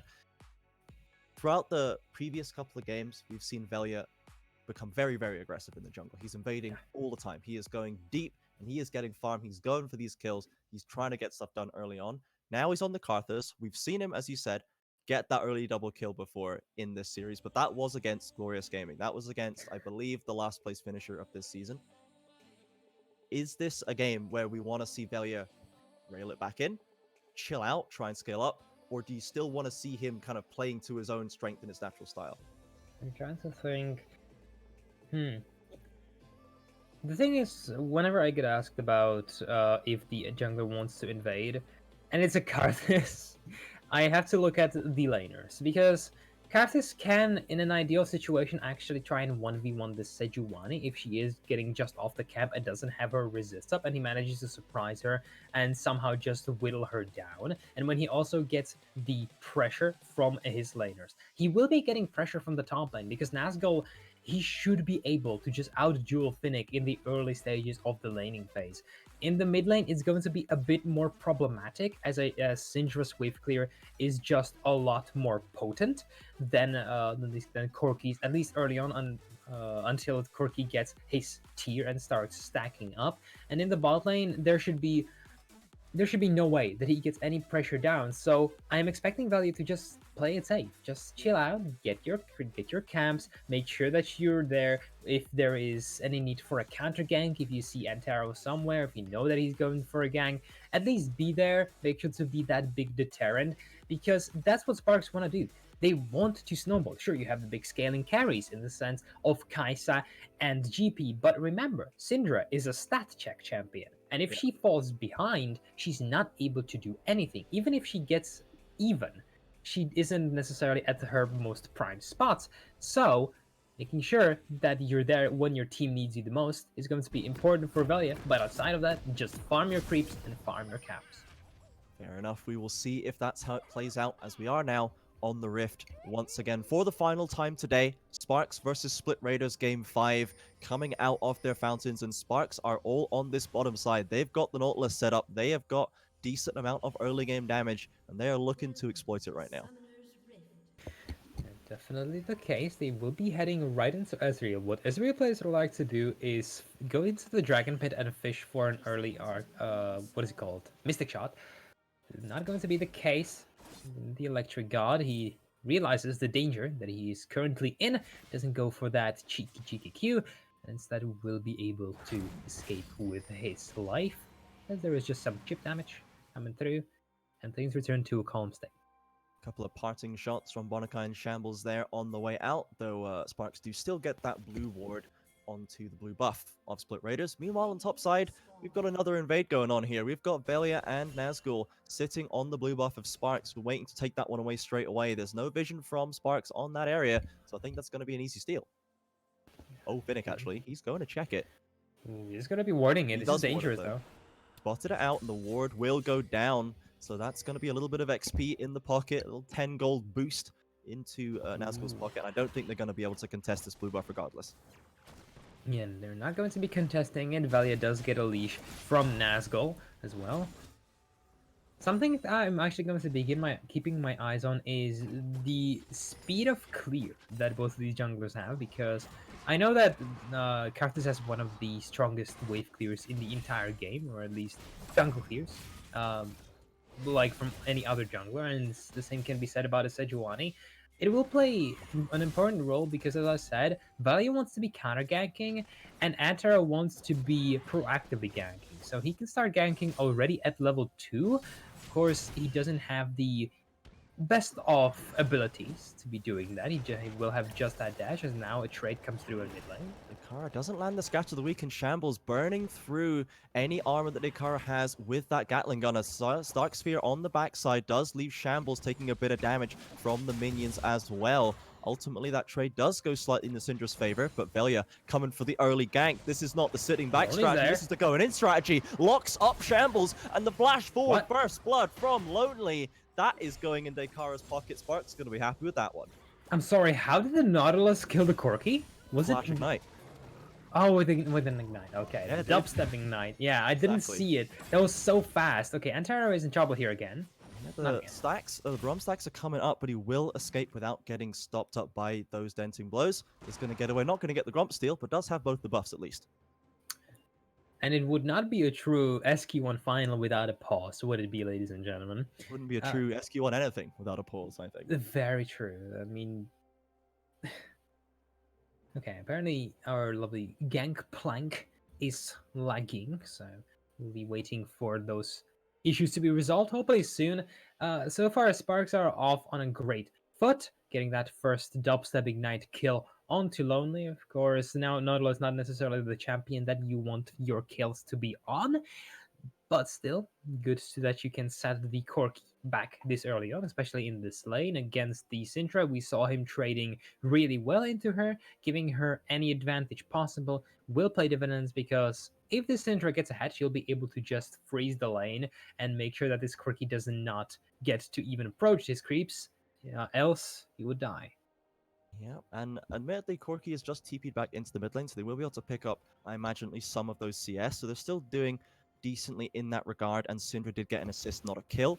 So the gold, I believe, in that lane will still be more or less even, slightly in Shambles' favor for now, but still getting them pushed in, getting some first blood gold off the table. You've secured it for your team as well. Getting a little bit of extra tanky item for SPX Lonely means that they can go even more aggressive in this bot lane, perhaps. Yeah, definitely the case.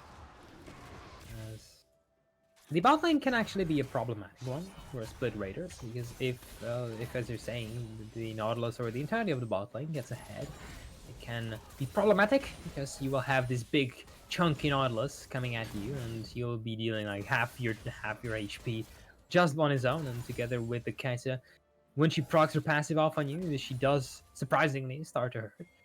So you still have to pay some attention to that and make sure that you are careful. The scats of the week coming through from Dekar in the mid lane, still trying to force this damage through, keep control of this lane. Meanwhile, Aatrox and Karthus have rotated down. The splash is still available, and they're going to come through for this gank on the top side. An interesting strategy, trying to catch Dekara going aggressive, but Dekara will not be baited in this way. And now Finnick able to farm up some minions in peace for a couple of seconds at least. Yeah, we'll be able to farm up.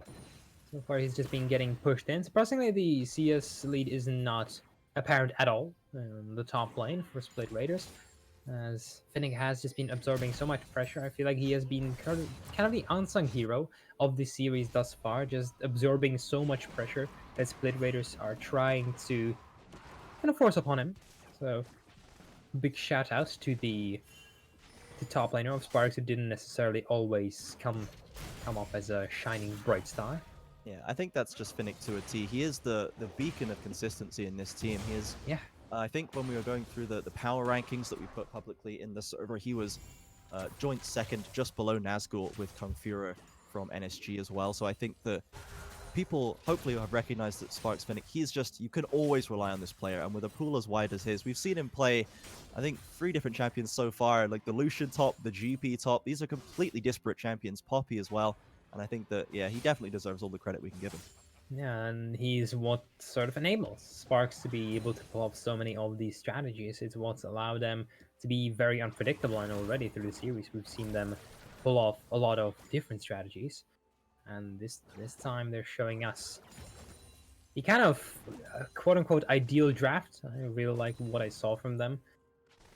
Of course, the GP first blind pick is still a curious position for me to pick the Gangplank in.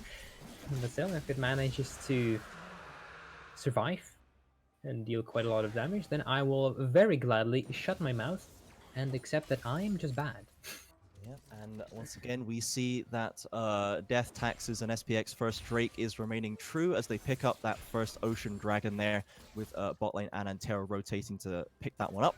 Back into normal lanes right here. The next dragon will be an Infernal, so we're going to see either a Mountain or a Cloud Soul as this game progresses.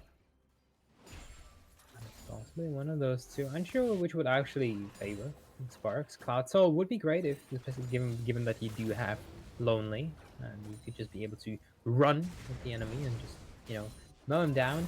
A relatively calm early game ensues as, well, it's calm. I mean, we're 7 minutes in, and normally you would expect this score to be in, just like 1 kill and the laners trading against one another. But this series has just been so dang crazy, as I say, that Finnick is getting traded on top of. Yeah, Finnick taking a lot of pressure from Nazgul there, once again pushing the advantage of this matchup as far as it will go. GP, as the game goes on, will, I believe, begin to outscale and be more effective than Aatrox, Oh, yeah. but for now, he is definitely in control of this one. The Aatrox is, I should say. As just drops the Cannon Barrage to clear out that wave into a nice recall. Finnick not looking to get too crazy right now. Velia's trapped in the pit right there. They do have Shambles rotating, and they know that Finnick is not strong, so they're not trying to force the advantage. I like that. And they will be giving up the Scalacram this way, given that the GP was forced to use the Cannon Barrage on the minion wave, it does kind of diminish his impact in the terms of the entire map as a whole. The reason that you often lock in GP is just because he is very safe as a top laner, and if you make sure that he just survives dying phase and every now and then puts down his ultimate on the opposite side of the map, he still can have a lot of impact, and that is exactly what Finnick is trying to do. We saw Velia invade that top side once again, tried to steal the blue buff away, I think, but Daikara had just picked it up. There wasn't a Gromp, and I'm not sure who got the best of those wolves that Antero was also on, but still, we see Velia going for those invades that we were wondering if he would go for, trying to use the advantage that his top lane, I think, has in the pressure war, but wasn't able to pick up that much for it so far. 11 CS lead for this jungle. Not to be sniffed at by any means, but I think he's going to have to accrue a little bit more of an advantage before they can call themselves comfortable. Oh yeah, I have to agree with you, because you still have the big scaling champions in the sense of this GP and Kai'Sa playing against you, so I don't think you can ever say that you will be very comfortable as a side of Split Raiders when it comes down to the scaling aspect. Of course, you still have the Corki, you still have the Karthus, so it's not necessarily just a question of who scales better, but who's going to be able to play the team fight better. And Karthus can go play Suicide Karthus. It's how Split Raiders won the last game of their last week's game against Absolved. However, still going to be curious who's actually going to be initiating these fights. Something that we haven't necessarily touched on just yet as we enter the second pause. Split Raiders actually have so many more rooms to poke with. You have the Corki, you have the Azriel, and you have the Karthus as well. And whenever you have a Karthus in your team, it actually works really well with a poke composition, because whenever you chunk someone really low, you can just ult them with the Requiem, and they're either going to be forced to use some summoners or already their defensive items, something like the Zonias, especially if they don't have any champion like a Kindred or a Zillion. So this composition is actually going to be working out splendidly for Split Raiders as we get into the mid to late game. However, remember, Sparx have a way of countering that, and that is just running into them with the Sejuani and Nautilus. Absolutely. They not the most intricate strategy needing to be employed here by Sparx. And they will see if they can get that done. We've got a nice little setup in the brush here. They're going to catch Bonakai, checking the brush. The stun comes through, shield will be raised. A lot of damage coming through from the two quote-unquote tanks. They catch another tank in the jungle and easily just melt through him. And this must feel good if you're Antero. Like, the entirety of last game, he was bullied around, especially by Bonakai. And this time, he finally manages to get the Karma to bite Bonakai in the rear as well. Well, except he is the Karma this time around. And he does get his first kill on the board. Surprisingly, I think that the fact that two tanks can solo out another tank caught you a bit off guard. Well, tanks can kind of 1v1 anyone in the current meta. I remember the Maokai game. Didn't remember who actually played it, but I remember that it was a Maokai. He had like he had the newly upgraded Sunfire Cape. Yeah, and he was just 1v5ing. So yeah, I mean, I'm an Ornn main. I'm used to that life. I've been living that life for seasons. So none of it's news to me. But we are gonna go back into this top lane where Finnick was up against Electric God for a short while there. Aatrox has been hanging around the mid lane. Looks like they're going to return to their usual assignments before. And if we look at how the general gold layout has gone through, we've got about 500 accrued for Sparx. So they haven't really gained anything besides that first blood and kill gold. They do have the dragon, of course, but CS and gold in general across the game is relatively even, mostly due to Velia keeping up so far ahead of the Sejuani. yeah, it really is. And the problem is the goalie. Oh okay, no, never mind. Finnick's been caught in this top lane, everything being dropped. The World Ender comes through as well. Finnick is going to get knocked up once again, but he will escape. Saves his flash. The flash from Nazgul not going to land, and he takes another tower shot. If he'd taken another, that would have been curtains, but a rare misstep from Nazgul, not judging the distance. And I was going to say that, sure, Velia has the CS lead, but he doesn't have any pressure to play around. I am proven wrong, as apparently Velia doesn't care about pressure. You may be pushed in, but Corki goes in. Package used in the bot lane as well. SPX easily going to walk away, but as you say, the Dragon's picked up there. That is the Infernal in their pocket, and it is a Mountain Rift coming through here. So Sparx Sparx are the team with more tanks, and they are going to be happy with this one. Dekara searching for Nazgul, cannot find him in the top lane as he gets ringed around the Rosie and is going to have to return to the river. Will be able to return. So the Infernal Drake, incredibly important that Split Raiders take him, as giving free reign to Sparx over the objectives would be nigh impossible to play around, I dare say. Daikara is just He taking throws it away right the on top of him. Jesus. I like that. That's ballsy. I like the message he's sending there. Yeah, it's a pure alpha move, taking the objective and just throwing it in the enemy's face. It's wonderful. It's good to see. Good to see the humor isn't lost on these players. The situation is incredibly tense right now. Phoenix still standing relatively far up in this top lane. Does have 2 items completed off the Triforce, but isn't really going to hit any kind of strong level until he gets that first item locked in, whereas Aatrox, even just with that CDR reduction he's got from his 2 items, is going to become pretty fearsome. Choosing to recall right now, though, Phoenix happy to pick up that gold. And I think we need to look towards the mid game for Split Raiders here, because they've got 2 tiers. This is a big mid game spike when they unlock those mana moons for both Corki and Ezreal. Ezreal especially has a very strong mid game spike. Yeah, he definitely has. It's kind of the meme with him unlocking the 2-item power spike when he spikes with the mana immune, and sometimes he can go Iceborne Gauntlet or the Triforce. What I've actually been seeing quite a lot of recently is going for the mana immune and Blade of the Ruined King's second item. I'm sure I actually haven't seen that in the series yet, so like not going to be the case this time around, as the Ezreal has that sheen, so he can still opt into either of those 2 items. Yeah, as you say. I think this does need to be a Triforce game for him. I think Electrogod needs to be able to pump out even more damage as well to keep them in this one. There's not an overwhelming amount of AD damage coming through from SPX, and they're moving into this jungle to secure this tower if possible. They're going to get some decent plate gold locked in. Dekara coming through, Shambles a little bit behind, and there's the Herald drop. The wave's about to die, and Terra pops his stopwatch. I'm not entirely sure if that was necessary, but they are going to secure this first tower off the play, and Sparx now, they're actually getting the early game pretty decidedly in their favor, despite going for a more team fight focused comp. Yeah, it's probably with just fat fingers on that stopwatch is what I assume. Actually thinking, what does build stopwatch for? Gargoyle, right? Yeah.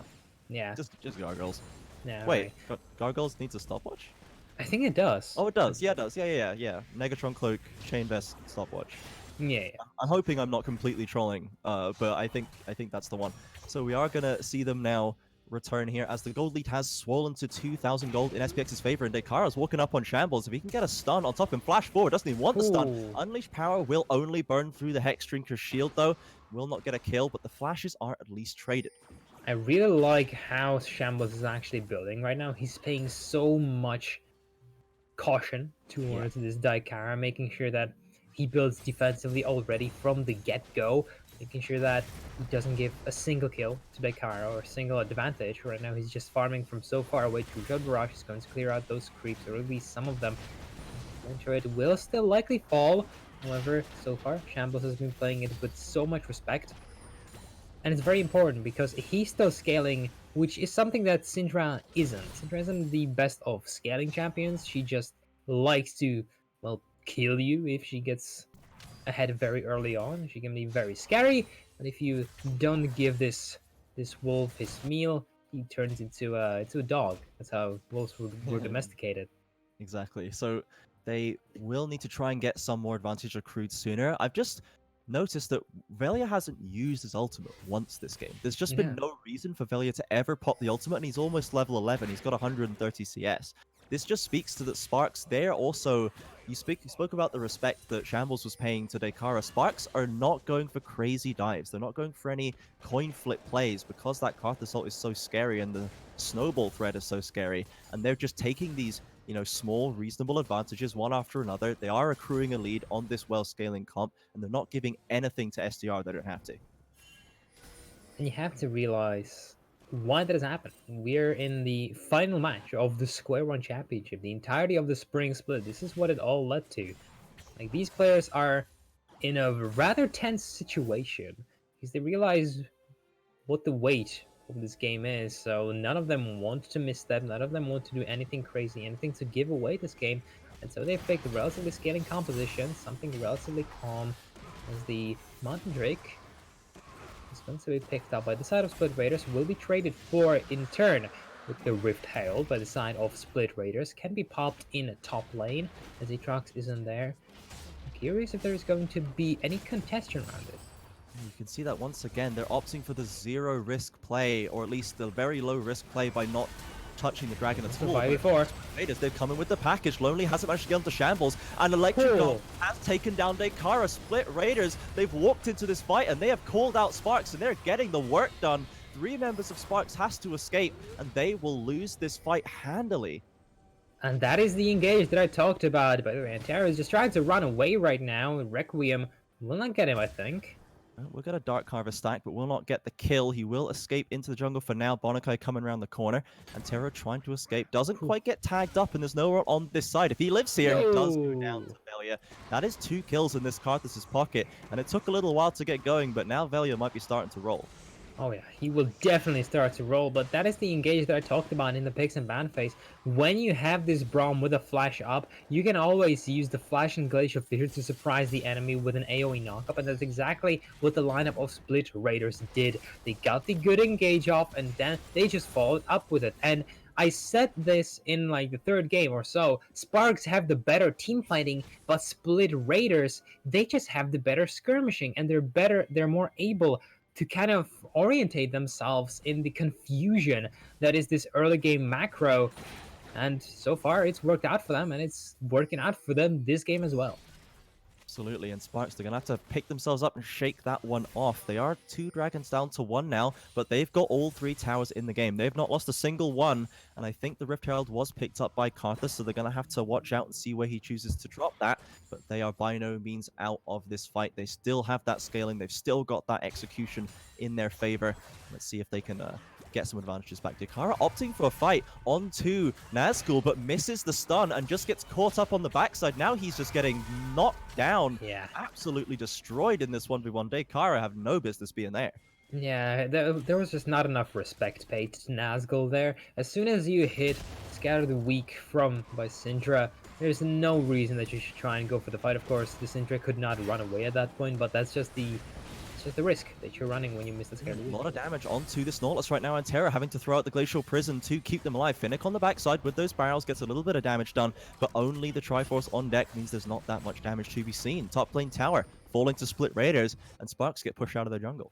And despite all of this, the gold lead is very much even. Just about 100 separates the 2 teams from one another. That is going to change as Rift Herald is popped in that mid lane after that glorious team fight for Split Raiders. They are going to probably get a second charge off here. They've invested the time and the members to getting this one to go down. Whether they can get the turret is another question, as there are 4 members of Sparx ready to push them away. They are going to secure that one, forcing a flash out of Electric God. Lonely fishing for that engage, but can't find it. And not going to be able to find that just yet. But Raiders are currently in a really good position. As you were saying, Electric God is going to be going for that Triforce.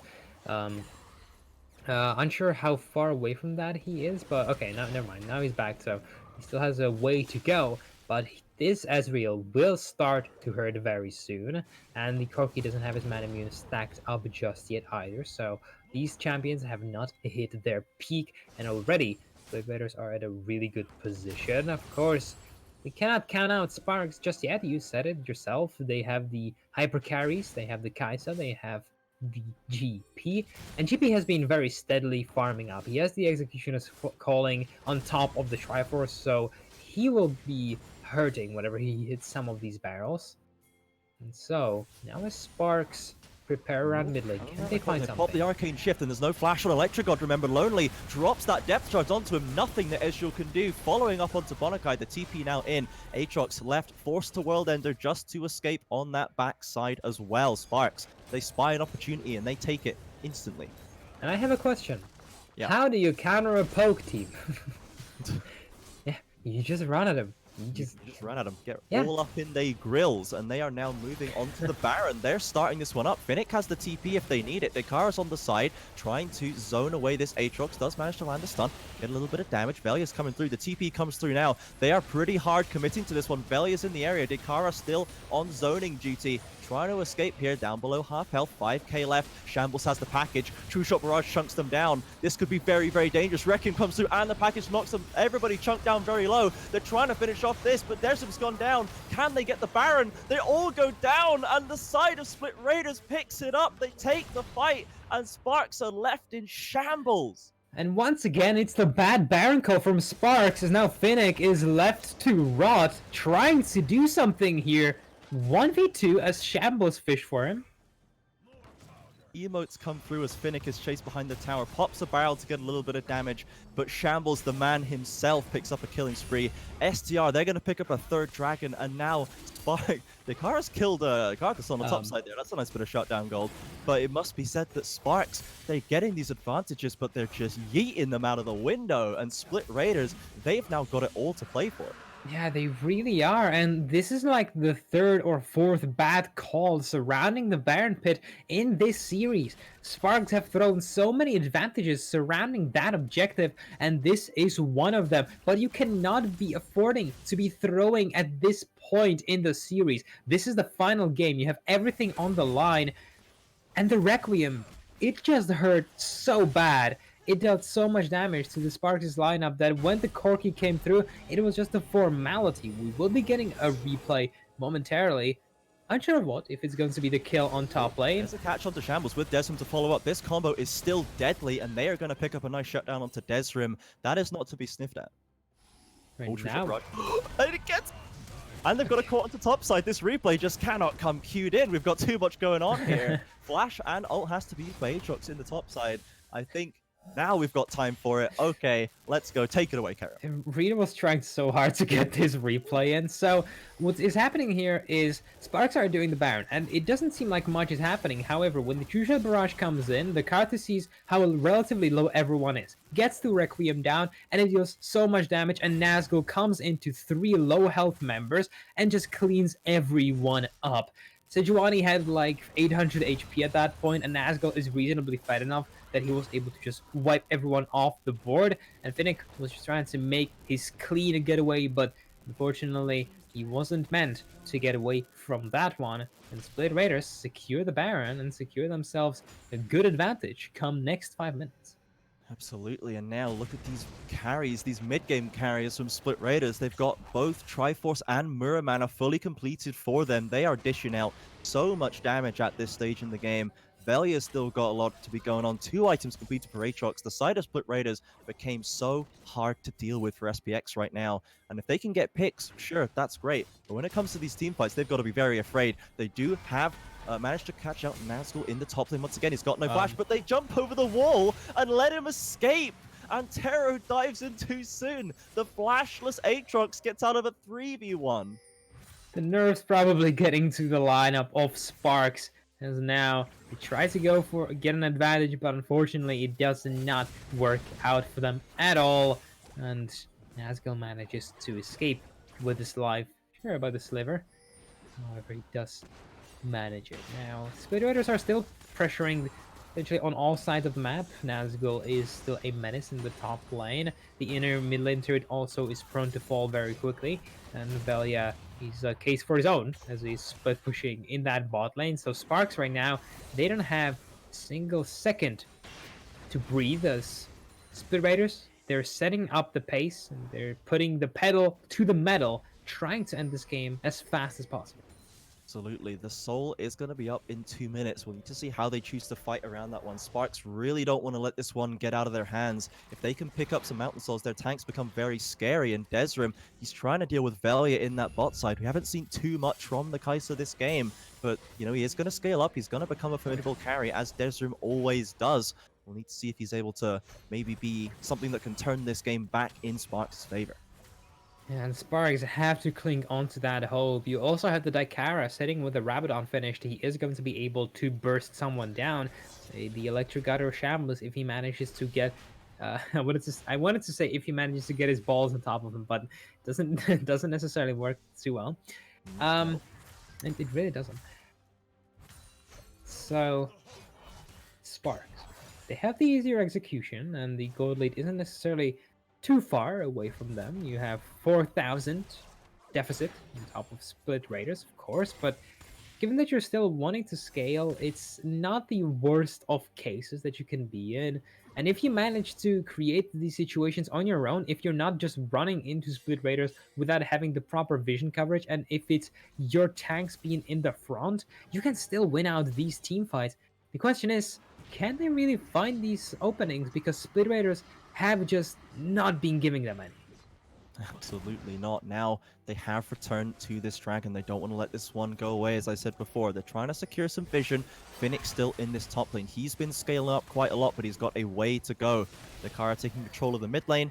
And SPX have been forced out of the pit by that poke coming out of Electric God. He's doing very well on the Ezreal himself. Velia trying to get control of the area too. Finnick now. He's rotated over. We've got a TP Aatrox waiting in the base, waiting for a potential flank. You can see a red ward in the mid lane there where he can come through. Dragon spawns, and now it seems like the package is also ready and on deck. It's been started up by Belly. Here comes the TP, zoning Sparx back. They're trying to burn this dragon down. The soul is going to disappear before you know it. That's going to be easily secured by STR. Now can they win the fight? The Brawl Melt comes through onto Lonely. Dakara on the side. Doesn't get a stun quite yet. Is forced to walk away. Aatrox catches Lonely. In comes the package, cutting him off from his team. Shambles deep into the backside. Flashed on by Desrim. Killer Instinct to follow up with the exhaust. Can he win this 1v1? Looks like he's going to get that kill onto Corki, but now the Requiem comes through. Easily stopwatched by Desrim, and Terror dropped very low. Dakara 2 chased into the jungle. Desrim trying to escape. Does have a blast cone. If he can only reach it, dodges out that knockup from Aatrox and escapes into the Baron pit, but Dakara, no such luck, my friend. You will be going down. The soul has been secured by STR. 3 kills for 1. That's another big W for them. That is an incredible win for Split Raiders in that team fight. Dakara was not able to influence that fight at all. Desrim now in a tough position against Velia. The Baron is being made right now as we speak. Desrim trying to fight the Karthus, and the True Shot Barrage flies through to secure it. Not a great choice there, and the Baron surely will go through uncontested now, as there's just no carries on the side of SPX to do anything. That was just one skill. There was one skill and it almost one-shot Desrim. It just goes to show how much gold Velia has on his pockets. I thought that there was a Sparx member there, but that was instead just Shambles. Sparx do not contest the Croatian Raiders at all, and they just put the Baron into their pockets. And with a Mountain Soul, they have everything that they could ever ask for, together with the scaling composition and a fed Karthus to just go and close out this game. Something else I'm really loving here is Shambles on Corki, man. 2 games in a row. He's been so pivotal in winning these fights. The packages have been so impactful. He's doing a great job on this champion. He had a rough lane, sure, into Syndra. You know, it happens. But he is scaling up himself. He is going to become another massive force. And if he's able to be such an important factor in winning team fights, I don't really mind that he lost the lane. Oh yeah, I mean, he is just unstoppable, really, so far. We're going to be going into the replay, and what I want to pay your attention to is Dakara. He's sitting in the top side brush, so as this TP comes in, he does have the perfect flank. However, he just cannot get close to them because Velia turns his attention to him immediately. Now, Lonely is kind of just left here out to dry and falls down immediately, and after that point on, given that the 2 primary carries go on top of Corki, it's just up to the lineup of Split Raiders to run at them and just clean them up. More fighting We've had takes a big place. fight going on in the jungle. It looks like STR have caught out the side of SPX, caught them in that bot side, trying to get out and get some vision perhaps. And now Finnick is left all on his own. There's 4 dead. The Baron is live. Mountain Soul is there. Split Raiders, they could be looking to just run it down right now. They've got the damage. Finnick is looking away. He's TPing further to try and cut the wave, I imagine. But can he do anything? He might just be TPing as an admission of the loss. SPX Lonely has left the game. Split Raiders, from the middle of the pack to the top of the mountain, the Split Raiders tear through this season. They invade the playoffs, overcome every challenge, and they walk away with the greatest plunder of all, the SQ1 Spring Championship.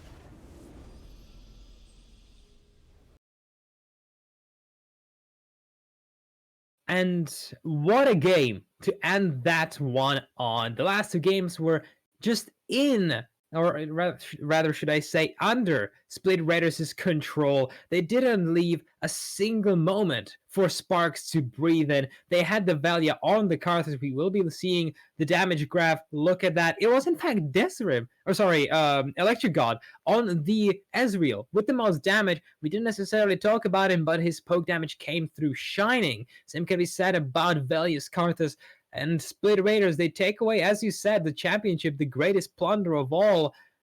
And coming Summer Split, they are going to be a contender to watch. We will be seeing the final replay one more time, as it seems that Sparx, they had a final play of desperation. They tried to go for Bonakai, but he was just too dang tanky. And when Antero jumps onto Velia, sure, he manages to kill him. However, in the end, it's all but over. You don't have enough damage, and you had to go for one big last desperation play. Split Raiders, they just clean the side of Sparx Esports up, and they run away with the victory and with the title. Yeah, so much was committed onto the Gargoyle shielded Braum and then onto Karthus, who does not give any kind of care of dying early on in that fight. Shambles then comes in to clean it up. Electric God catching them out as well. And Finnick, as we saw, just not able to do anything as his team gets absolutely run down by Split Raiders. What looked like a strong early game for Sparx ended up in STR flipping it on its head with these picks like the Karthus jungle that we've seen before carry games. They take that championship. You could see as we had the damage graphs on there that a lot of Sparx members were putting out a lot of damage. They were all trying to contribute to this one, and their comp was playing out as they'd expected. But some point, Split Raiders, they just outplayed them. They just were too good to beat right now. They made it all the way without losing a single match if you discount single game losses from the middle of the season, and they are absolutely deserved champions today. Yeah, they definitely deserve it with the greatest of win streaks that you can possibly end up on. And this series had it all. It had Baron steals, Dragon steals, team fights, picks, a lot of confusion. A lot of confusion. A lot of confusion. However, in the end, it was great League of Legends that we love to see here. And there isn't anything better to end this spring split on. Sure, we will be having the summer split, and hopefully we'll be seeing Split Raiders come back in the same form that they showed us here today, because it was a pleasure to watch outside of the questionable draft every now and then. Yeah, I'm just going to go back to my original word. I'm going to call them fascinating drafts. Yes. And we are going to be signing off with the cast right here, but do not go anywhere, guys. We have an interview coming up for you, hosted by Sarge as usual, and he is going to be interviewing the whole team of Split Raiders to get their thoughts on the series, on the season as a whole, and just where they are going to go from here, because I, for one, am very excited for this team. Please, we will be with that interview in just a few moments. Do not go anywhere.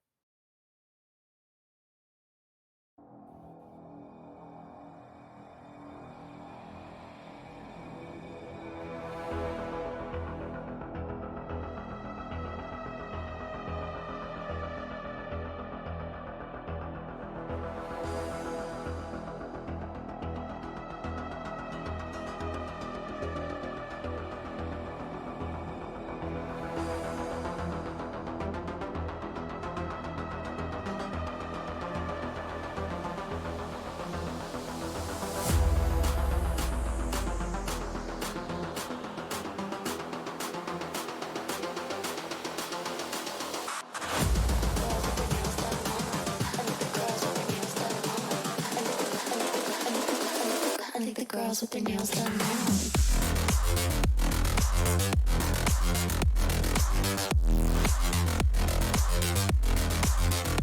Girls with their nails done.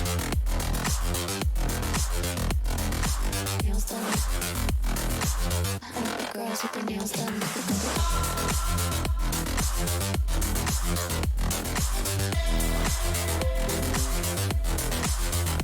Girls with their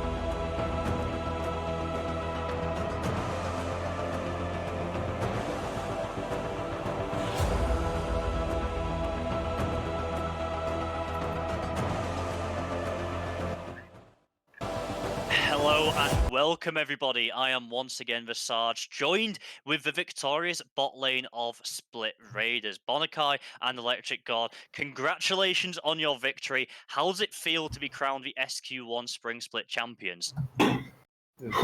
Feels amazing, man. Thank you. Thank you for all the fans, all the people watching. It was a nice tournament, I have to say. Yeah, I can't say anything else. It was a good series. The tournament was good. It feels good to win. It certainly was a good series. You took it all the way out to 5 games, and I think it's fair to say it looked fairly hit and miss for both sides, yourselves and Sparx, in some of those games. But you seem to ramp up towards the end of the series, and that's kind of a running theme of the team, really. You came online at the midpoint of SQ1, and you only look like you've been getting better and better throughout. I mean, I can say that we got better and better though, since we didn't scream a single game. Yeah. The whole SQ1. So it's just that we kind of played to our strengths, more or less. Yeah, I mean, our whole practice was literally solo queue. I mean, me and my support, we just played duo. That was basically our practice for SQ1. Fair enough. Well, it certainly seemed to pay off because you looked dominant in some of those games. And I was wondering now that you know you've been crowned the champions, you are the top of the pile, the best of the best within the league. What was your kind of thoughts on your performance as a whole? Was the team happy with how you did? Do you think there's areas to improve on? What's your feel of how you guys work together? Area to improve on, like, obviously our micro game and lack of champions. Yeah, exactly. It's like we wanted to swap some champions, to flex picks, but for example, I don't have some champions, our jungler doesn't have some champions, and it was actually tough. We wanted to draft a bit different, but it was in the moment, we drafted in the moment, basically. I see. Well, it's definitely something that you can work on fairly easily. It's not too much of a massive thing that's going to take loads of time. But I was wondering if I could possibly get your opinion on which team did you guys personally think was the hardest to play against? We've obviously seen Sparx took it to a 5 games with you now. Obviously, they are one of the very well-decorated teams within our league. But who did you think was the most challenging to kind of prep against and kind of play your style into? Absolute, definitely absolute. They were the toughest opponent. Really? Both unanimous? Yeah, unanimous. Yeah, unanimous. The toughest team to play versus. Why was that? What is it about the Absolved roster that, in your opinion, makes them the most feared people to go up against? It's just that they play a really good macro game, and we kind of don't practice, so. Yeah. Fair enough. For example, they out-rotated us in the night like 90%. Yeah, exactly. We got out-rotated by them. Okay, that's a interesting thing to look at. I have to look back at a few other games and see if I can spot that a bit more easily myself. But now that SQ1 is over, now that you are the champions, what's the team's plan for the next few weeks? We're hoping you're going to return with us for the summer split, but you've got a bit of a break. Are you competing in any other leagues, any other competitions going on? What's happening with Split Raiders at the minute? At the moment, we don't know for sure what's going to happen with the team. I mean, DBL split, the Balkan split, is going to start in like 2 months, something like that. Something like that. So we don't know who will get drafted or not. If we Okay. will get drafted or not. Yeah. Also, my exams are coming in like month and a half, so I'm gonna prepare my exams. Yeah, of course, need to focus on that important stuff. Well, thank you both of you for coming and joining me in the interview. Once again, Bonakai and Electric got the bot lane of the victorious Split Raiders, champion of SQ1. Congratulations and thank you very much for a quick little interview. Thank you for having us. No problem.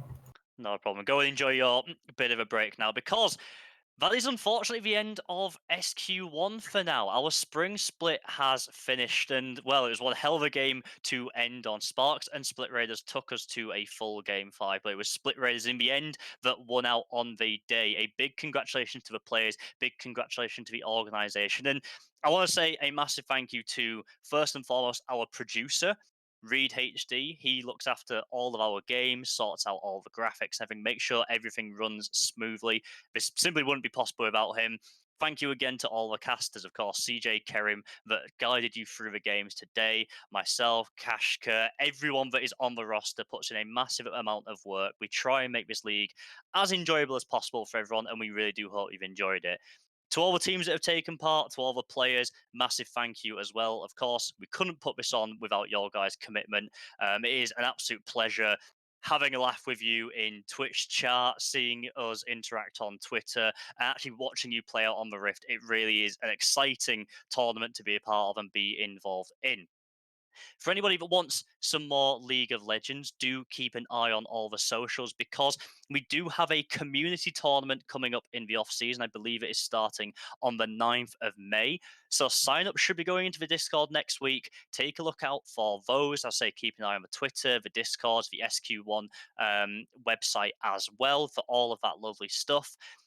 And for now, that's going to be it. That's going to be us signing out. We do hope you all have a nice little break. We do hope for, in these difficult times, everyone's managing to keep themselves as fit and active and healthy as possible. But SQ1 will return on June the 13th. That is when our summer split is scheduled to restart. And if there are any teams out there wanting to sign up, go to the SQ1 website. It is sq1esports.com. You might be able to find some forms on there for getting involved. Send us a message in the Discord. Let us know, because we are always looking to expand. We are always looking to bring more people into the tournament. Once again, I have been Visage. Thank you to everybody involved in SQ1 throughout the entire split. It really has been a pleasure. And mark that date on your calendar. The 13th of June is when we will be back. SQ1 going dark for now.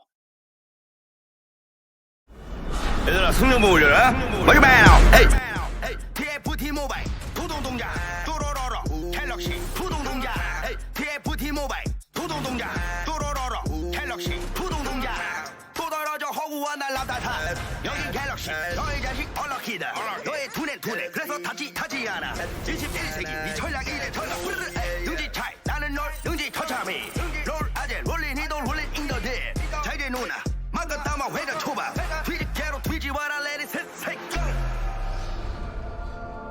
에이 TFT 모바일 도동동작 또로로로 갤럭시 푸동동작 에이 TFT 모바일 도동동작 또로로로 갤럭시 푸동동작 나의 여가 멋이 도동동작 에이 TFT 모바일 푸동동작 에이 5,6월 서리 가득 찬 놀동작 또로로로 갤럭시 푸동동작 하다 현타 푸동동작 TFT 갤럭시 푸동동작 뉴 시너지 전설등장 머신 패치 우주 토동동작 리그 오브 레전드 전략 게임 TFT 모바일 토동동작 얘들아 승용보 올려라 마지막 에이 TFT 모바일 토동동작 또로로로 갤럭시 토동동작 에이 TFT 모바일 토동동작 또로로로 갤럭시 토동동작 또 떨어져 허구와 날라다타 여긴 갤럭시 너의 자식 얼럭키드 너의 두뇌 그래서 타지 않아 21세기 네 전략 이래 전략 능지 차이 나는 널 능지 처참히 롤 아재 롤린 이돌 롤린 인더들 잘게 누나 막간 따마 회전 초밥 뒤지와라 레디 셋